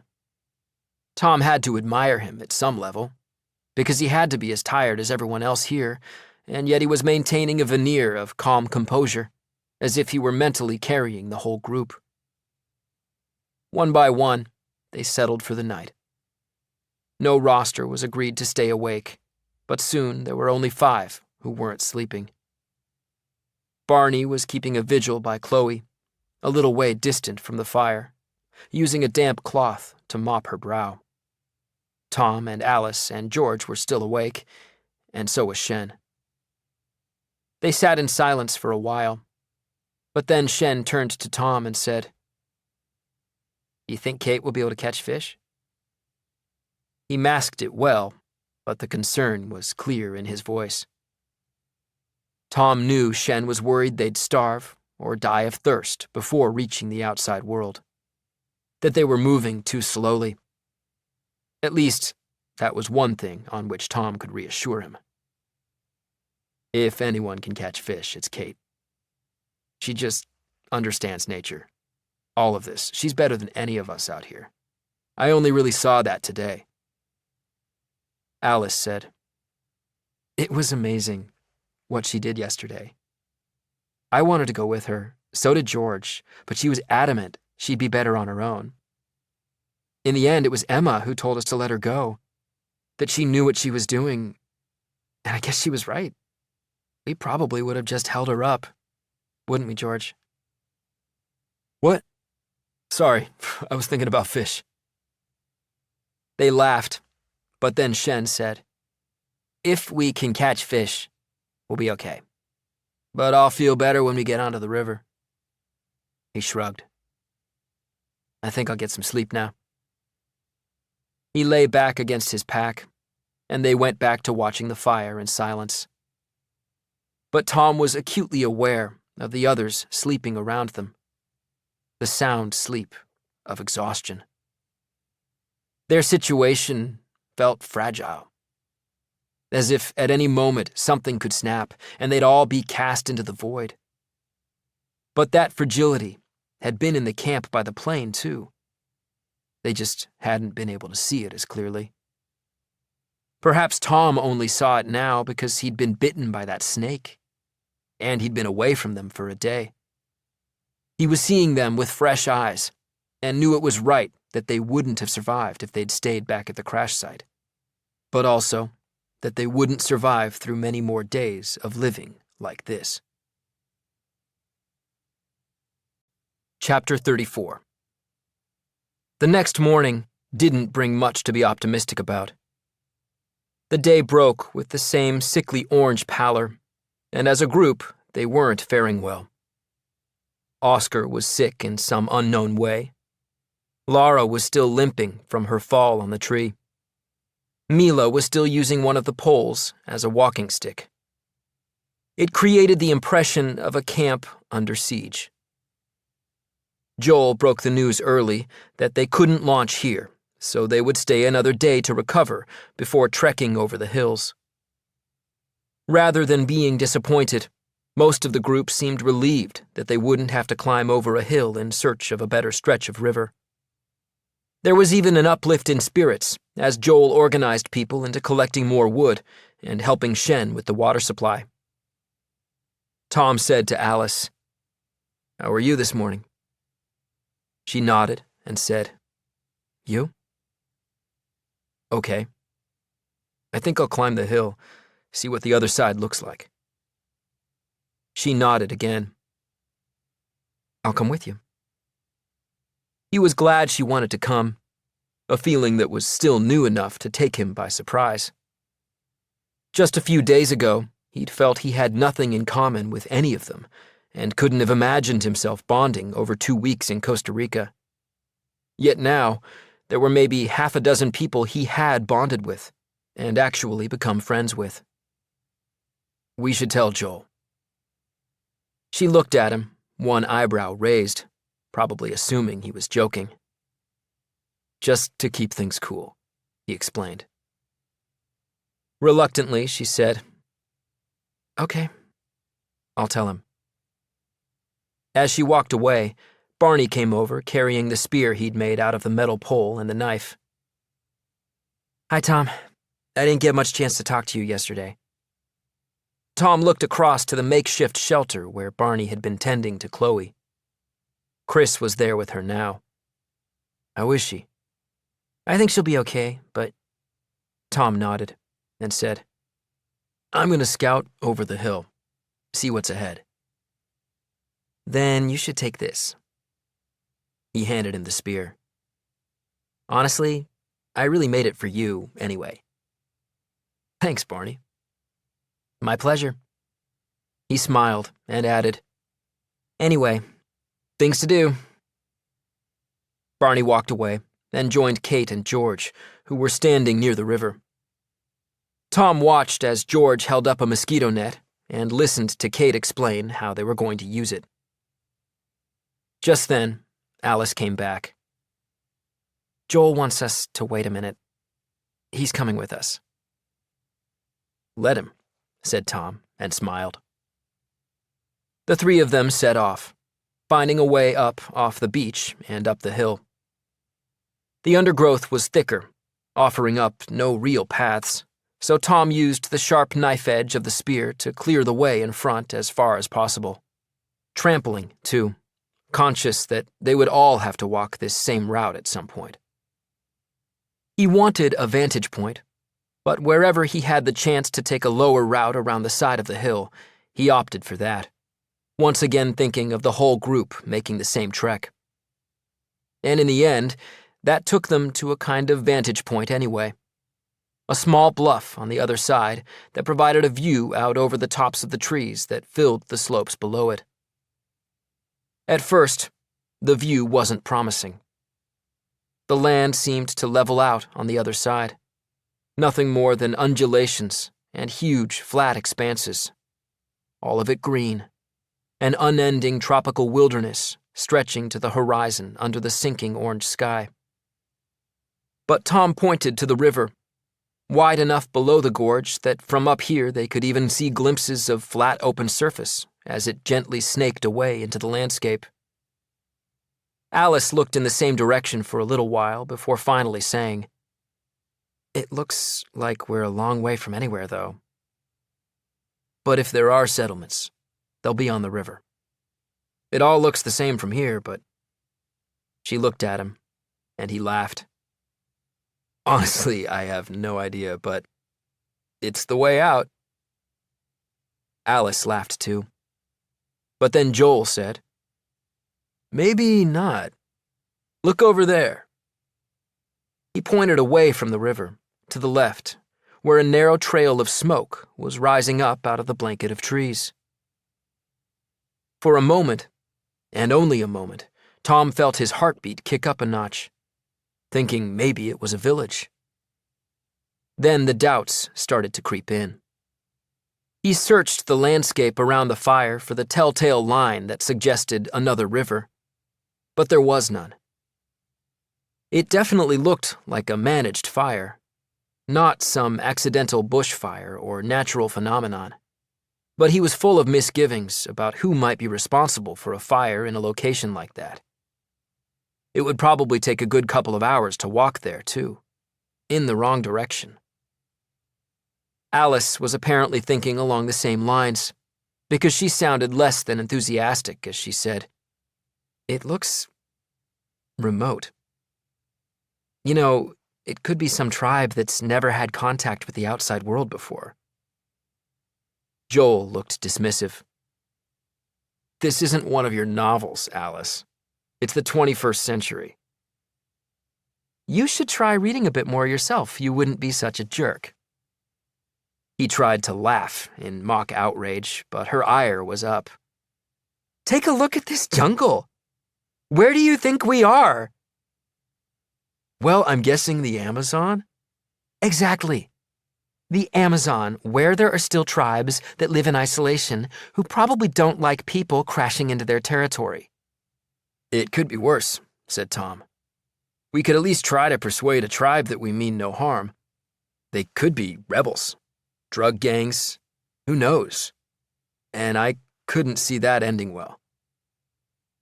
Joel looked exasperated. Unbelievable! We have the first sign of other people, and you want to turn your back on it and sail down a river that might lead us nowhere? He pointed at the trail of smoke again. These people will have food, maybe medical supplies, maybe a radio. Neither of them responded, though Alice continued to shake her head gravely. Look, I'm making an executive decision, and I intend to find out whose fire that is. But I'll make a compromise with you. Chloe can't be moved today anyway, so I suggest a small group of us goes and investigates the fire. We check it out, and if it looks unsafe, we back away unseen and return to the original plan. Alice didn't look in the mood to compromise and said, "If it's a native tribe, I doubt we'd stand much chance of getting in there unseen." I'll grant that, but I still think it's a risk worth taking. And I think it's wrong to just assume that anyone who's out here automatically means us harm. But I have to tell you, Alice, I've decided. I'm going anyway. Tom knew there'd be no persuading Joel now, and briefly he considered letting him go, letting the group split. But he still believed at some level that it was important they lost no one else. And instinctively, in his core, he knew that if they let Joel lead a group to that fire, the chances were high that another death would follow. Who do you want in this little reconnaissance group? Joel looked taken aback for a moment, perhaps thinking Tom would have put up more of an argument. Okay, how about the three of us? When neither of them objected to that, he added, "Maybe a couple more. Chris, Nick?" Tom nodded, glad that he hadn't mentioned Kate or George, Shen or Barney. He wanted them to stay behind, because he felt sure they'd get the others to safety if something went wrong. And as he exchanged another look with Alice, it seemed they'd both accepted that they would go along with it, but that they also both suspected there was a chance they'd never make it back to the river. Chapter 35. When they got back to the camp, Mila was looking after Chloe. Kate and George and Shen were busy by the river, though it didn't look like they'd started fishing yet. Barney was sitting next to the fire, being watched by a couple of the others as he used a knife to take apart his backpack. He looked up at Tom. "Hope you don't mind. I took the knife out of your backpack." Joel sounded put out as he said, "I didn't know there was another knife." Tom ignored him, replying to Barney instead. "I don't mind. What are you doing?" Barney looked down at the deconstructed backpack. "It's a work in progress, but it occurred to me, what with the nylon and the frame, it makes the perfect basis for an oar." Tom smiled, impressed by his ingenuity, his inventor's curiosity. But the smile fell away as Joel said, "That's great, although I'm hoping we won't be needing it." Barney's face fell in disappointment, and Joel raised his voice to address the whole group. "We've spotted some smoke rising up on the other side of the hill, so some of us are going to investigate. Chris, Nick, I want you two to come with us." A chorus of questions rose up, but Joel raised his hands to quiet them. "We don't know anything for now. It's definitely a human fire, but we need to check it out to be sure it's people who might want to help us. I'm sure it will be, but if it isn't, we'll retreat back here and use the boats like we planned all along." Alice offered a whispered correction to Tom, saying, "Like you planned all along." Kate and George walked over, and George said, "I don't mind coming." Kate added, "I'll come too." Tom shook his head directly at them, even as Joel was saying, "No, we have enough people for now. We'll travel light, and we'll be back before dark." Shen came closer now and said, "How far is this fire?" "Not far. Less than an hour's walk." Alice looked skeptical. I don't think so. I'd say an hour and a half, at least, if the ground's easy. "I agree," said Tom. Shen nodded and said, "Then you should take your backpacks." Joel responded with a puzzled expression, making clear he thought it an outlandish suggestion. But Shen was deadly serious. "It sounds far enough that you could get lost. Of course, I hope that doesn't happen, but if it does, you should have your backpacks with you." Alice said, "Good point. I'll take mine." "Me too," said Tom, giving Joel no chance to argue. As they prepared to leave, Tom approached Kate and George and said, "I didn't want either of you to come." He looked over his shoulder to make sure Joel wasn't listening, but he was talking to Mila like some dignitary visiting a hospital. "I intend to come back, no question. But if something does go wrong, I know I can rely on you two and Barney and Shen to get everyone downriver." "You have to come back," said George, so earnestly that Tom could only nod. But Kate said, "You heard him, Tom. We need you back here, and I'm not coming looking for you a second time." Tom smiled. He doubted they needed him as much as they thought they did, but he was touched that they felt like that. "I'll do my best." There was some rearranging of the supplies in the backpacks as Shen made sure each group had a first aid kit and that the exploratory party had enough of the food and drink supply. They set off then, with Joel in front, then Chris and Nick, and Alice and Tom following up the rear. They climbed quickly away from the beach, following the path they'd already cut and making quick progress to the bluff. The smoke was still rising up in the distance, a faint but steady ribbon against the sickly sky. Chris smiled broadly and said, "This is it."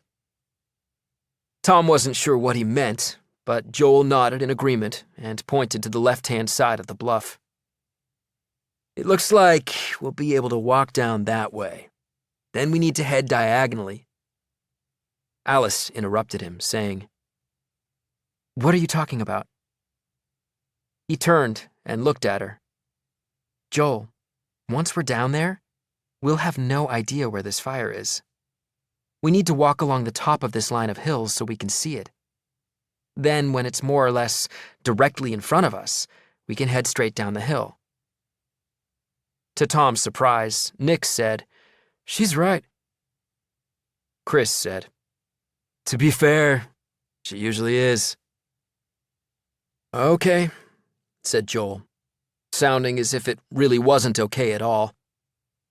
"It'll be harder work, but if it makes you feel more confident, we can do that." He pointed at the spear in Tom's hand. "Mind if I use that, as I'm on point?" "Sure," said Tom, and handed it to him. They walked on, not quite along the top of the hills, but high enough that they could occasionally look out through the tree canopies of the descending slopes and see the smoke in the distance. Each time Tom looked out, he found himself relieved that the smoke seemed no nearer, because he sensed instinctively that they were heading towards something that was no safer than the jungle. As it turned out, even Alice's estimate had been wildly optimistic. They'd been walking for over an hour before it finally seemed the smoke was directly in front of them, and it still looked some distance away. But it was within reach, and Tom knew they wouldn't turn back now, as much as he felt the urge to do just that. "This is the problem," said Joel. "We're walking two long sides of the triangle instead of one diagonal. We'd have been there by now if we'd walked the other way. Still, he left the word hanging there, full with meaning, and set off down the slope. Alice turned to Tom and said, "We could just kill him. No one would know." Tom smiled. "You're forgetting. We're here to stop him from getting killed." They followed after the others, and as the ground leveled out near the bottom of the hill, they found their way back onto a path, but one that seemed different from those they'd encountered before. It was hard to pin down why, but this had the feel of a path that had been created by humans. And that should have given them hope, but instead Tom and Alice exchanged a glance that was full of foreboding. It made Tom want to pause, because this felt like one of those moments. Like the moment with Naomi in the plane, or the strange atmosphere in the hours before Freddie died. That was how it felt now. Like something momentous was going to happen. And the channel was already open. That if he allowed himself time to think, he'd be able to see through the fabric of time and know what was coming, what danger lay ahead. But there was no time to think. They were moving on, and as he looked at Alice walking in front of him, he was determined on only one thing: that nothing would happen to her. He wasn't even sure why he felt it so strongly, but he felt it all the same. Nothing could happen to her. Chapter 36. They walked in complete silence now, hoping to approach the camp undetected. Tom studied the trees around him as he walked, searching for anything that might suggest they were entering tribal territory of some sort. He didn't know exactly what he was looking for, but he looked anyway.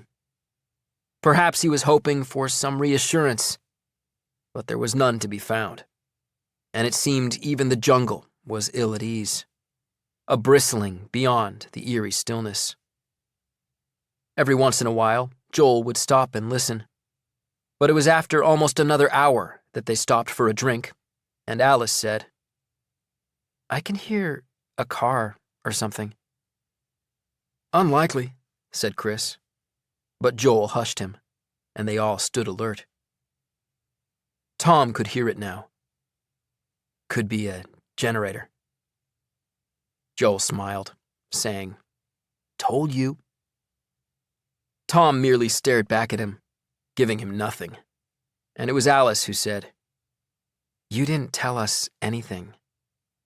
So they've got a generator. That doesn't mean they're not dangerous." "Agreed," said Joel.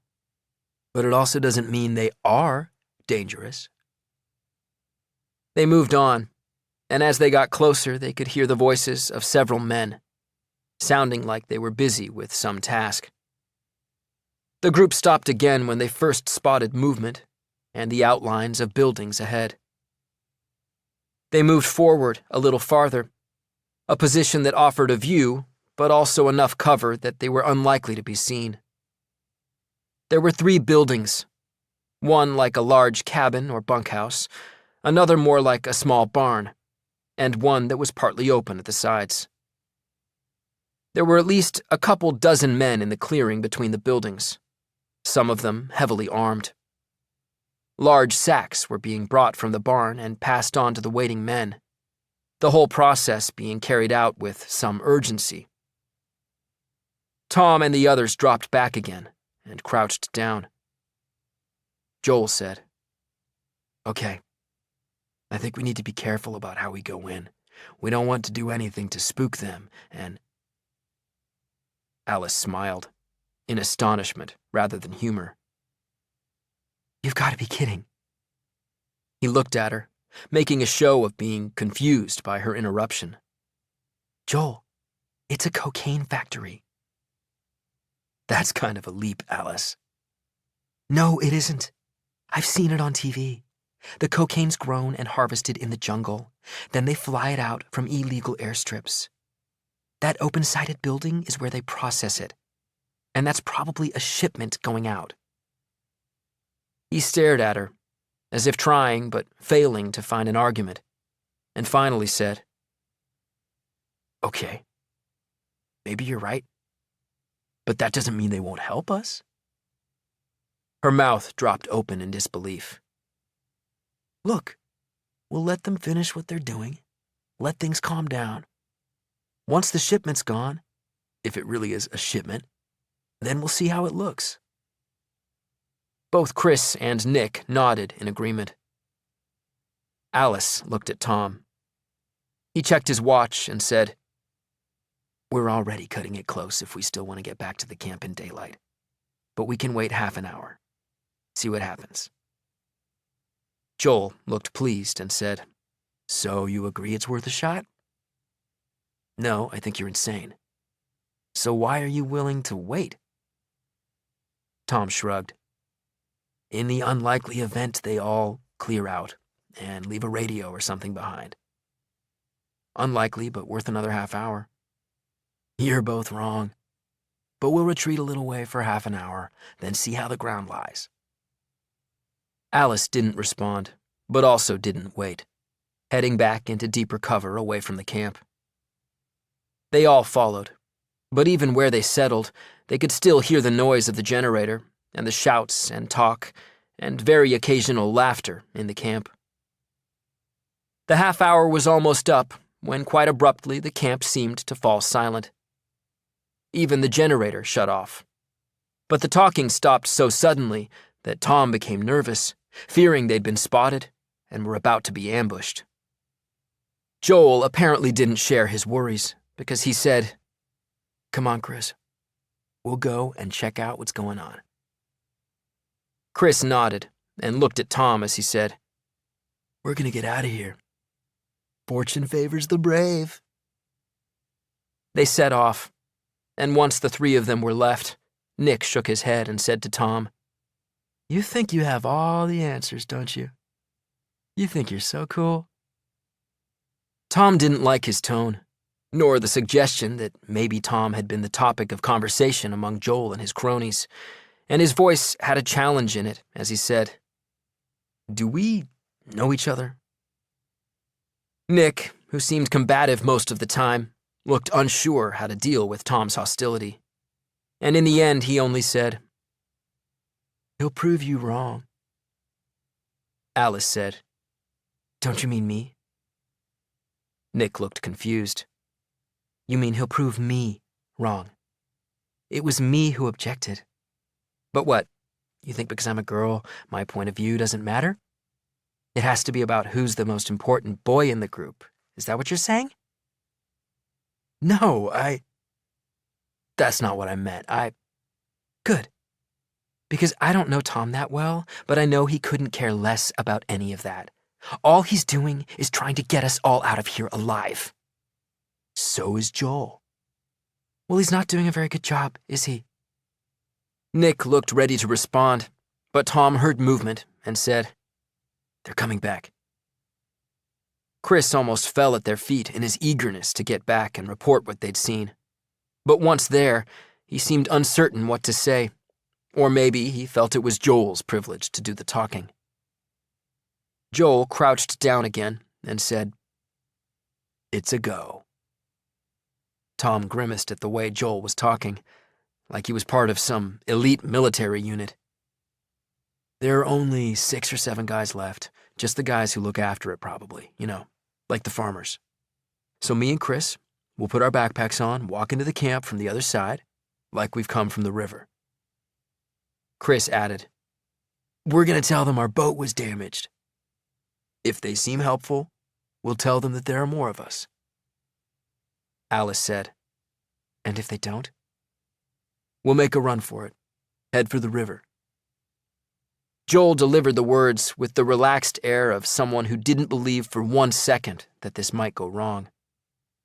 To support what sounded like a ludicrous backup plan, he said, "These guys are farmers, laborers, not rebels or anything." He started to pull on his backpack, and Chris followed suit as Alice said, "What, you're going now?" "Fortune favors the brave," said Chris again, his eyes a little glazed with the prospect of what he clearly thought was going to be a triumph. Joel nodded and handed the spear to Tom, saying, "Better leave this with you. Don't want them getting the wrong idea." Tom took it, even as he said, "I know we don't agree on much, but I'm asking you not to do this. You're putting yourself in danger and the rest of us too. You saw the river. We can take the boats downstream." "Sometimes, Tom, you have to take a risk, and this is a risk worth taking." He stood now. "Okay, Chris, let's roll." And before anything else could be said, they strode off into the jungle. Chapter 37. Tom and Alice and Nick moved up to their earlier vantage point, and now that there was less activity, they had a better view of the small camp beyond. The barn was closed, and the open-sided building looked deserted. The bunkhouse door was ajar, and they could just hear what sounded like a radio inside, playing scratchy, indistinct music.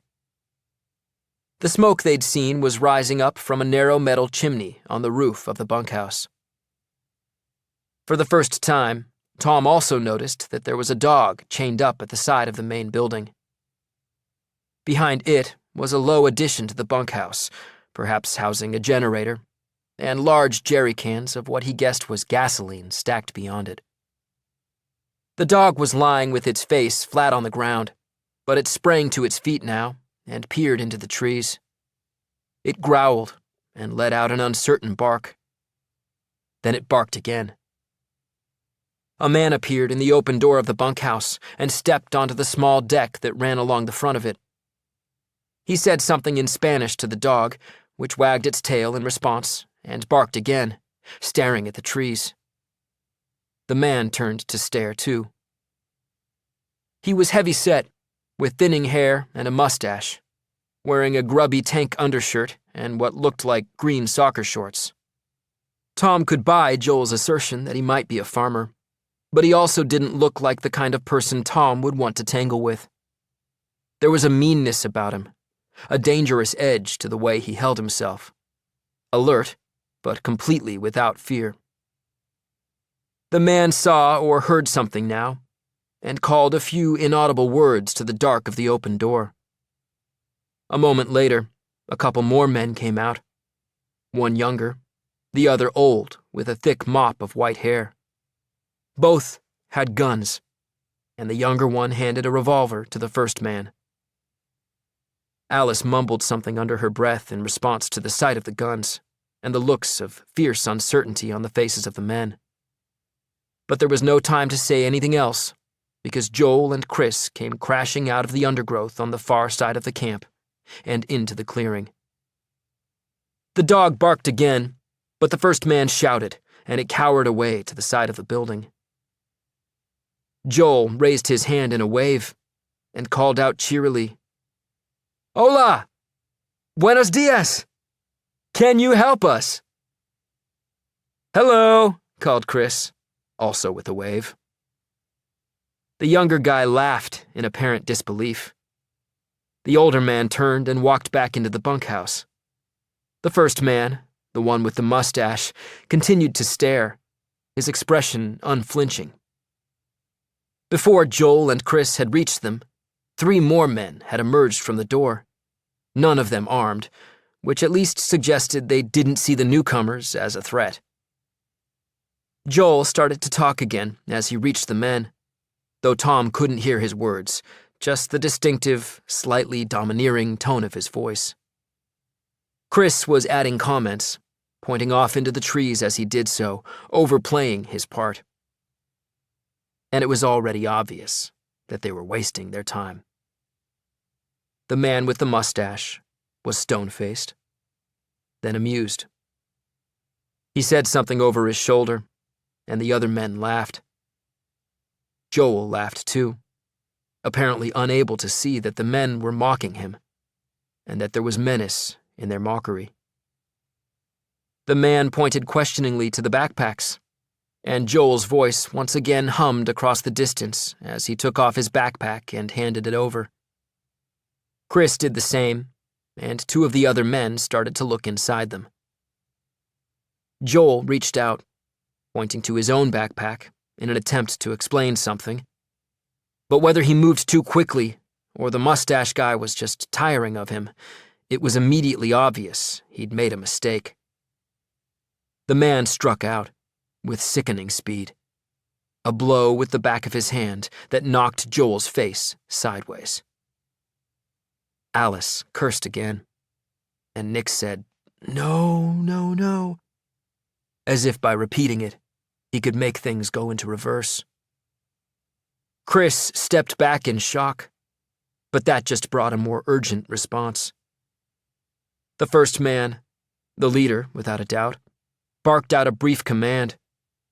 The others dropped the packs and grabbed hold of Joel and Chris. Chris sounded panicky as he shouted, "Say something, Joel!" But if Joel responded, they didn't hear it from their hiding place, and it produced no effect. More instructions were given, and the two boys were pushed with kicks and shoves to prod them on their way across to the barn. They were taken inside, one of the men emerging again almost immediately, but not the others. A couple of minutes crept past. Silence beyond the closed barn door. Tom strained to listen, not certain that he wanted to hear what was happening in there, but listening anyway. Then the door opened, and the other two men came out, laughing with each other. Tom tried to work out what that laughter might mean, if there were any hints within it as to what might have happened to Joel and Chris. For a moment, he imagined them both dead in there, killed silently, with a minimum of fuss. Their deaths no less random and swift than the viper bite that had killed Toby. The boss said something to the younger man, and there was a brief discussion before the younger one went back to the barn. He came out again with a small crate to sit on, closed the door, and settled down. Guard duty, thought Tom with relief. They weren't dead. Not yet.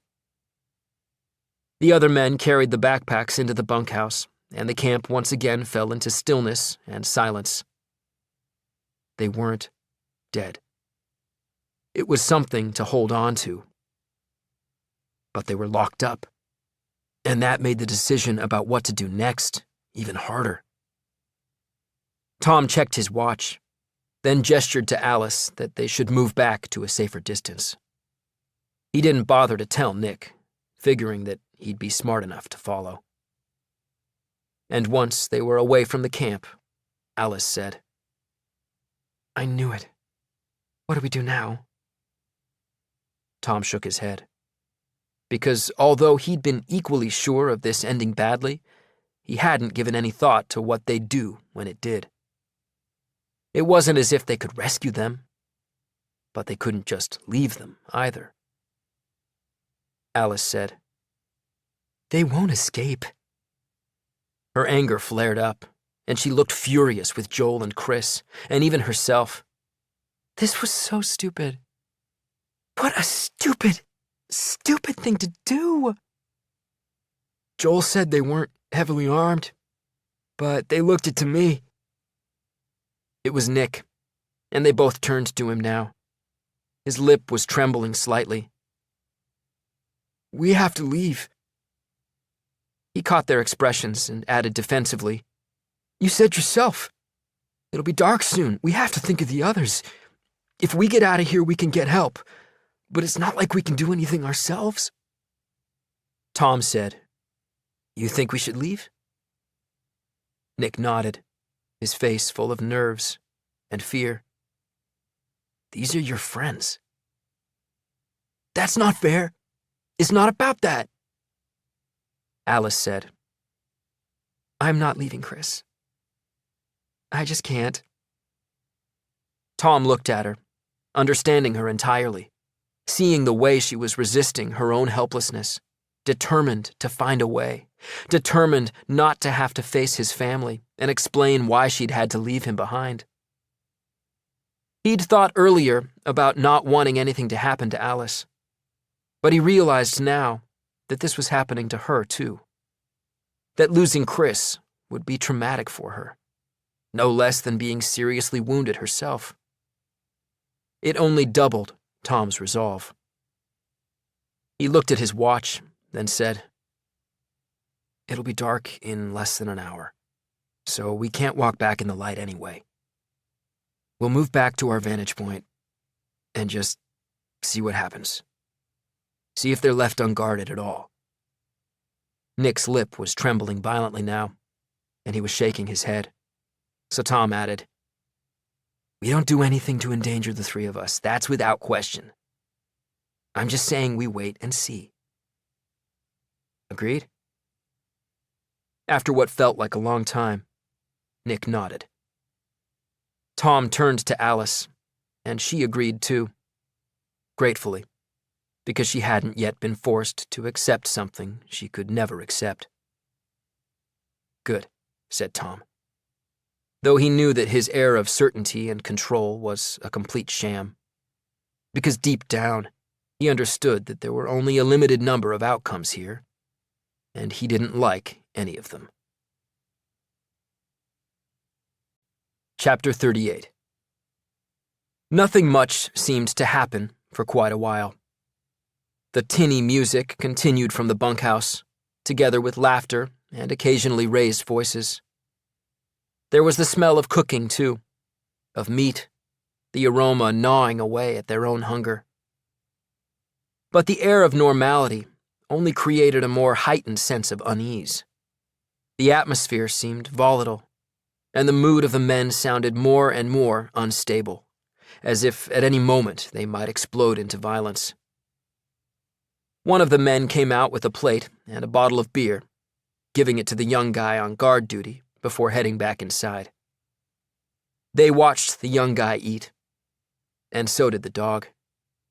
When he'd finished, he walked over and tipped the scraps onto the floor before taking the plate back into the bunkhouse.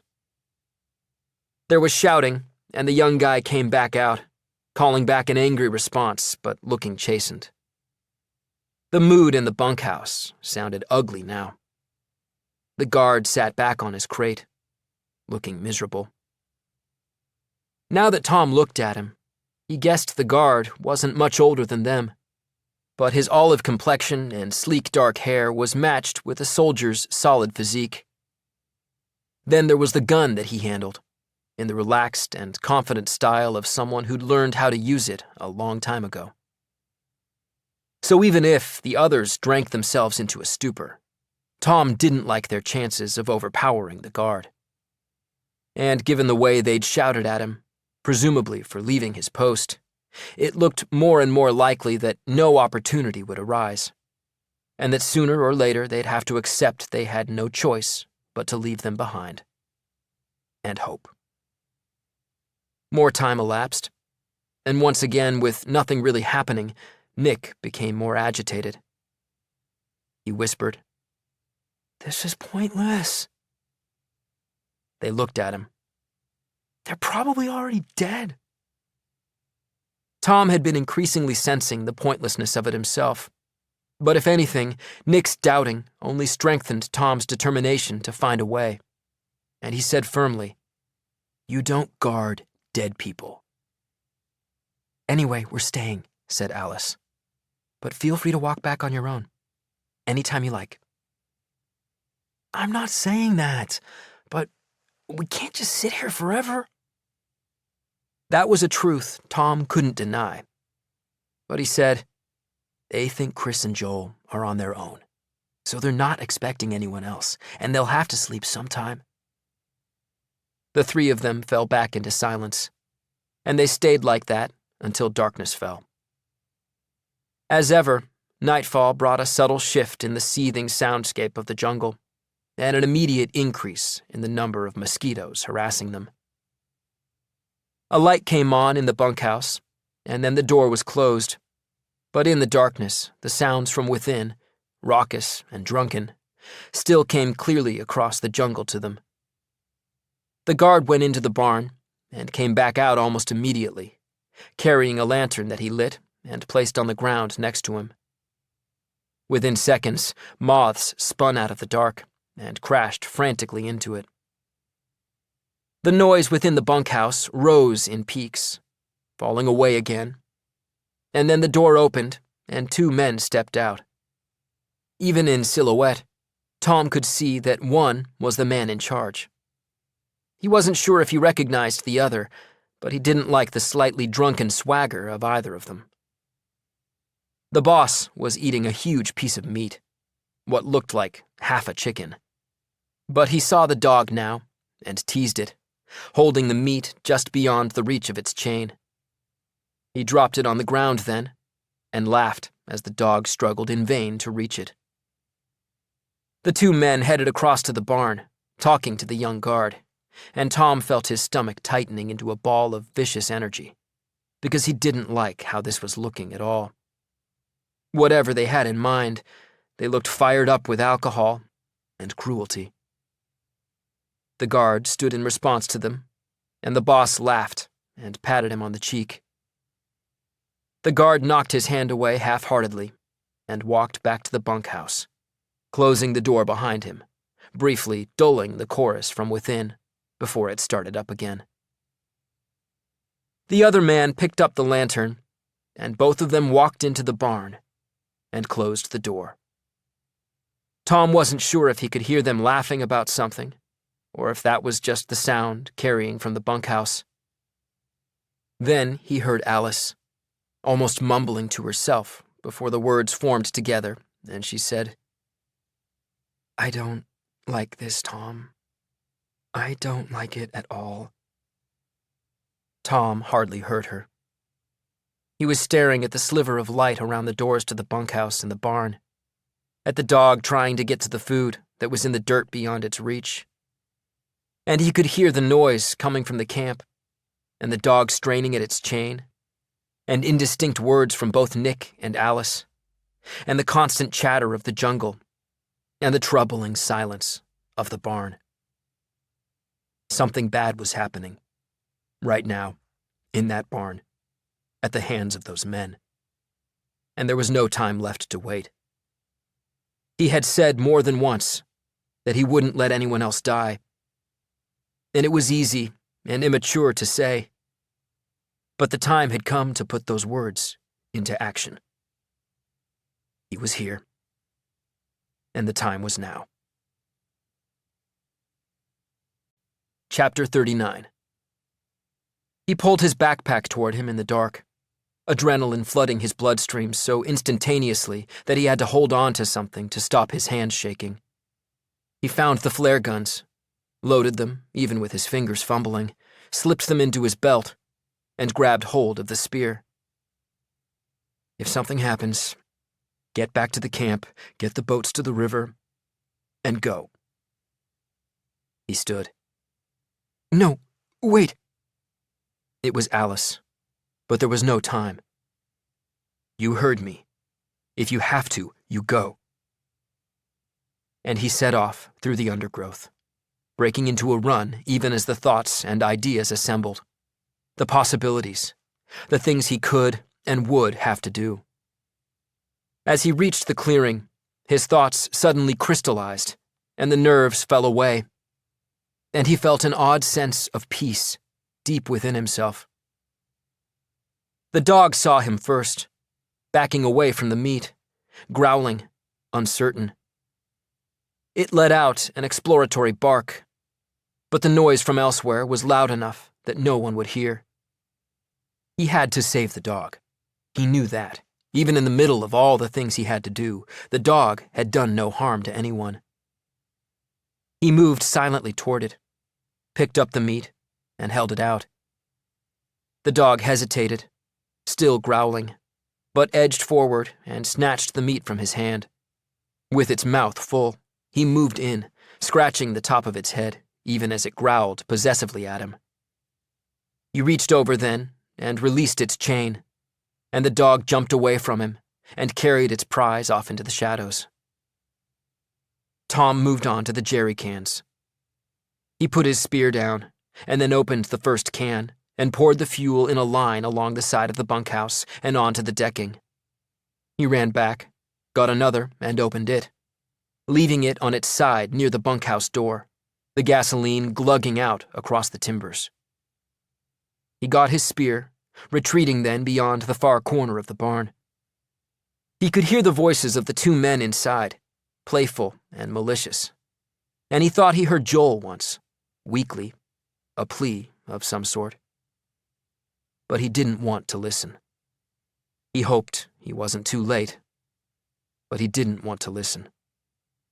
He took the first flare gun from his belt and aimed it at the remaining jerry cans at the side of the bunkhouse. He fired, and the flare shot out into the darkness with a noise like tearing paper, arcing and spinning toward its destination. Tom expected an explosion, but not this kind of explosion. It was instant and astounding. A blast of light and heat and wind, knocking him backward onto the ground, filling the sky with a brief, blinding flash and flying debris as the bunkhouse blew apart and disintegrated. He scrambled back onto his knees, only certain he was still holding the spear when he leaned on it, almost like a walking stick. The barn door flew open, and the leader burst out of it. He saw Tom kneeling on the ground and ran toward him. Tom didn't hesitate, time slowing as the bulk of the man careened toward him. Tom pushed himself up, climbing to his feet, and before he was even upright, he thrust the spear forward into the man's stomach, pushing harder as it met resistance, fat and muscle and bone, pushing until they crashed into each other, a shattering blow. And Tom could smell the man's sweat and the beer and meat on his breath. They spun around each other, as if performing a choreographed street dance, and the man fell onto his back in the dirt, the spear pushed up at an angle into the top of his stomach, under his ribs. The momentum sent Tom stumbling over him toward the open barn door, and even as he tried to right himself, he pulled the other flare gun free and turned to face the barn. He saw Joel and Chris, their hands tied to a beam above their heads. He saw the other guy standing by them, holding a machete, looking confused, panicked. He saw the gun in Tom's hand and said something urgent in Spanish, holding his hands out in submission. And Tom fired. The flare tore in a short, haphazard trail across the barn and blasted into him. A scorched black explosion into his stomach, and the man screamed and fell backward. And he kept screaming for a few seconds more as Tom ran into the barn. Chris was bruised around the eye. Joel's t-shirt had been torn off and was lying like a rag on the floor. They were both talking, but the roar of the explosion was still in his ears, and Tom couldn't hear them or make sense of what they were saying.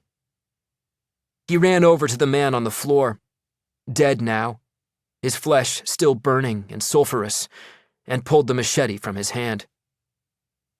He cut Chris's ropes first, then Joel's, and they were still talking, but he ignored them and said, "Follow me." He ran back out, and for some reason thought to retrieve Barney's spear, but it was wedged so deeply into the dead man's body, and was so slicked in blood, that he left it. Across the way, what little remained of the bunkhouse was burning furiously, a bonfire that no longer even resembled a building. Tom turned away from it, blinded for a moment, the darkness beyond looking total and uncompromising. But then he spotted a flashlight beam in the distance, merely a pinhole against the velvet backdrop of the jungle. He headed for it, vaguely conscious of Chris and Joel running behind him, and of the deeper roar of fire farther back. At last, the beam of light moved and came toward them, and they nearly ran into each other.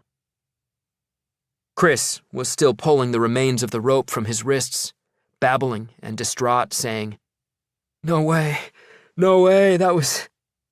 What were they going to do to us?" Joel had been quiet, but said, "Shut up, Chris. He cut your shirt off."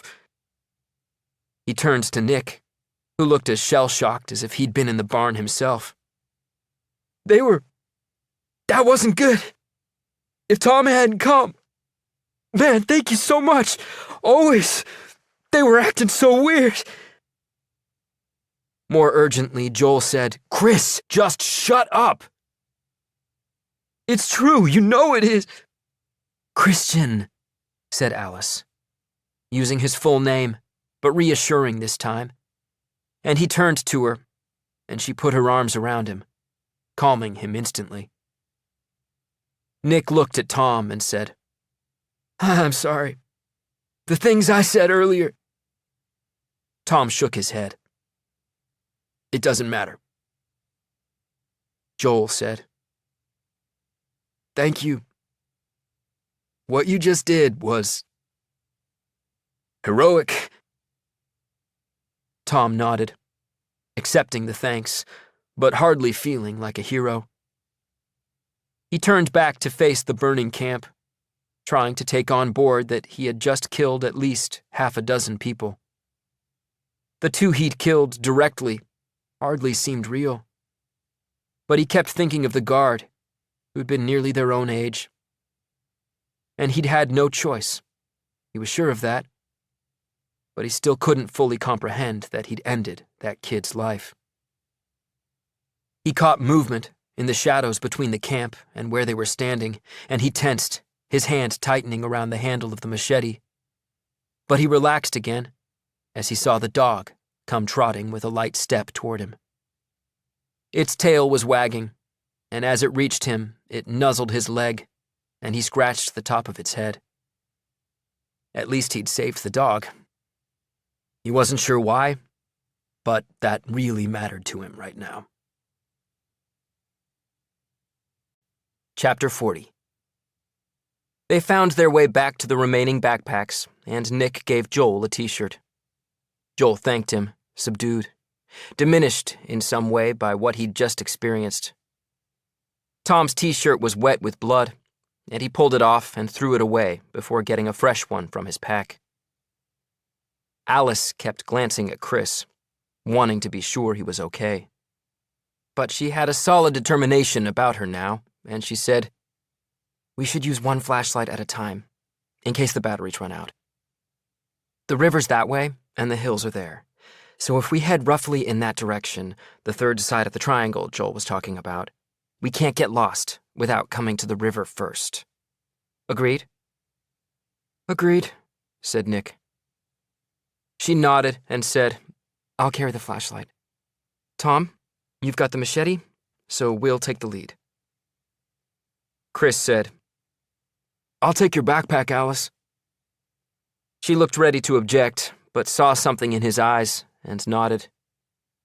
Joel said, "I can carry yours, Tom, if you don't mind." Tom wasn't really sure what that was all about, but he shrugged and said, "Sure." They prepared to set off, but almost as an afterthought, Alice said, "Oh, Tom." He turned toward her, and she hugged him, tightly, her head against his, and she whispered close to his ear, her voice full of emotion. "Thank you. Thank you." He nodded, though she couldn't see, and he found his throat tightening with emotion too. Perhaps only because he couldn't remember the last time he'd encountered this kind of total gratitude. In fact, now that he thought of it, he wasn't sure he'd ever done anything before in his life that had meant this much to another person. She pulled away then and said, "What about you? Are you okay?" "I'm fine," he said. Because he did feel fine, though he knew he probably shouldn't, and that something had changed within him in the last 15 minutes, whether he fully knew it yet or not. "I just killed a whole bunch of people, but I'm fine." "You did what you had to do, and you saved 2 people. And a dog." She laughed. And a dog. They set off through the jungle, and the dog went with them, sometimes scouting ahead, responding to scents and sounds they couldn't detect themselves, occasionally becoming alert or growling before coming back to Tom. He didn't have the time to think much during the walk back, because walking through the jungle at night, even with the aid of a flashlight and a dog, required full concentration. Only once did anyone refer again to what had happened, and that was when Chris said, "You don't think they'll come after us? Those other guys?" "I doubt it," said Alice. "Even if they heard the explosion, they'd probably think it was soldiers or another gang. I don't think they'd turn back with a whole load of cocaine." Joel added, "They wouldn't know where to find us anyway." His voice seemed to have regained its confidence and authority, but none of them responded, and they walked on for some time in almost complete silence. When the ground started to climb, the undergrowth also became thicker. Tom walked in front, holding a flashlight in one hand and the machete in the other. But progress was slower, and the dog stayed behind him now, walking alongside Alice.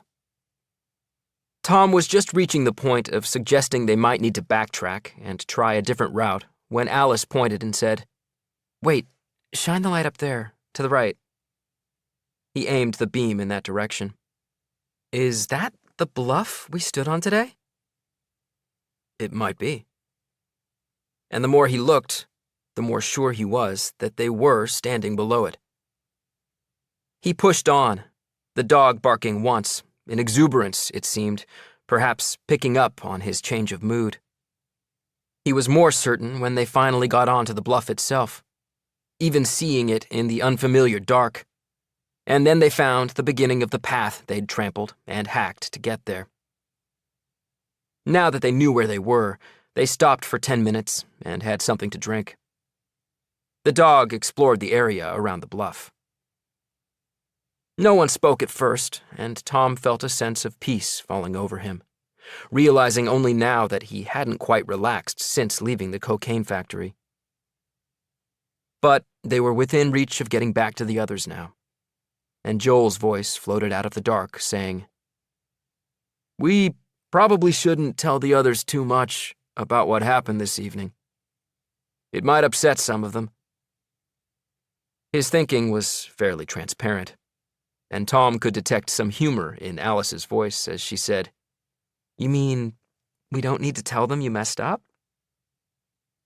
But Joel's voice came back forcefully. "We didn't mess up. We took a risk, for the sake of everyone else, and maybe that risk didn't pay off, but that doesn't mean we were wrong to take it." "We'll have to agree to disagree on that, Joel, because I think it's the most stupid thing you've done, and that's saying something." For a moment, there was no response, and then he said, "All I've done, from the minute we crashed, is try to help everyone. And that's what Chris and I were doing when we walked into that camp. I just think it could upset people if we tell them too much about it." Alice sounded furious as she said, "Fine." There was another pause, and Tom sensed Joel was waiting for him to respond, so in the end he said, "I don't care either way. But we should go." They started walking again. A different silence now, a sense that the five of them were once again divided into factions.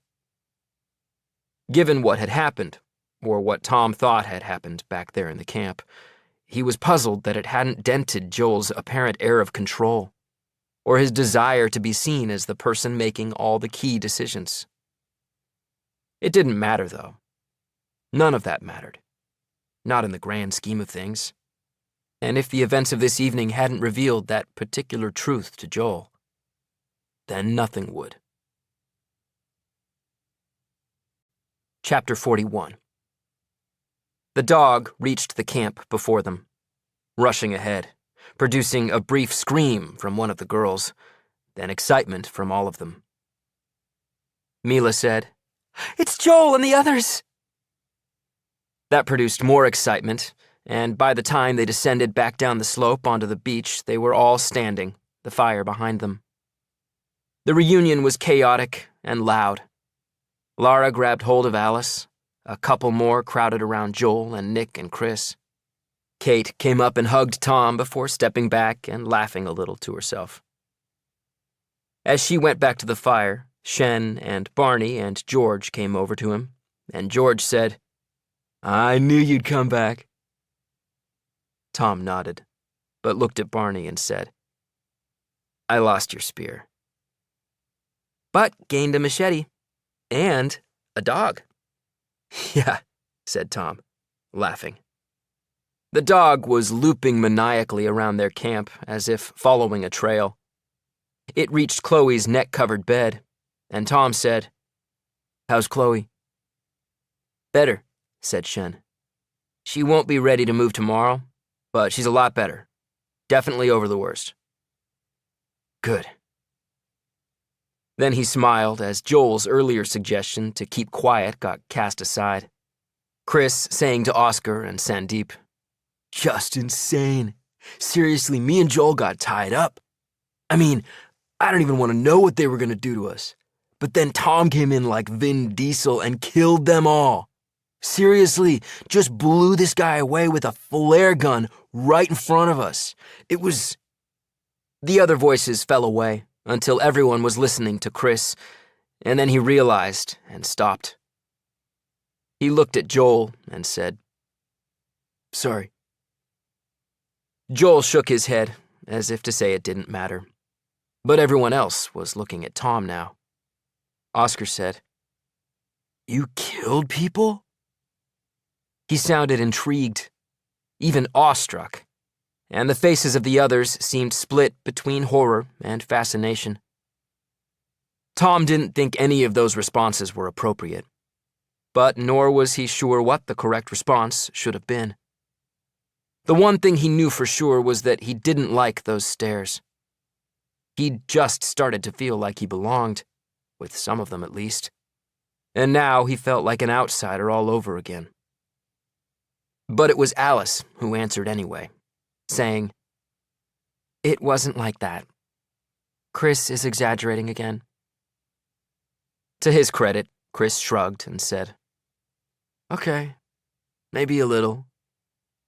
But I was the one who said the plane would crash." This brought some laughter and light-hearted derision, all of which Chris took gamely on the chin in his attempt to undo his revelations of a minute before. It seemed to work to some extent, in that people kept talking to him and Joel in the same way, but Tom caught a few more intrigued stares in his direction, and it was clear that none of them believed Chris had exaggerated entirely. Tom turned back to the others and said, "What's the food situation?" Shen nodded, as though he'd been waiting for the question. "It took a while to develop a technique, but Kate managed to catch a couple of fish. We cooked them over the fire this afternoon. She thinks we'll catch more tomorrow." "We will," said George, "now that we know how to do it. She's a natural." "I know it," said Tom. "And we're lucky. There don't seem to be any anacondas or caimans on this stretch, so the fish are plentiful." "How do you know there aren't any?" "We don't know for sure, but we were there all afternoon and no 30-foot snakes or alligator-type things came flying out at us." George laughed. "It's good news anyway. It means we can save the remaining snacks until we're in the boats." "Yeah, sure. And the sooner we get in those boats, the better." George looked at Tom for a moment and asked, "What really happened back there?" Kate came back over as Tom started talking. "Pretty much what Chris said. It was some sort of cocaine factory, drug cartel, or rebels. Joel thought the two of them could just walk in there and tell them they were lost. Alice tried to warn them, but..." "Well, what was that he said about you killing everyone?" Tom thought of the young guard emptying the scraps of his dinner for the dog. Thought of him trying to act tough in front of the older guys. He thought, too, of the white-haired man, and for some reason wondered in retrospect if he'd been the cook. He wasn't sure why he thought that, and it hardly mattered, because they were all dead. It wasn't really the way Chris made it out to be. I blew up the bunkhouse with 5 or 6 of them inside. The other 2 were in the barn where they had Chris and Joel tied up. One almost ran into the spear. The other one I shot with a flare gun. Wow. Yeah, wow, said Tom. I didn't really think about it at the time, I just didn't have much choice. George had the same look on his face that Oscar had shown earlier, a mixture of intrigue and awe. But he put it into words. I guess we're all wondering what we would have done in the same situation. I like to think I would have done what you did, but who knows? Again, Tom was struck by the fact that they thought he was brave or a hero, when he didn't feel like he'd been either. Yeah, well, the truth is, I'm not even sure I'd do it again. None of us knows, not until it happens. George accepted the point, but Kate said, No, Tom, I think you'd do it every time. You might not know it, but it's who you are. She smiled mischievously, adding, I mean, if you did it for Joel, you'd do it for anyone. Maybe. But he was grateful for her mild teasing, grateful that Kate also seemed to think no less of him for what he'd done. It was left at that, and little by little the camp settled down again. The only real difference was the dog, which various people fussed over, though it always came back and sat next to Tom. Julia had never let him have a dog, but he was glad for this one now, because for all the bad things that he'd done back at that camp, at least he'd also done this one good thing too. Chapter 42. Tom was woken at first light by the dog growling. He opened his eyes, saw that same stained orange sky hanging low overhead. The dog let out a bark and growled again. Tom heard one of the girls, half asleep, saying, What's he barking at? Tom thought of the men from the camp and jumped up, but the dog was facing the river, growling, running forward toward the water before retreating again. He stood, rubbing his eyes even as the others were also getting to their feet. His first thought was something in the water, a caiman or anaconda. But as he approached, he couldn't see anything. And in fact, the dog seemed to be focusing on the opposite bank. Tom stared over there, but again could see nothing at all. Tom scratched the top of the dog's head, and he calmed for a moment and settled by him, but then jumped and barked again. Kate was nearby now and said, What's he barking at, Tom? Not sure. Something spooked him. Maybe a jaguar or something. She came over and said, Well, I'd rather have a spooked dog than a jaguar. Unexpectedly, Chloe's voice emerged from the other side of the fire, saying, Did I hear a dog barking? They looked and saw she was sitting up under the nets. A few of the others headed over to her, so Tom faced the river again. The dog had calmed down and appeared relaxed now, but Tom still stared into the undergrowth on the other bank, wondering what it had detected in there.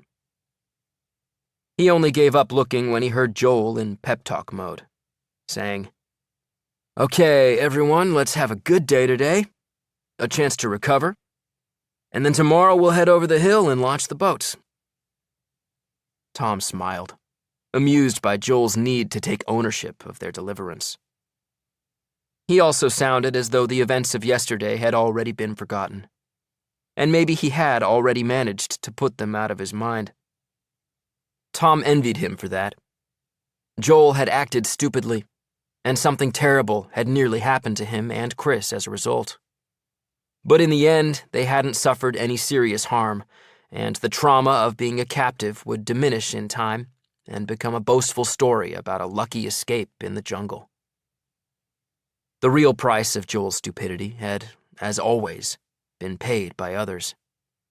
And Tom was one of those now, because he had killed people. He could remember their faces so clearly, and he had an uncomfortable feeling he'd never forget them. The two men in the barn, the old man with the white hair, the young guard.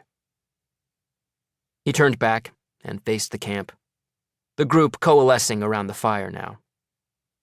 Chloe was on her feet and being helped to the fire by Barney and Mila. She looked a lot better, but Shen's assessment was probably right about her not being ready to travel today.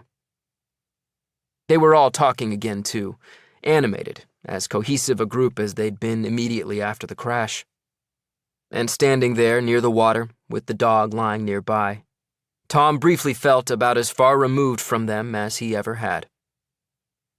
But just then he realized someone was looking back at him. Alice.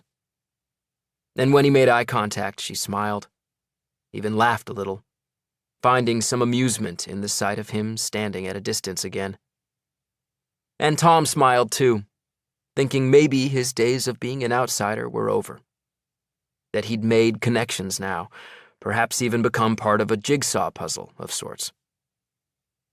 As if to prove that, Kate walked over to him and said, "We'll need a couple of people to keep a lookout while me and George are fishing. It takes a lot of concentration, so someone else needs to look out for predators." "I can do that." "I thought you would." She looked at the river. "With any luck, they'll be sick of eating fish by the end of the day." "Where'd you catch it yesterday?" "Over here. I'll show you." And with that, Tom edged back into the group, and the day progressed with some sort of normality. Kate and George proved adept at catching fish, one disturbing them and chasing them into the net held by the other. Most of the group ended up watching them, their spirits rising with each catch. The only person who seemed at all subdued was Chris, who sat next to Chloe for most of the day, talking quietly, neither of their voices audible above the general excitement and the occasional playful barks of the dog. Late in the afternoon, not long before the sun would be setting somewhere behind the opaque orange mist, Shen skewered the fish onto one of the poles and started to cook it over the fire. The dog joined the rest of them in watching it cook, knowing he would be in for the scraps. But then, quite abruptly, he became alert and turned away to look at the river. He growled and took a cautious step forward. Tom stood, turning to look in the same direction, and the dog took that as a cue, leaping forward with a couple of aggressive barks. The group fell silent, and then Chris said, "What is it, Tom?" Tom shook his head, but the dog was still growling, still fixed on the same stretch of undergrowth on the far bank. Tom picked up a stone and pitched it across the river, aiming for the focus of the dog's stare. It hit the undergrowth on the far side, and there, briefly, was a flash of color and movement, as something leapt away and into the depths of the jungle beyond. "Did you see anything?" "I'm not sure," said Tom. "Maybe a big cat." Chloe said to no one in particular, "It's awesome having a dog around." The dog turned and went back to watching the fish, which Tom took as proof enough that he'd scared off whatever had been over there. He went back and sat down himself, but he sensed it was right for them to move on.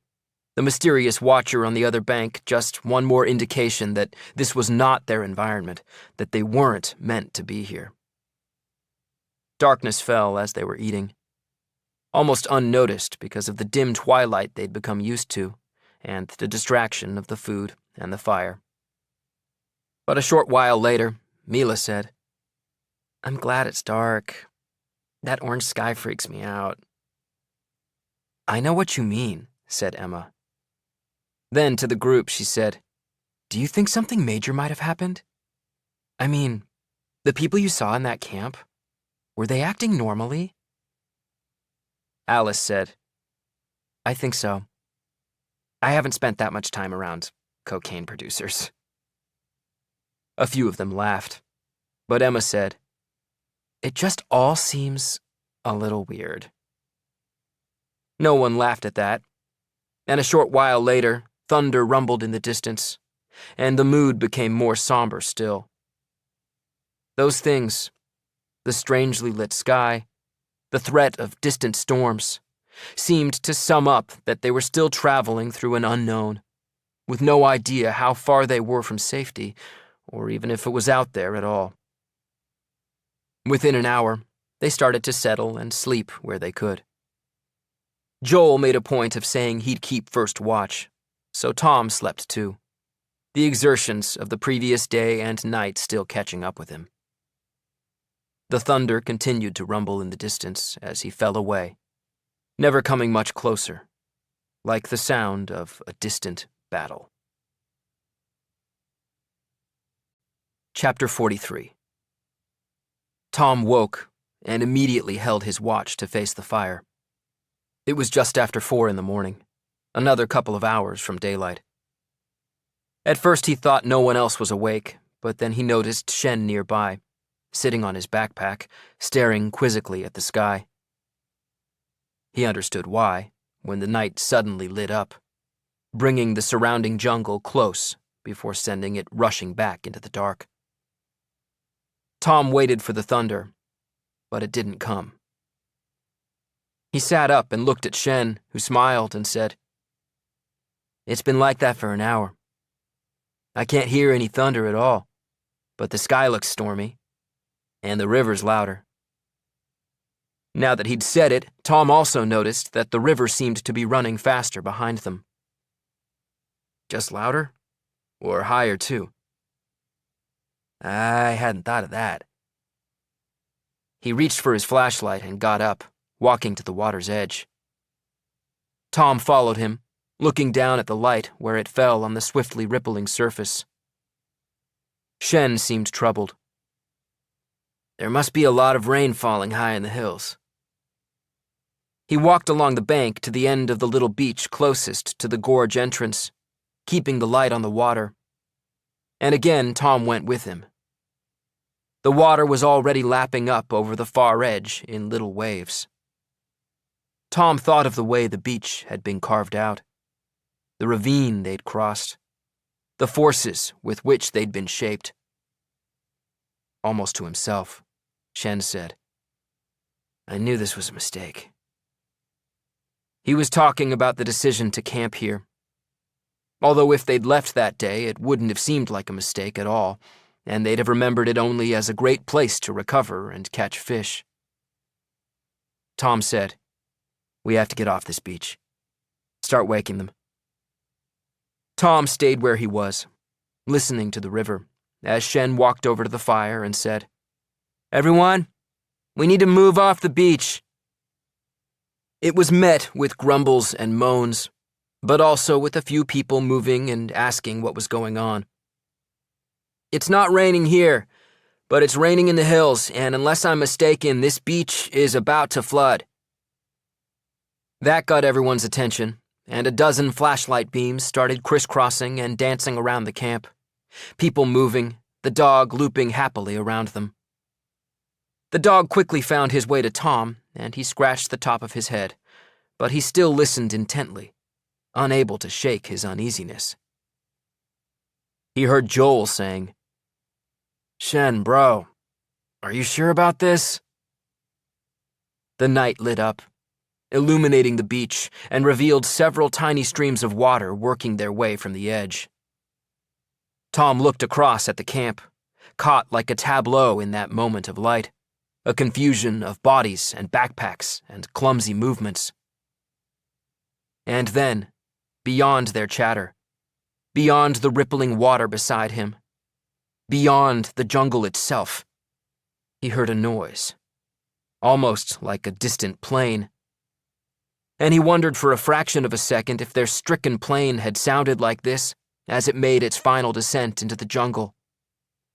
But this was not a plane, and it was coming toward him, and in one terrifying moment, he understood immediately what it was. "Everyone, move! Now!" The dog barked, and Tom ran himself, scooping up the backpack and machete with one hand, grabbing the handle of one of the boat cases with the other, and dragging it across the rocky shore. The noise was deafening now, in his own ears at least. It was raining in the hills, and a wall of water was barreling toward them.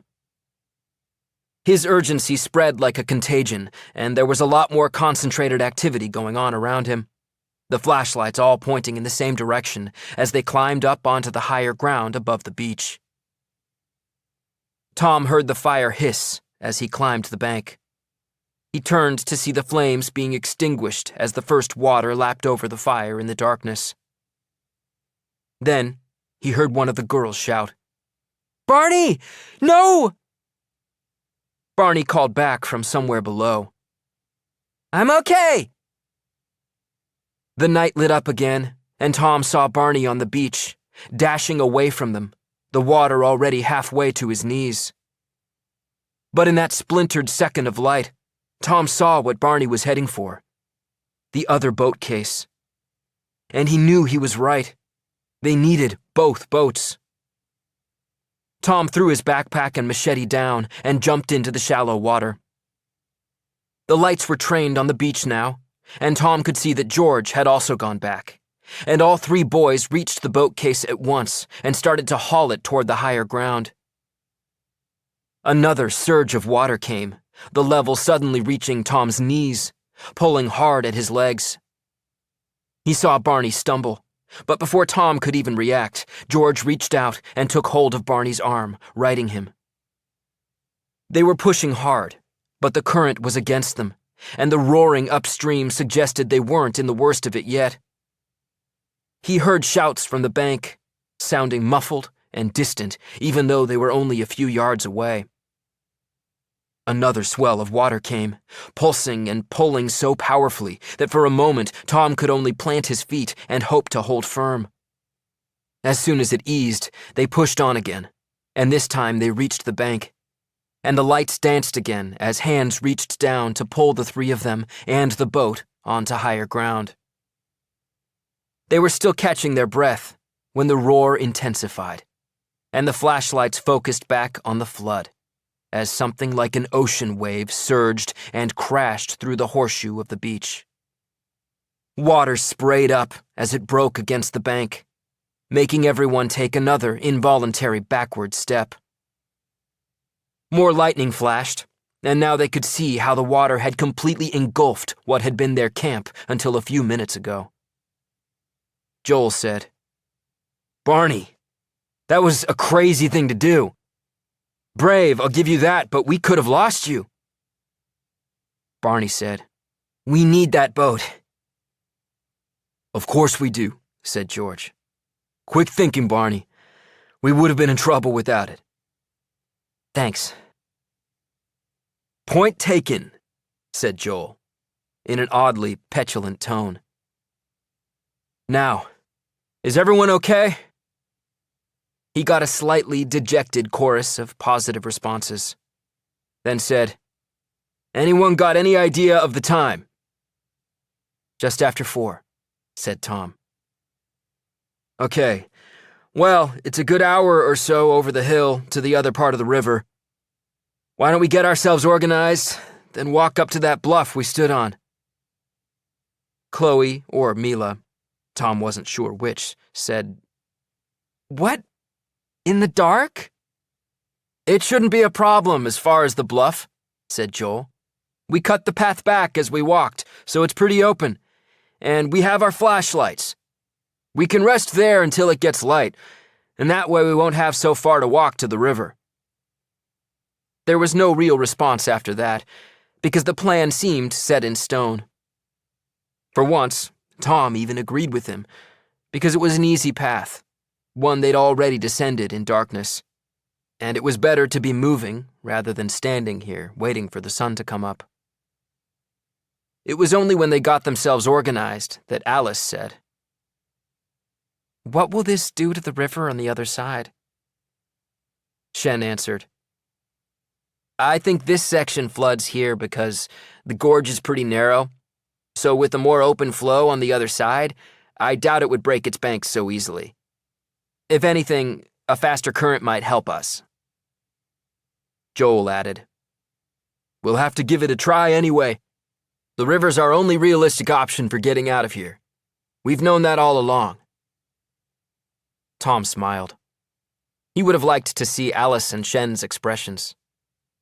Aside from Joel talking as though the river escape had always been his plan, he was ignoring one other obvious route, because those cocaine smugglers had been heading somewhere, even if it was just a remote jungle airstrip. And as unlikely as that option seemed right now, they'd have to consider it if going down the river proved impossible. He guessed they'd find out about that soon enough, though, because after a little more organization, they set off in a long nocturnal column, up the hill and toward the bluff on the other side. Every 5 minutes or so as they walked, the jungle lit up around them, throwing startling shadows. After each lightning flash, there was another flurry of talking, often about the lack of rain or thunder. By the time they reached the bluff, there was probably only another half hour of darkness left. But the weather finally broke, and a steady rain started to fall. That produced another flurry of activity, as people reached for waterproof gear, then searched for spares they could give Joel and Chris. Daylight came, finally without the orange hue. But the sight from the bluff only served to subdue them even more. The jungle seemed to stretch out forever in front of them, rain-soaked and featureless, except for the muddy brown of the river snaking off to their right. But whatever the others thought looking out at that view, Tom felt a frisson of nerves and energy, a slight elevation in the adrenaline flowing around his bloodstream, a desire to move on and find out. It felt like many days had crawled past since he'd first imagined this escape, and this was the ultimate test of Tom's plan. If it succeeded, Joel would take the credit, and Tom didn't mind that so much. But if it failed, there'd be absolute certainty, in some minds at least, about whose fault it was. Chapter 44. They walked the last leg with the rain falling constantly, water seeping and streaming through the jungle floor around them, forming into tiny streams, so that in the end it appeared the river was coming to meet them. The riverbank was raised, so they didn't see the water until they were almost on it. And then, before anyone could speak, the dog barked furiously and bounded down the bank. There was a splash and flurry of movement in front of them, the unmistakable outline of a caiman slipping beneath the surface. Tom searched the murky water, trying to see if it would reappear, but Shen was standing next to him and said, "It was one of the smaller species, which is a good sign." Tom looked at him. "Black caimans are the ones we have to watch out for. But if there was a black caiman here, it probably would have eaten that one." Joel came to the bank. He looked briefly at Tom, an oddly unfriendly look that Tom couldn't quite work out.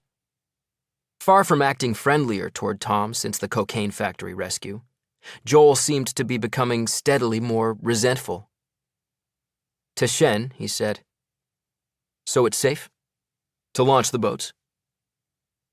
They all looked toward the river, where the dog was busily patrolling the water's edge, apparently baffled by the caiman's disappearance. "Nothing's coming after the dog, and the water's flowing fast, but not dangerously so. It's wide enough, too, though we'll have to make sure we keep to the middle to avoid getting snagged." That's where Barney's oars should help. When Shen got no answer, he turned to face Joel. So, yes. I'd say it's safe to launch the boats. Great. In which case, why don't you and Barney open them and get them pumped up? He glanced at Tom again before turning to the group. Chris, Nick, Sandeep, Oscar, you help Shen and Barney with the boats. Everyone else, check your backpacks, see if there's anything that can be left behind. Shen looked puzzled. The boats are going to be pretty big. Even so, everyone, check your packs. People started to move, though with the exception of Shen and Barney, none of them seemed to have much idea what they were supposed to be doing. Alice walked over to Tom and said, I notice he didn't ask any girls to help put the boats up. He didn't ask me either. Probably for the same reason. Scared of you. Scared of girls. Tom laughed, and they watched as the boats were opened for the first time. They were yellow octagonal rafts, big enough that they had to be moved onto the sloping bank, touching the water's edge. As their scale became apparent, Tom noticed a couple of people picking up discarded items and putting them back into their packs. Once the boats were fully inflated, Joel pointed one by one, saying, Okay, my boat. I'll take Chris, Nick, Chloe, Mila, Oscar, Lara. Lara looked put out. Oh, I thought I'd go with Alice. He sounded like a teacher in response. We're all going to be together anyway, so it doesn't matter which boat you're in. Sandeep's in the other raft, and he's not complaining. We're just dividing the group, not worrying about who's friends with who. Alice and Tom exchanged a glance, acknowledging the lie of Joel's last comment, given that he'd made sure all of his friends were with him in his boat. Or all but one, anyway. Despite Joel's comment, Sandeep looked just as put out that he'd been assigned to Tom's boat. And Tom didn't get it either, because he'd imagined Sandeep being good friends with Joel. His dad was a professional golfer, and Sandeep had won a couple of amateur trophies himself. Tom only knew this because he'd overheard someone at school explaining once why Sandeep dressed like a middle-aged man. So maybe it was just Tom's prejudice, automatically linking Joel with a kid who played golf. And maybe they weren't such close friends. Tom didn't mind this arrangement anyway, and would have more or less chosen the people he'd been allotted, especially because, with the exception of Lara, his raft contained most of the people who'd originally asked to leave with him. Okay, let's get launched. Everyone who's in my boat. Joel headed down to the water's edge, and the others dutifully followed him, while he dished out instructions. He seemed incredibly eager to get on the water, and Tom wondered if it was just that he wanted his boat to be in the lead. Sure enough, within a couple of minutes they were on the river, and being pulled out into the current, even as the rest of them just watched. Shen stepped forward and called, Keep in the middle of the channel! Joel waved, though it was unclear whether he'd heard, and the raft slipped out of view. They stood there for a second, and then George said, Okay, they're gone. Let's go back to the plane and wait to be rescued. Laughing, they started getting their things into the raft, lifting it out onto the water and climbing aboard one by one. In their group, a few words were exchanged, but no orders, and no one took charge. They still managed to launch the boat as quickly as Joel had launched his, which Tom saw as a vindication in some way. The dog had paced maniacally up and down the bank the whole time, but as soon as Tom climbed in, he jumped over the side and stumbled into the middle like a drunk, earning another collective laugh. Then George pushed the raft and jumped aboard in one fluid movement, while Sandeep and Barney started to row as they drifted quickly into the middle of the channel. The raft immediately felt more robust than Tom had expected. The sides higher, too, designed for being adrift on an ocean rather than a river. He'd thought the octagonal shape might make it difficult to handle, and he imagined it spinning like a top downstream. But the flow of the river was strong enough that Sandeep and Barney found it easy to maintain a central course with their oars. There was a slight bend ahead, and the other boat had already disappeared around it before they'd launched. But as they approached it themselves, they could hear the unmistakable chatter and laughter. And as they rounded the bend, Barney started rowing furiously. It was soon clear why. Joel's boat had become snagged against a branch or root that arched out into the water, and it took some quick maneuvering to stop the second raft from ramming into it. Chris and Oscar were working hard to free it. Shen shouted, "Any damage?" "It's fine," said Joel. "We'll pass you on the next bend." Kate turned incredulously to the rest of them. Did I hear him right? He thinks it's a race? She shook her head, full of contempt. Shen said, "I'm sure he didn't mean it like that." He looked at the river ahead of them, smooth and open, but containing any number of dangers in the miles ahead, and added, "I hope not anyway." Sandeep looked back for a second. "Should we try to wait for them?" A collective, "No!" came straight back at him, and he laughed and went back to using the oar to keep their boat steadily mid-river. The river seemed to be made up of long stretches that were more or less straight, punctuated with shallow, meandering turns. But the turns were frequent enough that for the next hour or so they never once saw Joel's raft. It had to be reasonably close behind them, but they couldn't even hear the others. The rain stopped, and the humidity became even more intense. They took off their waterproof gear and dropped it into the bottom of the boat. The number of flies and other insects buzzing them rose steadily. The jungle was dense and unchanging. It hummed and whirred on either side, but there seemed to be an eerie peacefulness on the water itself. The dog soon learned to stand and move comfortably among them, and seemed transfixed by the riverbanks, as if he alone could see the secrets hidden within that lush, dark green. Occasionally, he would bark, his nose pointed at a particular spot on the bank, and they'd all stare in vain and speculate on what he might have seen. The clouds broke up, the first patches of blue appeared, and within no time at all, the sky had cleared, and the heat became total, as if it were inside them, a part of them.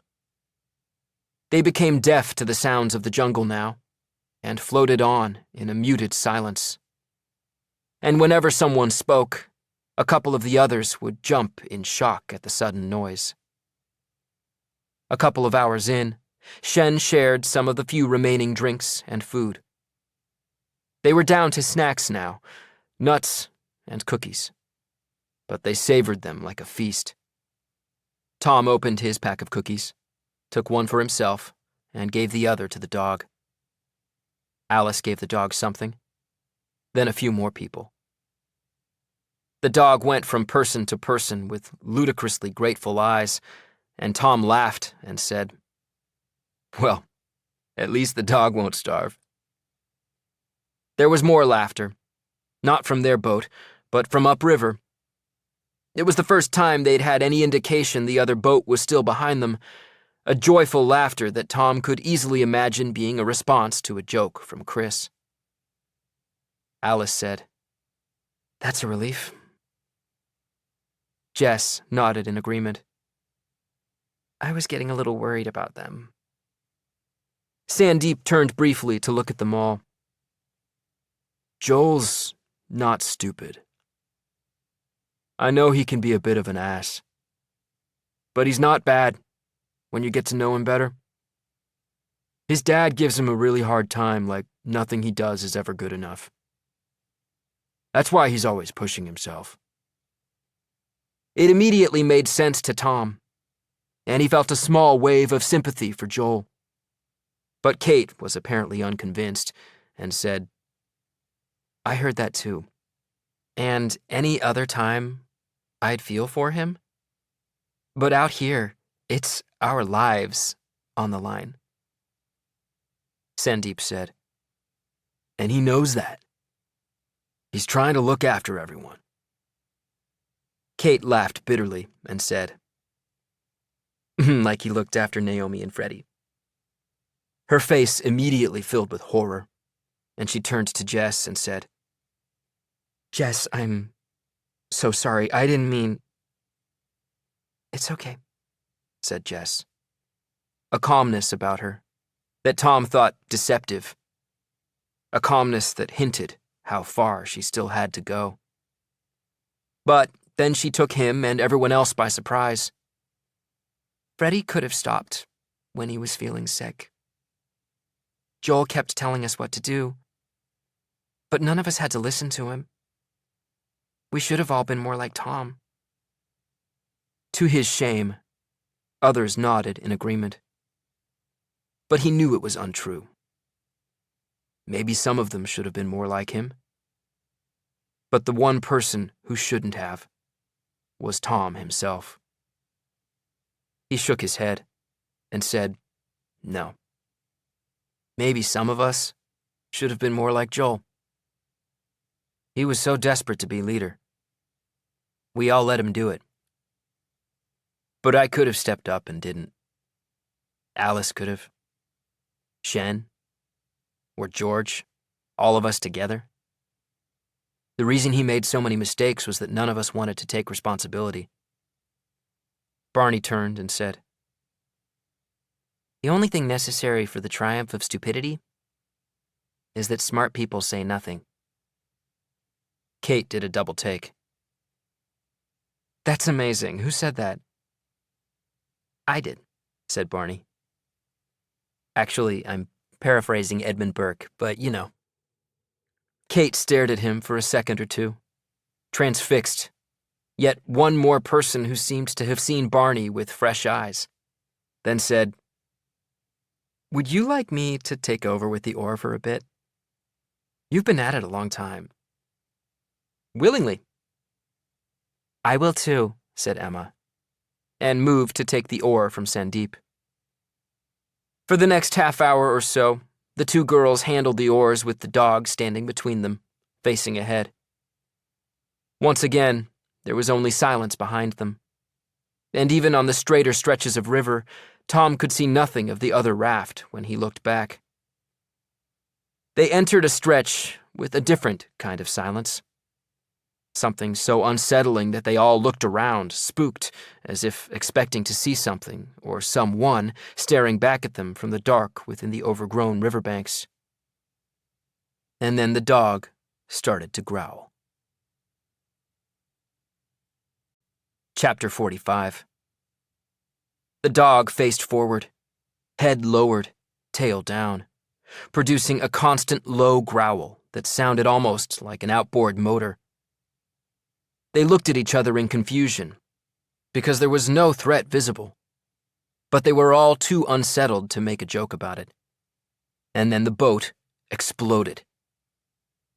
Tom flew up and out, and then into the river, water going up his nose, filling his ears, his clothes immediately waterlogged, dragging him down against the current. He surfaced, amazed to see the boat intact. It had felt as though it had been destroyed.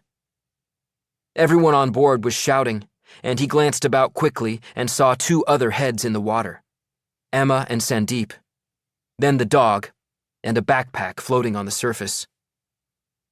Emma started to swim back to the boat, grabbing the pack and taking it with her, even as Kate shouted, "Leave the pack! It doesn't matter!" But she took it anyway, maybe because she hadn't heard, with everyone gabbling, asking panicked questions, no one with answers. Could it have been a caiman? But Shen or George had said they were unlikely to attack the boats. They'd also said it was important no one ended up in the river, and he was acutely conscious of the murky water beneath him now and all the dangers it might contain. Tom saw one of Barney's hollow metal poles floating nearby and reached out for it. His fingers made contact, but at the same time, his foot also touched something big and bulky beneath him. Tom recoiled in alarm, then kicked out, making contact. Then again, harder, a fierce kick, and this time his boot slid over it, and he felt a searing pain along his calf, as if it had been torn open.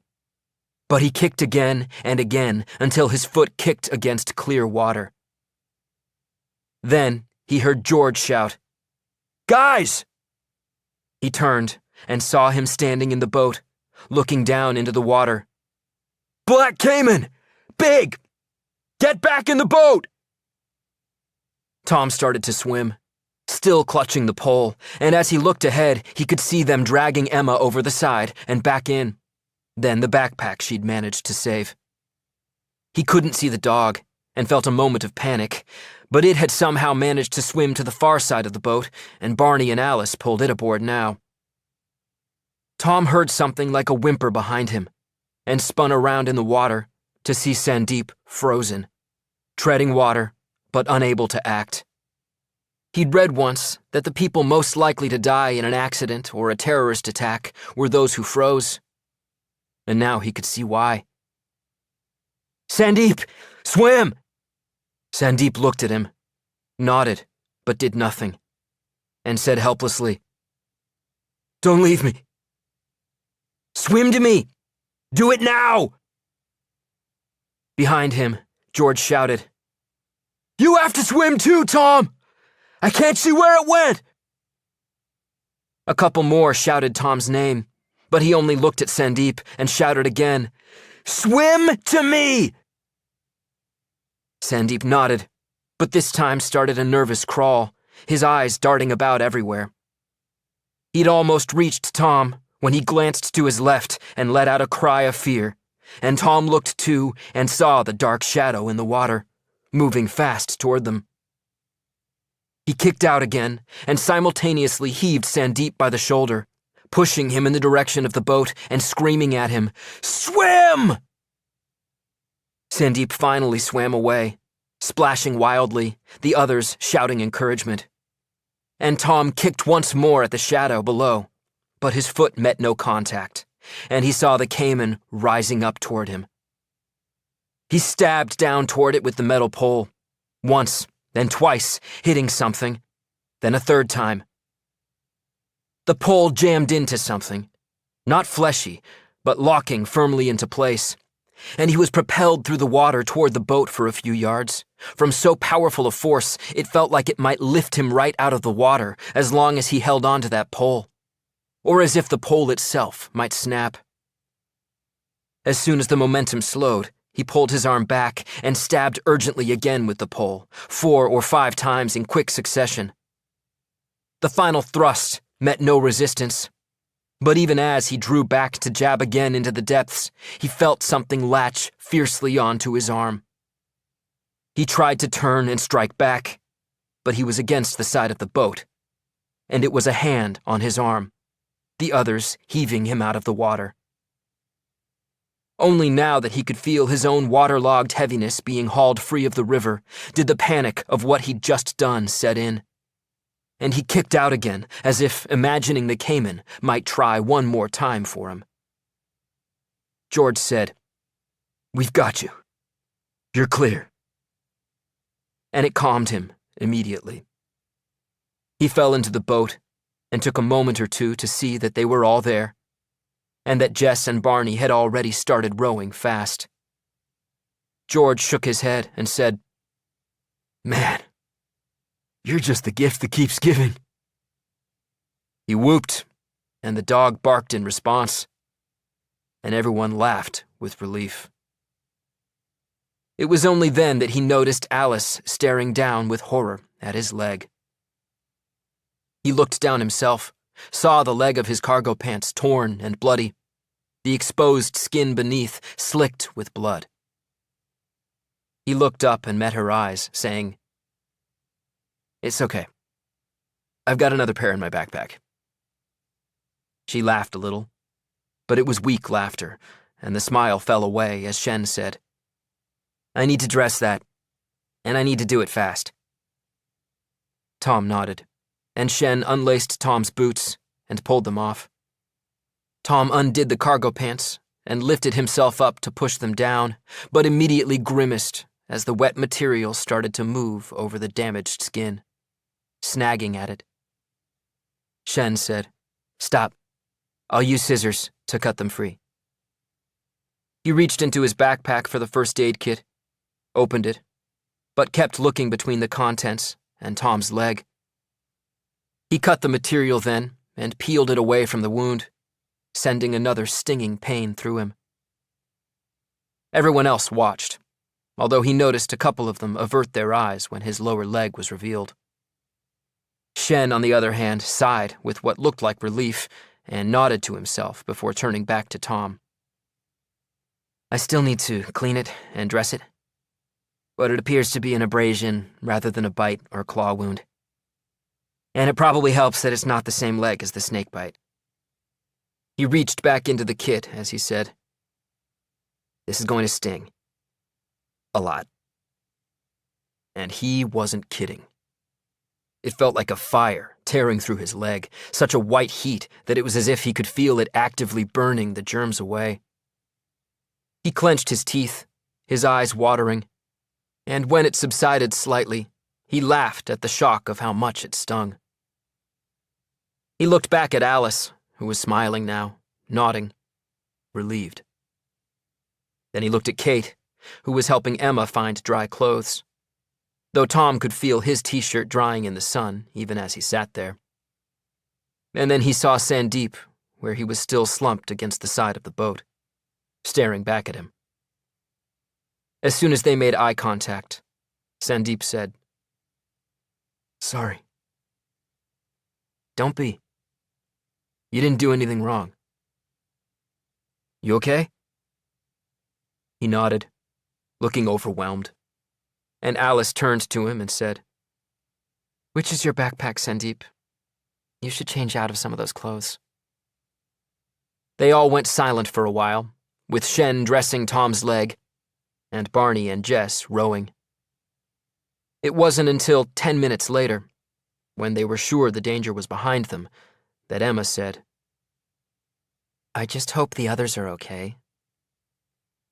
George said, "They'll be okay. Tom gave that thing such a beating, it won't be attacking anyone anytime soon." They laughed, even though they knew it wasn't true. The other boat was coming, probably too loud, already declaring itself to the caiman that was waiting below. And there was nothing any of them could do about it. They rowed on, away from danger, but they all remained silent now, listening, hoping. Chapter 46. They didn't hear anything from the other boat, but it was a long while before anyone spoke about it again. Finally, Barney said, "Oh well, no news is good news." It was met with subdued laughter, but little by little they started to talk again, and perhaps Barney was right. If the caiman had attacked, they would surely have heard screams or a commotion. They would have heard something, just as Joel and the others might have heard the noise of their own boat being attacked. A little while later, they rounded a bend and found a smooth, flat rock sitting in the middle of the river like a giant stepping stone.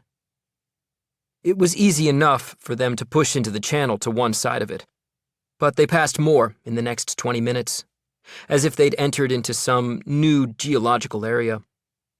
It meant they had to be more vigilant, but they made steady progress. They followed another bend, long and sweeping, and with trees overhanging on both shores. And when they came into the next straight section, Shen looked ahead with concern. There were more stones worn smooth, but his eyes were focused beyond them, where the river seemed to disappear into a blur. "It looks like we're merging with another river." He immediately put his finger to his lips, and everyone remained quiet. He listened intently, then looked forward again. Try to move the boat closer to the right bank. Not right into it, just closer. And it might be a good idea to have fresh rowers. George took over, and Tom was about to, but saw Alice preparing to move, and nodded in deference to her. Whatever Shen had noticed, Barney had picked up on it too, and without exchanging a word, the two of them were incredibly alert all of a sudden, looking ahead, at the water beside the raft, at the banks, cocking their heads and listening. It was almost as if they were mimicking the dog, and the dog in turn studied their every move.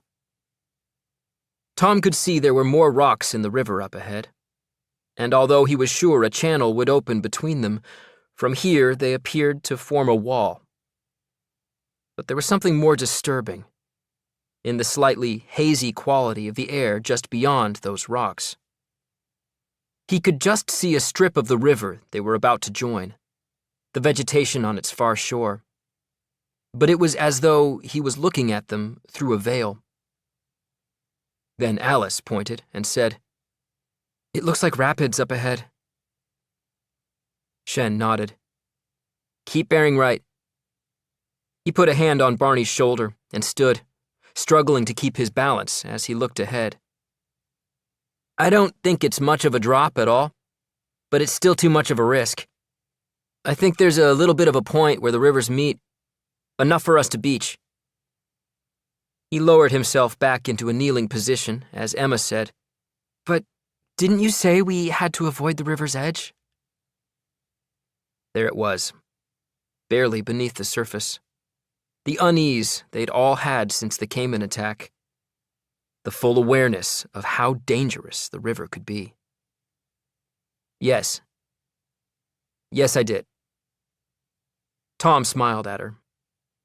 "It's daylight, and we have the dog. I'm sure we'll be safe." That seemed to reassure her, but Tom figured the real issue would be whether they were able to get to shore.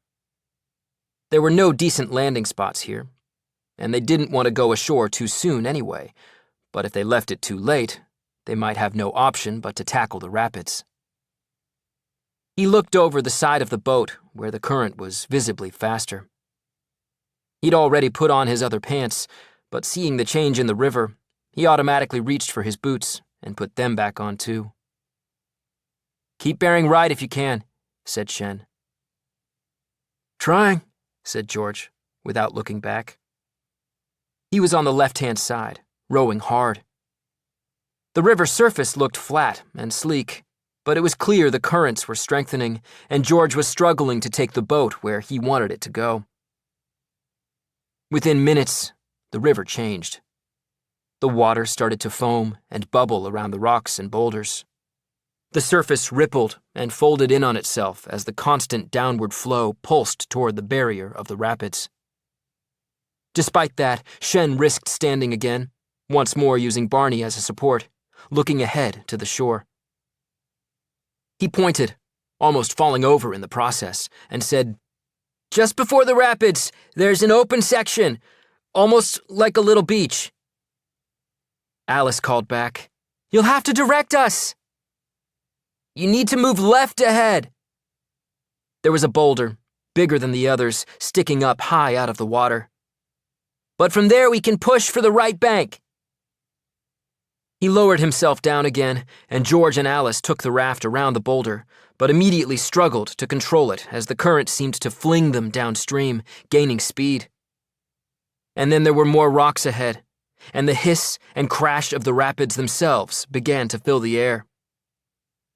George rowed harder, so hard that Barney's workmanship looked in danger of failing, the oar looking flimsier and more ragged each time it came out of the water. They moved right, but not enough. They'd picked up too much speed, the shore sliding past, just out of reach. The boat funneled relentlessly toward the rapids. George shouted now, "We won't make this!" Emma looked at the bank and said, "But we're so close! We're going too fast!" He was right. The momentum was growing every second, pulling them on, the rapids frighteningly close now, looking increasingly unavoidable. The bank, still dense with vegetation, was close enough that Tom probably could have thrown his backpack ashore, if not quite close enough to jump that distance himself. But he also understood why George and Alice were struggling to close down that gap, because the water was streaming past the side of the raft now, splashing up with the collision of speed and force. Then, Tom remembered the anchor. He pushed his backpack aside and grabbed it. Shen saw it at the same time and looked briefly undecided about the best thing to do with it. Tom didn't give him the chance, but knelt against the back wall of the raft and shouted, "I'm throwing the anchor in!" He got some response from the rowers, lost in the increasing noise around them, but as he got ready to throw it, Shen said, "You need to tie it off." "No time!" He wrapped the end of the rope around his hand and threw the anchor into the water behind them, slipping his other hand into the grasp line that surrounded the raft. That was a precaution that paid off. The anchor reached the riverbed and snagged, pulling his arm, then his body, pulling him so hard that the wall of the raft was in danger of buckling. Someone shouted, "Whoa!" as the boat slowed dramatically, but Tom could tell it wouldn't be enough. The anchor had caught on something, but it was already becoming slack in his hand, only its own weight in the water pulling them back. "That helped," said Alice. "Do it again!" He pulled the anchor back and threw it again, but this time there was no purchase, no jolt in the raft's progress. George shouted, "Running out of time!" And Tom knew now that he didn't have time for another exploratory drop. He looked to the shore, the roots of trees gnarled on the banks. It was worth the shot, but he'd need both arms, he knew it. He called back, even as he was heaving the anchor in again. "Everyone get down! Somebody hold my legs!" He felt someone grab his injured leg, and he winced with pain. But immediately Kate said, "Not there! Like this!" She pulled one hand on his thigh, another around his ankle. The anchor came free of the water. Tom pulled it close, grabbed hold of the anchor itself, slimy with whatever it had dragged through. George shouted something else, maybe just his name, sounding panicked, but Tom focused only on the weight and feel of the anchor in his hand, the rope in his other hand, the trees on the bank with their roots twisting and jutting down into the water. He hurled the anchor, throwing so hard that his shoulder jarred with the effort. It arced toward the bank, reminding him for a moment of the flare, tearing across the barn and into the torso of that man. It disappeared in among the trees and plants, but again seemed to gain no purchase. For a second or two, at least. The jolt came, though, and when it did, it still caught him unawares, slamming him into the side of the raft, forcing Kate and Sandeep to cling more tightly to his legs. His other shoulder felt almost as if it had popped out of its socket. He heard people fall and tumble behind him as the raft ground to a halt. The water crashed up against it and spilled inside. Not enough to cause a problem, but enough to know the anchor had snagged on something and the raft had as good as stopped dead. The dog barked, excitable, and the raft drifted toward the bank. They were still a little way from the beach that Shen had spotted, but this close to the vegetation, the current was slower, and he knew they were out of danger now. "Everyone okay?" He got a gabble of responses. "If I let this go, can we take it down to the beach?" It was Alice who replied, saying, "Let it go." He released the rope, seeing for the first time that it had burned the skin away around his hand and wrist, and the raft moved smoothly on, but at a manageable speed this time, and within seconds George and Alice had brought them alongside the small beach. George jumped out, then Sandeep, then the dog. The rest of them climbed ashore and pulled the raft up behind them. Everyone was out of breath. Only the dog dashed around, scouting with enthusiasm around this new terrain, his silence reassuring everyone that, finally, there was nothing here to fear. Chapter 47. The beach was only just big enough to hold the raft, the bank rising up around them and back into dense vegetation. There was a thin strip continuing along the riverbank, like a perilous footpath, maybe another 20 paces to the narrow point Shen had seen. Once the boat was secure, Shen set off along it, and the others followed, and soon they all climbed up the bank onto the point, filling it, the bruising rapids to their left, and a much wider river in front of them. The far bank was still a mass of vegetation, and there was no question they were still in the middle of the jungle landscape they'd seen from the bluff. But this river was big and wide enough that it filled them with a quiet hope that they were getting somewhere. No one spoke at first, but then Shen said, "We should get back to warn the others if we can." Everyone nodded and started back to the small beach and the raft. But Shen turned to George and Alice. "Really good job there." "Thanks," said George. "Yeah, thanks," said Alice. Shen turned to Tom and smiled, shaking his head before saying, "I completely forgot about the anchor. Let's just hope we don't need it again." Shen nodded, glancing out at the wide sweep of river that lay ahead of them, and they both followed the others along the water's edge. Once back on the beach, they all waited and watched. The roaring noise of the rapids removed any hope of hearing the others coming, so they studied the water on either side of the prominent boulder that obscured the middle of the river from view. Tom had imagined the other raft could only be 10 or 15 minutes behind them, and they'd taken nearly 10 minutes exploring the point, so he expected them to appear any second. When they didn't, he looked at his watch. Then 5 minutes later, then another 5. Barney said, "They should be here by now." Kate said, "What about the Cayman?" "We would have heard something," said Shen, with no confidence. "I think so too," said George. Tom thought of the other raft noisily approaching that stretch of river, none of them realizing the danger that was lurking in the water beneath them. Worse, if the Cayman had attacked and the boat had been destroyed, as their own so easily could have been. Probably only one of them would have been killed to begin with, the others scrambling to a hostile bank or swimming helplessly downstream. And Tom and the others could do nothing except wait. But he hoped the first sight of them wasn't going to be a body. He checked his watch again, and then Jess, the shortest in the group, said, "I see them." She pointed to the gap between the bank and the large boulder. It was a moment or two before he saw the welcome flash of yellow as they passed another rock farther upstream, the boat looking undamaged.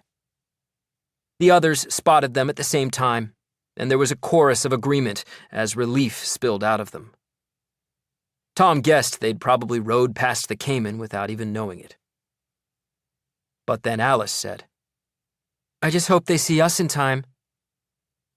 They all started shouting and waving, even though the other raft was hidden by the boulder now.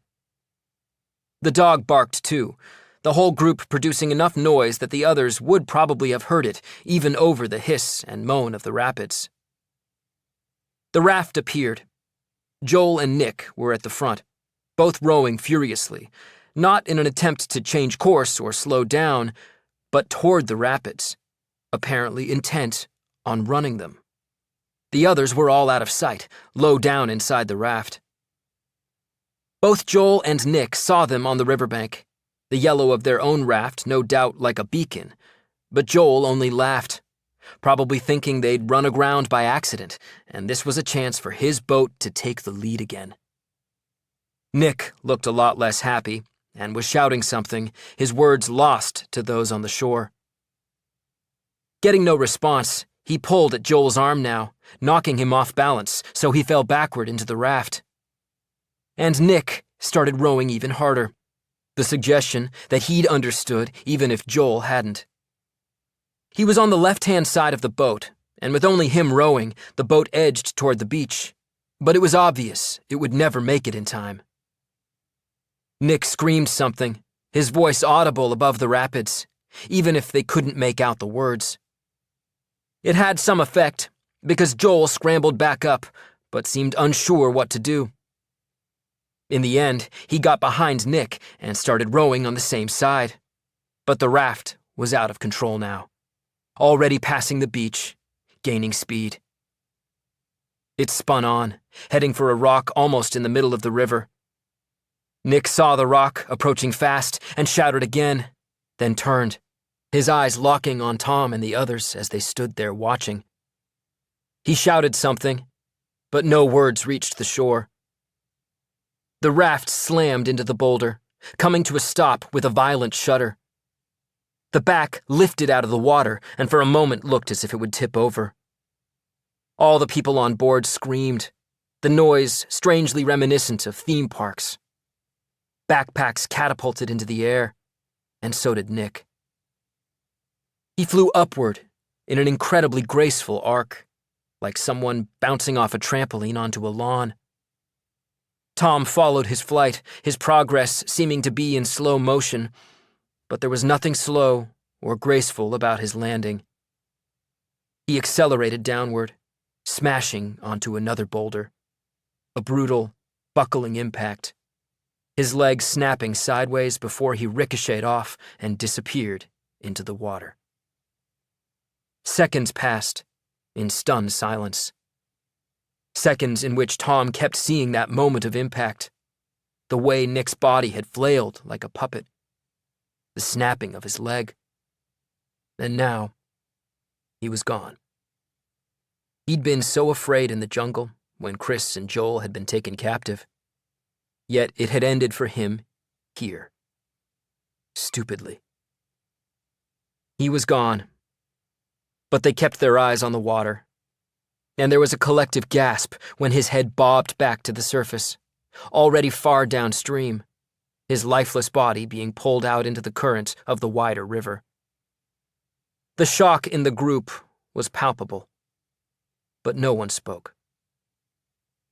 And then, miraculously, it seemed, Nick raised his hand out of the water, a pitiful wave before he was dragged out of sight. Behind Tom, someone said, "He waved." "I don't think it was a wave. I think it was just his body moving in the current." "It was a wave," said Tom. And that meant he was alive. He looked out at the raft wedged up onto the rock. It appeared undamaged as far as he could tell, and everyone else aboard seemed shaken but otherwise unhurt. So they had to go after Nick. There was no other option. As broken as he was, even if he was dying or already dead by now, they couldn't leave him. He ran to their raft, grabbed the spare rope, and handed it to Sandeep. Before saying anything to him, he turned to the others and said, "Carry the raft along to the point. Get ready to launch it." Emma said, "Tom, we can't save him. He's gone." "We're going," said Tom, with such conviction that everyone moved to pick up the raft and started along the narrow strip of beach. He turned back to Sandeep. "Throw the other end of this rope to them. Don't go in the water yourself. As soon as they've got the rope, you can help pull them over here. Then follow us. Once we get Nick, we'll get to the bank and wait. If you haven't followed us within an hour, we'll come back, even if we have to walk. Got it?" Sandeep nodded, looking afraid and uncertain, but equally afraid of disobeying instructions that had been issued with such determination. And he said only, "Nick's gone." "No, he isn't." And Tom didn't wait for an answer, but set off after the others. He didn't know why it mattered so much. Maybe because of that stupid promise he'd made.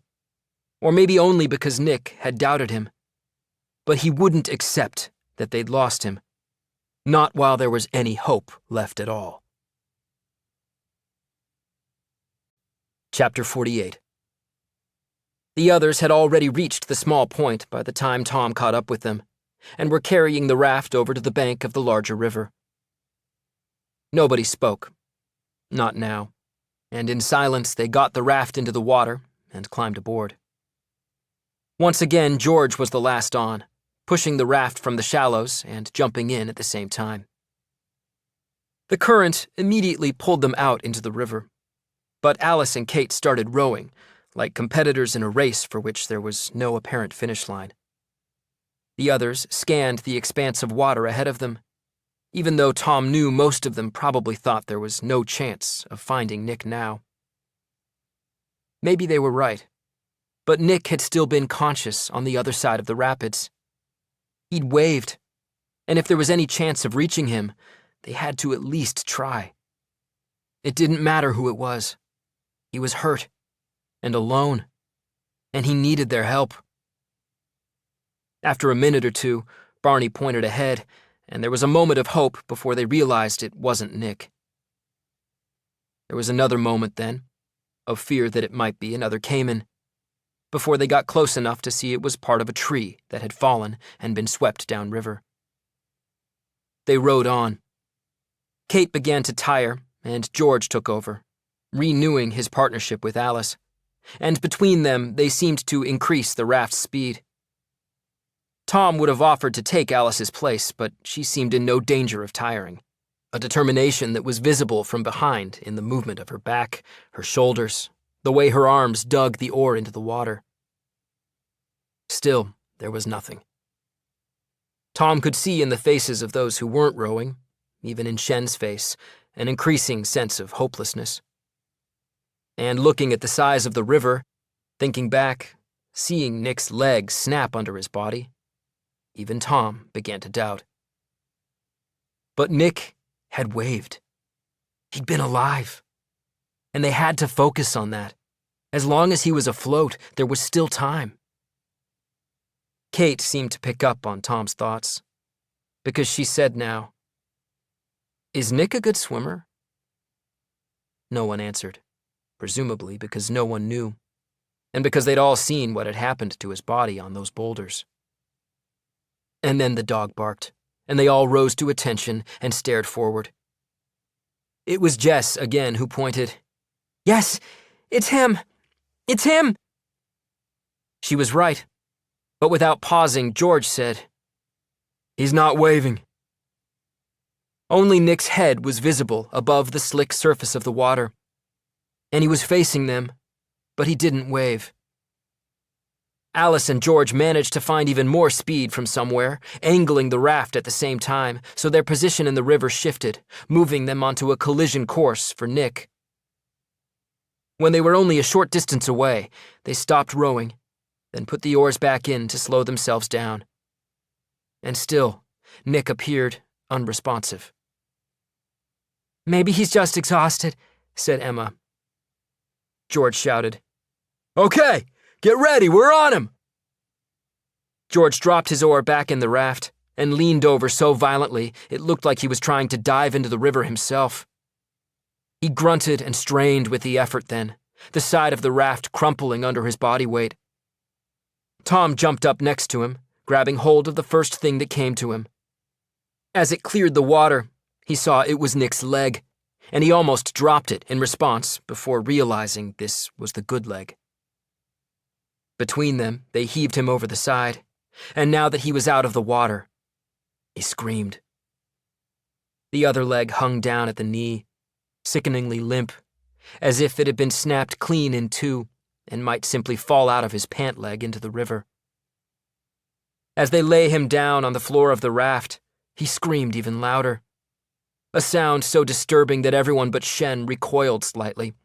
Shen jumped forward, moved the broken leg. Another piercing scream. Gave some short, sharp orders, got the medical kit, and got 2 or 3 people working for him. And still, Nick screamed. But Shen glanced back at Tom and said, "Screaming is good." Tom guessed he meant it was better than silence. And now Tom handed the oar back to George and said, "Get us to the shore as soon as you see a safe place.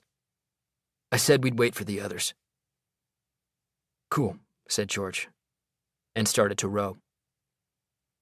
Tom sat back against the side of the raft.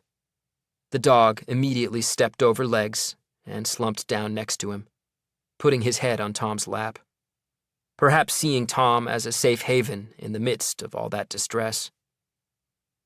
After a few seconds, Tom closed his eyes, falling into some inner peace with the dog beside him, as Nick's screams steadied, and Shen and the others moved about him, jostling the raft, and the rhythmic rowing of the oars carried them gently onward. None of this is real, he thought. It felt like he'd imagined all of it. Or maybe he'd died in that plane crash and these were the inventions of his brain's final moments.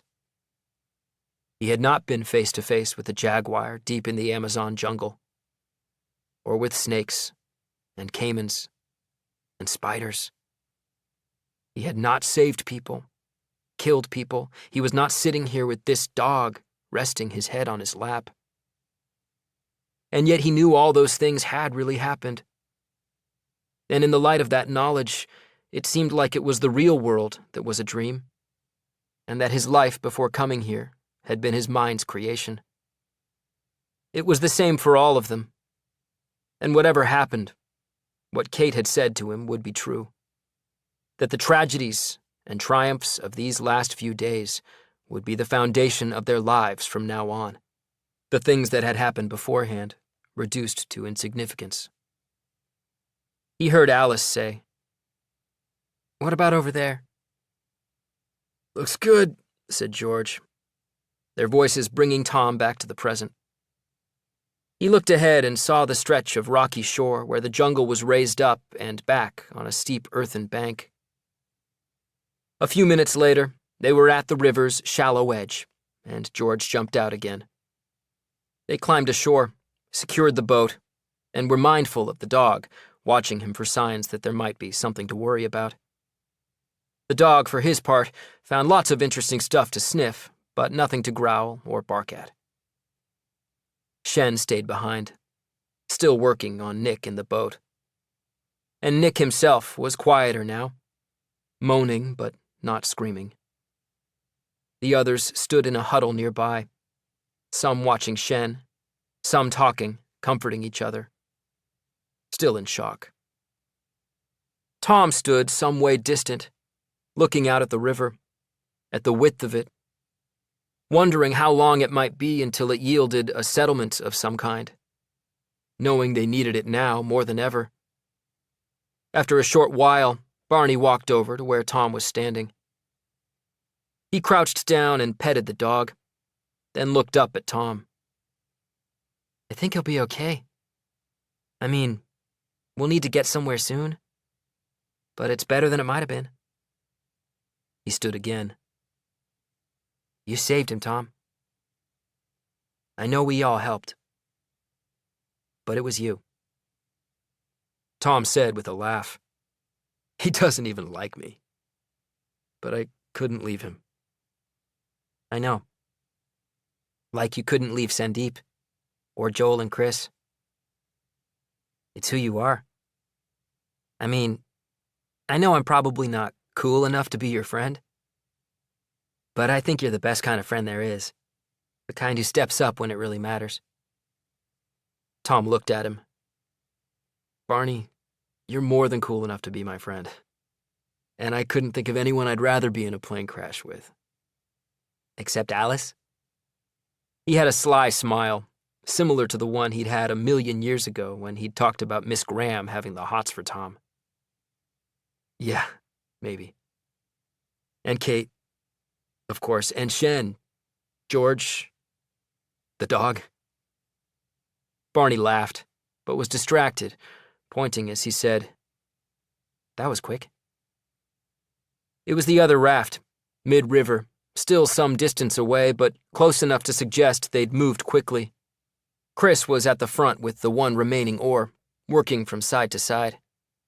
He saw them on the bank and started to work his way laboriously against the current. Sandeep tied the rope onto the grasp line, then coiled it, ready to throw. Tom moved along the bank and got ready, studying the boat. The others all looked in a state of shock, though he couldn't see Joel's face and couldn't hear him either. Sandeep threw the rope, and Tom caught it and held it fast, though Chris's rowing had pretty much done the trick anyway, and the raft came ashore almost on top of the other one. They clambered out quickly, and as soon as they saw that Nick was in the other boat, their attention was all on him. Joel walked over too, but instantly, Nick screamed at him. "I told you! I told you! I could have been killed! We all could have!" Joel shook his head in response. "It didn't work out, Nick. And I'm sorry about that. But we had to give it a try." "No, we didn't!" He pointed at George. "They didn't!" "Nick, I can see you're angry now, and I understand that, but..." Alice walked up to Joel and said, "Enough!" She looked at him. "I think you've said enough. And this isn't helping. Nick needs to rest." Joel looked exasperated, as if he was being unfairly treated, but he moved away and didn't speak again. Alice turned to Chris. "How many backpacks have you got?" "2. We need to check how much food and drink we have left." Chloe looked confused. "We haven't got anything left. Maybe something to drink, but no food. We ate it earlier." Alice looked astounded, but Shen called from the boat, saying, "So we should check our supplies anyway. See what we do have." Shen involuntarily looked out at the river, and Tom knew what he was thinking, that they needed to find a settlement soon. Not just because of Nick, but because feeding themselves out here, let alone producing safe water to drink, would be almost impossible. It was a moment they would have faced anyway, but by finishing their supplies and losing their backpacks, the other boat had almost definitely brought the end a day closer. Chapter 49. It was only when the remaining supplies were arranged on the floor of the other raft that Tom realized how hungry he was. But now that he felt the gnawing hollowness in his stomach, he was actually astonished that it had taken so long to hit him, because they'd hardly been eating enough. He credited Shen with concealing that truth. Shen had briefly left Nick and joined the rest of them, but even he looked dejected.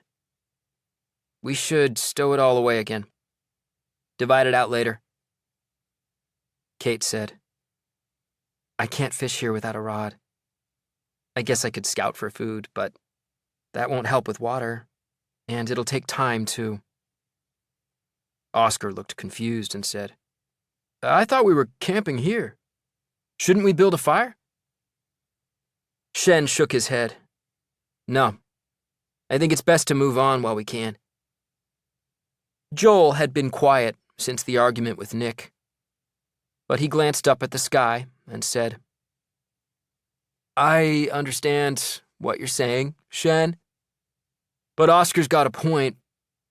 We've probably only got an hour of light left, and this looks like a good spot. We don't know when we'll find another." Shen nodded, but he was preoccupied with looking at the river as he replied. "It's wide, so we can keep to the middle, use the remaining flashlights to make sure we don't drift off course or run into something." Joel looked taken aback. "You know, you're all really good at criticizing my decisions, and I'll admit some haven't worked out. But you're talking about drifting downriver in the middle of the night, when caimans and anacondas and all kinds of other things go hunting, and we'll be in pitch black.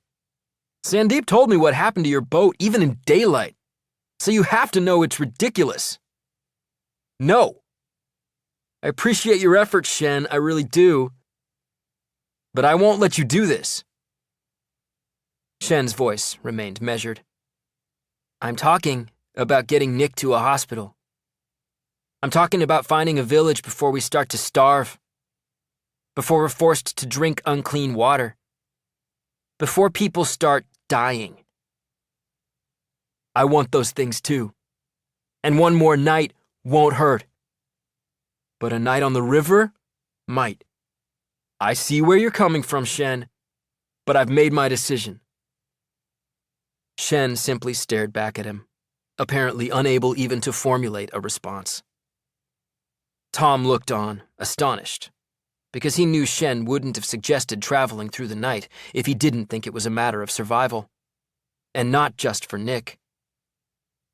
Joel turned away from Shen and called out, "Everyone!"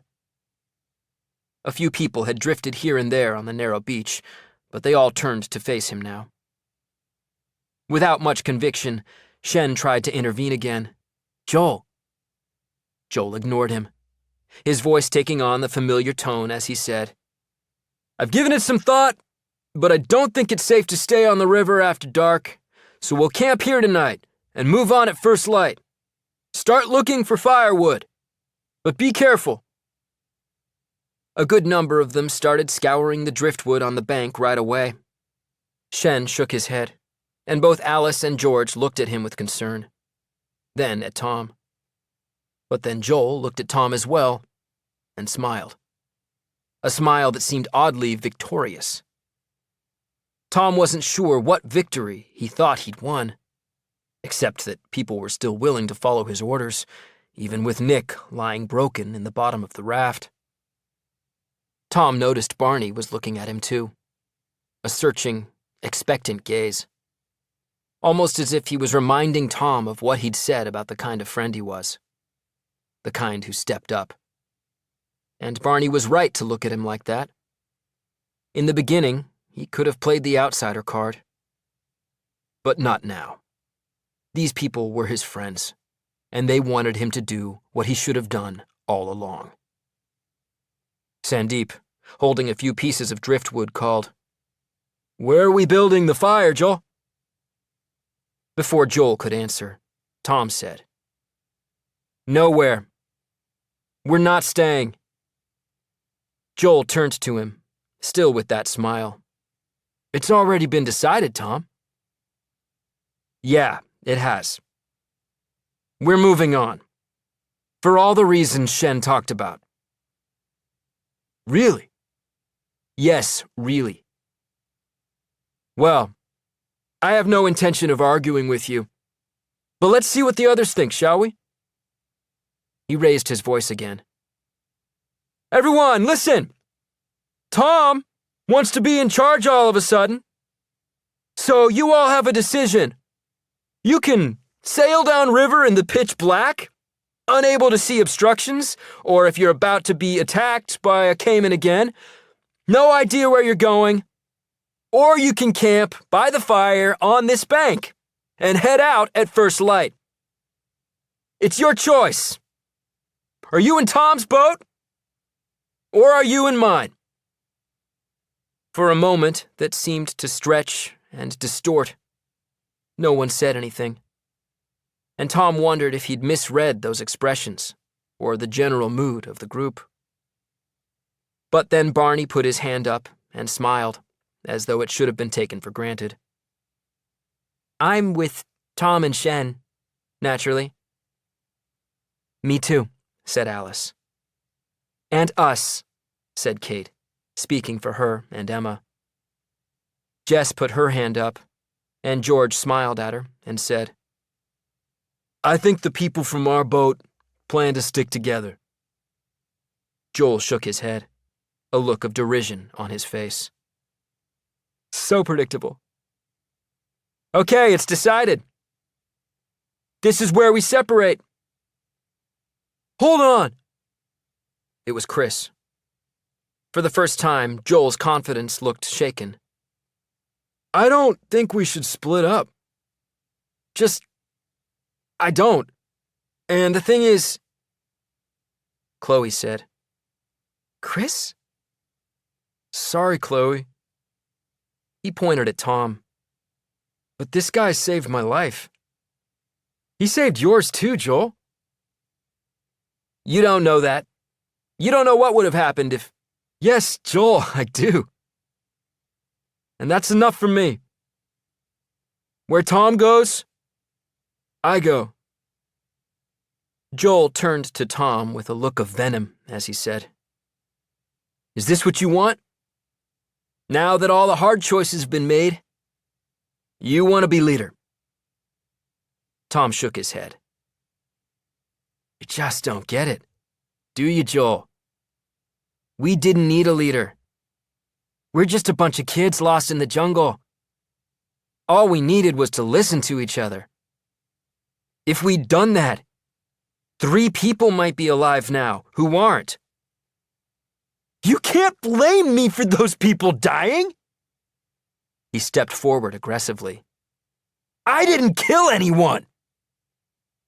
Tom stood his ground, looking confident enough that Joel stopped his advance a couple of paces away. "No, you didn't kill anyone. I did. We all did. Because we let you do all the talking. But that stops now. We're moving on. We're tying the boats together and we're moving on." Joel looked ready to object again, but he glanced around at the other faces, then shook his head, a mocking superiority that seemed paper-thin now. "Fine. Have it your way. But I want everyone to remember, when this goes wrong, and it will go wrong, that I objected." Sandeep dropped the wood he'd been holding and said, "What do we need to do, Tom?" "We need to tie the boats together. The one with Nick can go at the back. Shen should stay with him, maybe a few more." "I will," said Chris. "Me too," said Mila. Chloe raised her hand to volunteer as well. Tom nodded and said, "That might be enough. We'll be more crowded in the other boat, but it's more important that Nick can lie flat. You can ask Shen and Barney if there's anything else you need to do, but let's go as soon as we can. Nick needs to be in a hospital." Everyone started moving, all with a purpose, taking instructions from Shen and Barney, moving the other boat around and tying them together, spreading out the remaining packs. Alice walked past Tom and muttered, "Nicely done."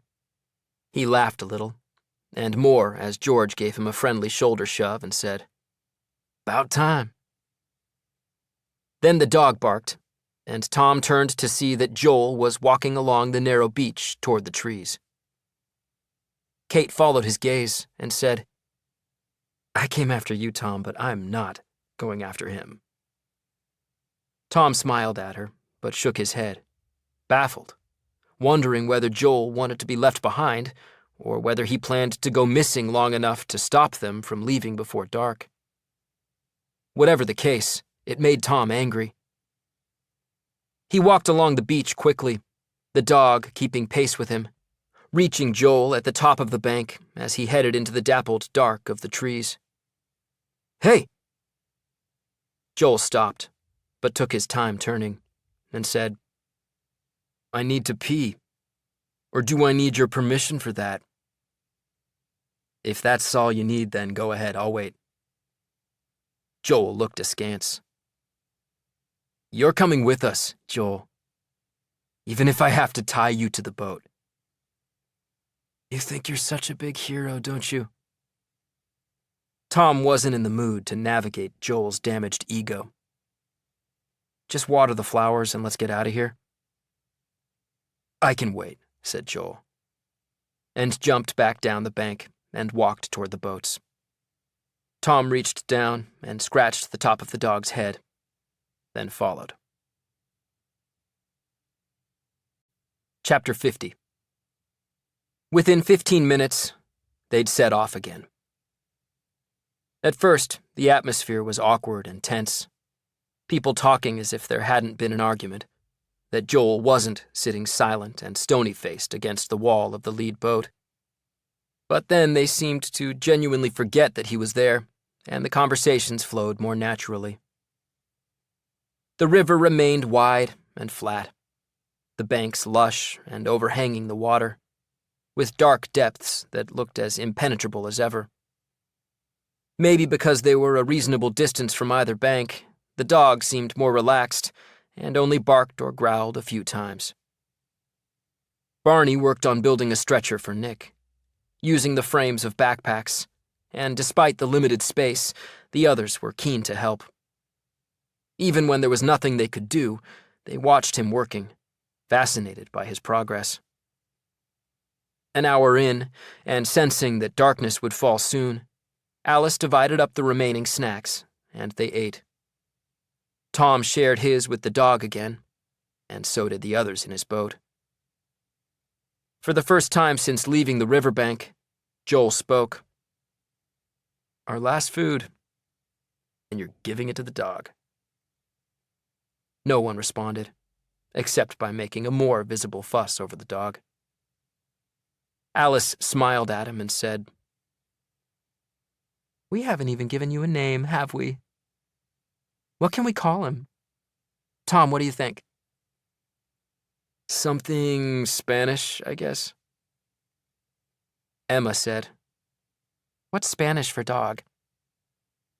No one answered, and then Joel said, "Perro." He sounded so grudging that Tom almost laughed and stopped himself only by repeating the word, "Perro." Immediately, the dog's ears pricked up, and he looked at Tom, and everyone else laughed. For a few minutes, people took turns calling him that most basic of Spanish names, and so he officially became Perro.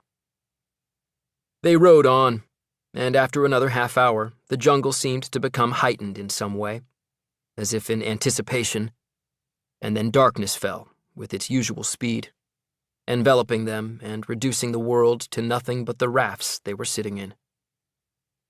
They didn't know how much life was left in each of the remaining flashlights, so they decided to use one at a time, with someone just behind the two rowers, moving the light from side to side. The beam rarely reached the dense cover of the jungle, so they had only the reassurance of the water all around them. It was impossible to hear their progress. The noise of the jungle and the gentle splashing of the oars in the water were constant and uniform, producing the illusion that they were simply suspended in the night. Those who weren't rowing or holding the light slept on and off. Tom didn't. He took a shift with the flashlight, then took over one of the oars, and kept at it for a few hours, the concentration and the building muscle fatigue helping to take his mind off his hunger. He couldn't even remember now when he had last slept. Finally, he heard someone move behind him, and Sandeep's voice came out of the dark, saying quietly, "Tom, let me take over. You've been at it for hours." "I'm fine," said Tom. "Even so, get some sleep. Let me do this." Tom handed him the oar, then felt his way blindly to where Sandeep had been sitting. Sleep came quickly, but almost as instantly, the dreams came tumbling in on the back of it, confused and jagged. He was kneeling, holding the makeshift spear, and a body fell onto the point, and he rammed it up and forward, feeling the resistance of gristle and bone, hearing it. But when he looked up, he saw the young guard's face, not the older man's. His subconscious jumped track then, and he was in the barn, holding the flare gun, pulling the trigger. But Alice was there, screaming at him to stop, and he couldn't understand why. But then the flare tore through the barn and burst into Chris's stomach, where he hung from the ropes that bound him. Tom woke with a shudder, his entire body taut, his heart thumping violently. He relaxed again as he remembered where he was, saw the gentle beacon of the flashlight beam swaying back and forth, heard the sound of the oars. His breathing settled again, and Alice's voice came softly out of the dark, saying, "Are you okay?" She was sitting right next to him, and he didn't know whether she'd been there all along or whether she'd moved there while he slept. "I'm okay." "You jumped like you were having a bad dream. Yeah, I was dreaming. It was all mixed up, but it wasn't good.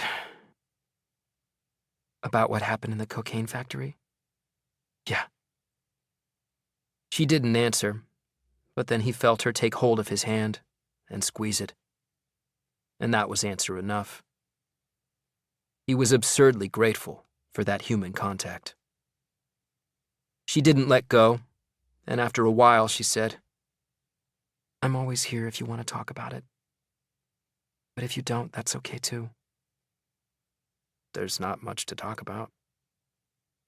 But I keep thinking of that kid who was guarding them. I keep thinking about him too. He didn't look much older than us. He nodded, though they couldn't see each other in the darkness, reassured somehow that her thoughts were aligned with his. I'm sure he still would have killed us. I'm sure they all would, but that doesn't help much. No.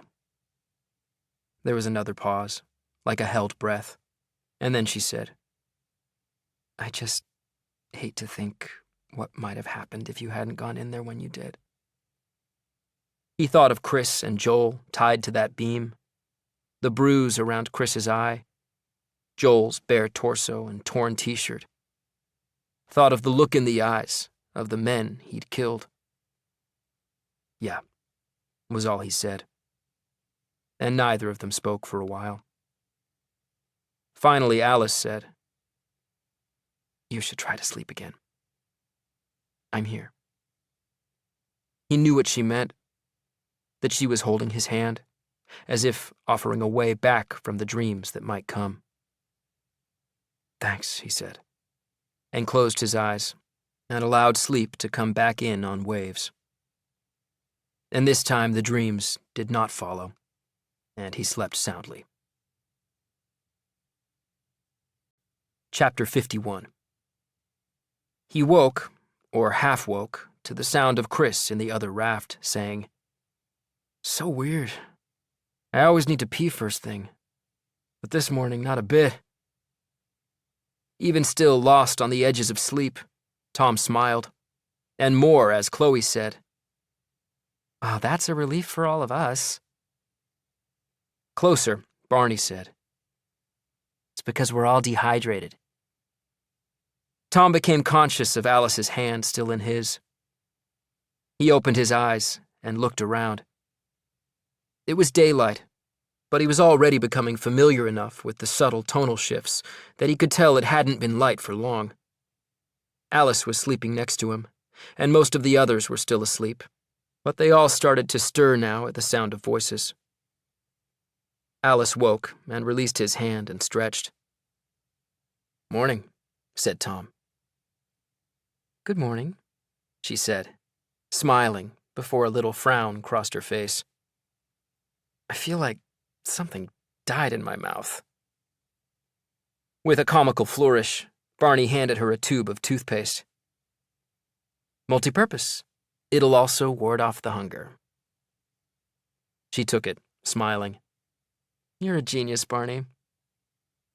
Tom glanced forward to where Kate and Jess were rowing, then at the river around them.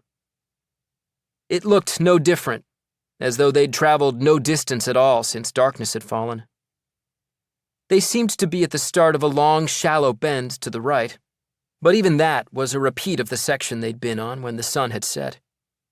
Everyone was awake now, everyone except Pero, who was curled up contentedly in the middle of the raft. A couple of tubes of toothpaste were being passed around, and then the remaining drinks. Alice said, How's Nick? It was Nick's own voice that came from the bottom of the other raft. I'm doing okay. Good, Alice called back, even as Shen gave her a grave look, contradicting his patient's assessment of how he was doing.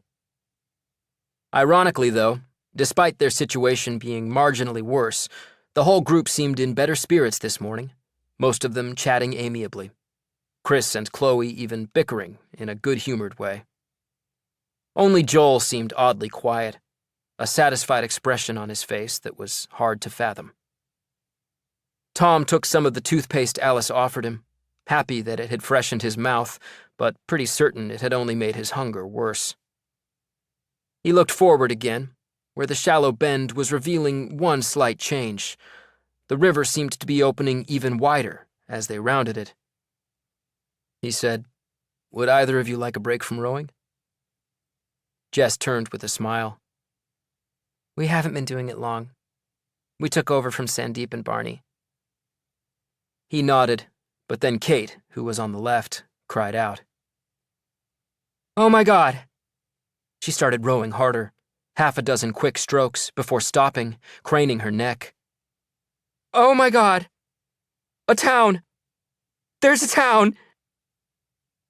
She started rowing again, and so did Jess. Chris grabbed the oar in the second raft and rowed on the left, too. Tom could see that the bank was high and open on the right-hand side beyond the bend, and then he saw what Kate had seen from her kneeling position. There were wooden jetties and boats tied up, and buildings above a steep bank. Not those of a native village, but colonial-style buildings, what looked like a customs house, a church with a flight of wide stone steps in front of it descending to the river. On either side of the bigger buildings were smaller houses, the roofs just visible from the water, but neatly set out with palm trees rising up here and there. They had no idea where they were, even which country they were in, but the appearance of the town was surreal.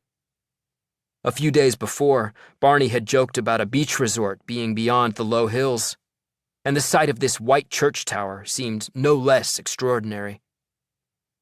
They rowed on in a blur, making an incoherent commotion between them, waking Perro, who joined in with excited barks. And when they reached the stone steps, probably put there hundreds of years earlier by Spanish conquerors, George jumped across the gap with the rope and found a post to tie it off. They scrambled ashore, stretching their legs as they stood on the steps, dazed for a moment, unsure what to do next. Then the focus shifted to Nick, and Shen started giving instructions to get him onto the stretcher.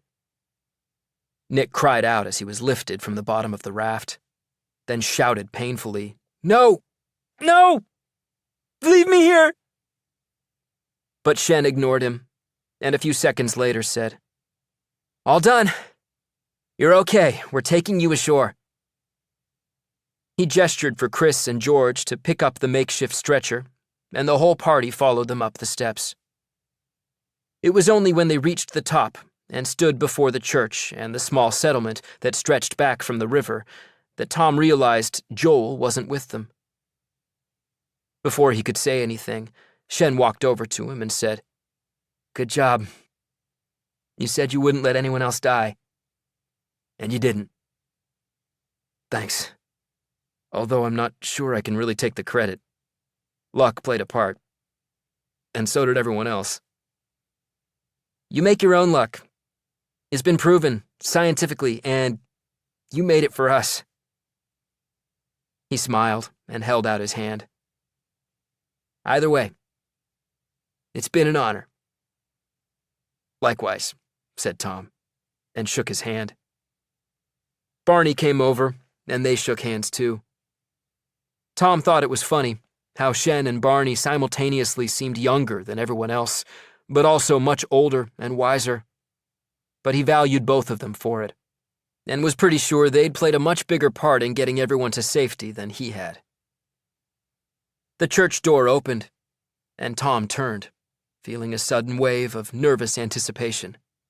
After more than a week on their own, they were finally about to encounter an adult, someone who'd take control of this insane situation. And then he saw that it was Joel coming out of the church, and Tom couldn't help but laugh.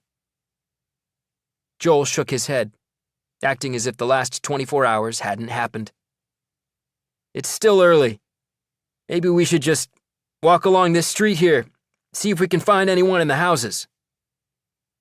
He didn't wait for a response, but started along the wide, dusty road that ran alongside the church, toward the houses that sat behind picket fences in various states of repair. The rest of them followed. Alice fell in beside Tom and said, "Surprise, surprise. He's up in front again." "We're all safe now. He can do what he likes." They walked on and saw a child's bike leaning on one of the fences, though there were still no people to be seen. Alice looked at the bike and said, "It's weird, isn't it? The way it felt like the whole world had changed when we were lost. You know, people talk about meteor strikes and things like that, but this is it. Nothing's changed. Nothing at all." Tom nodded, smiling. But he was actually wondering if perhaps the world had changed, and changed completely, but that they were the only ones who could see it.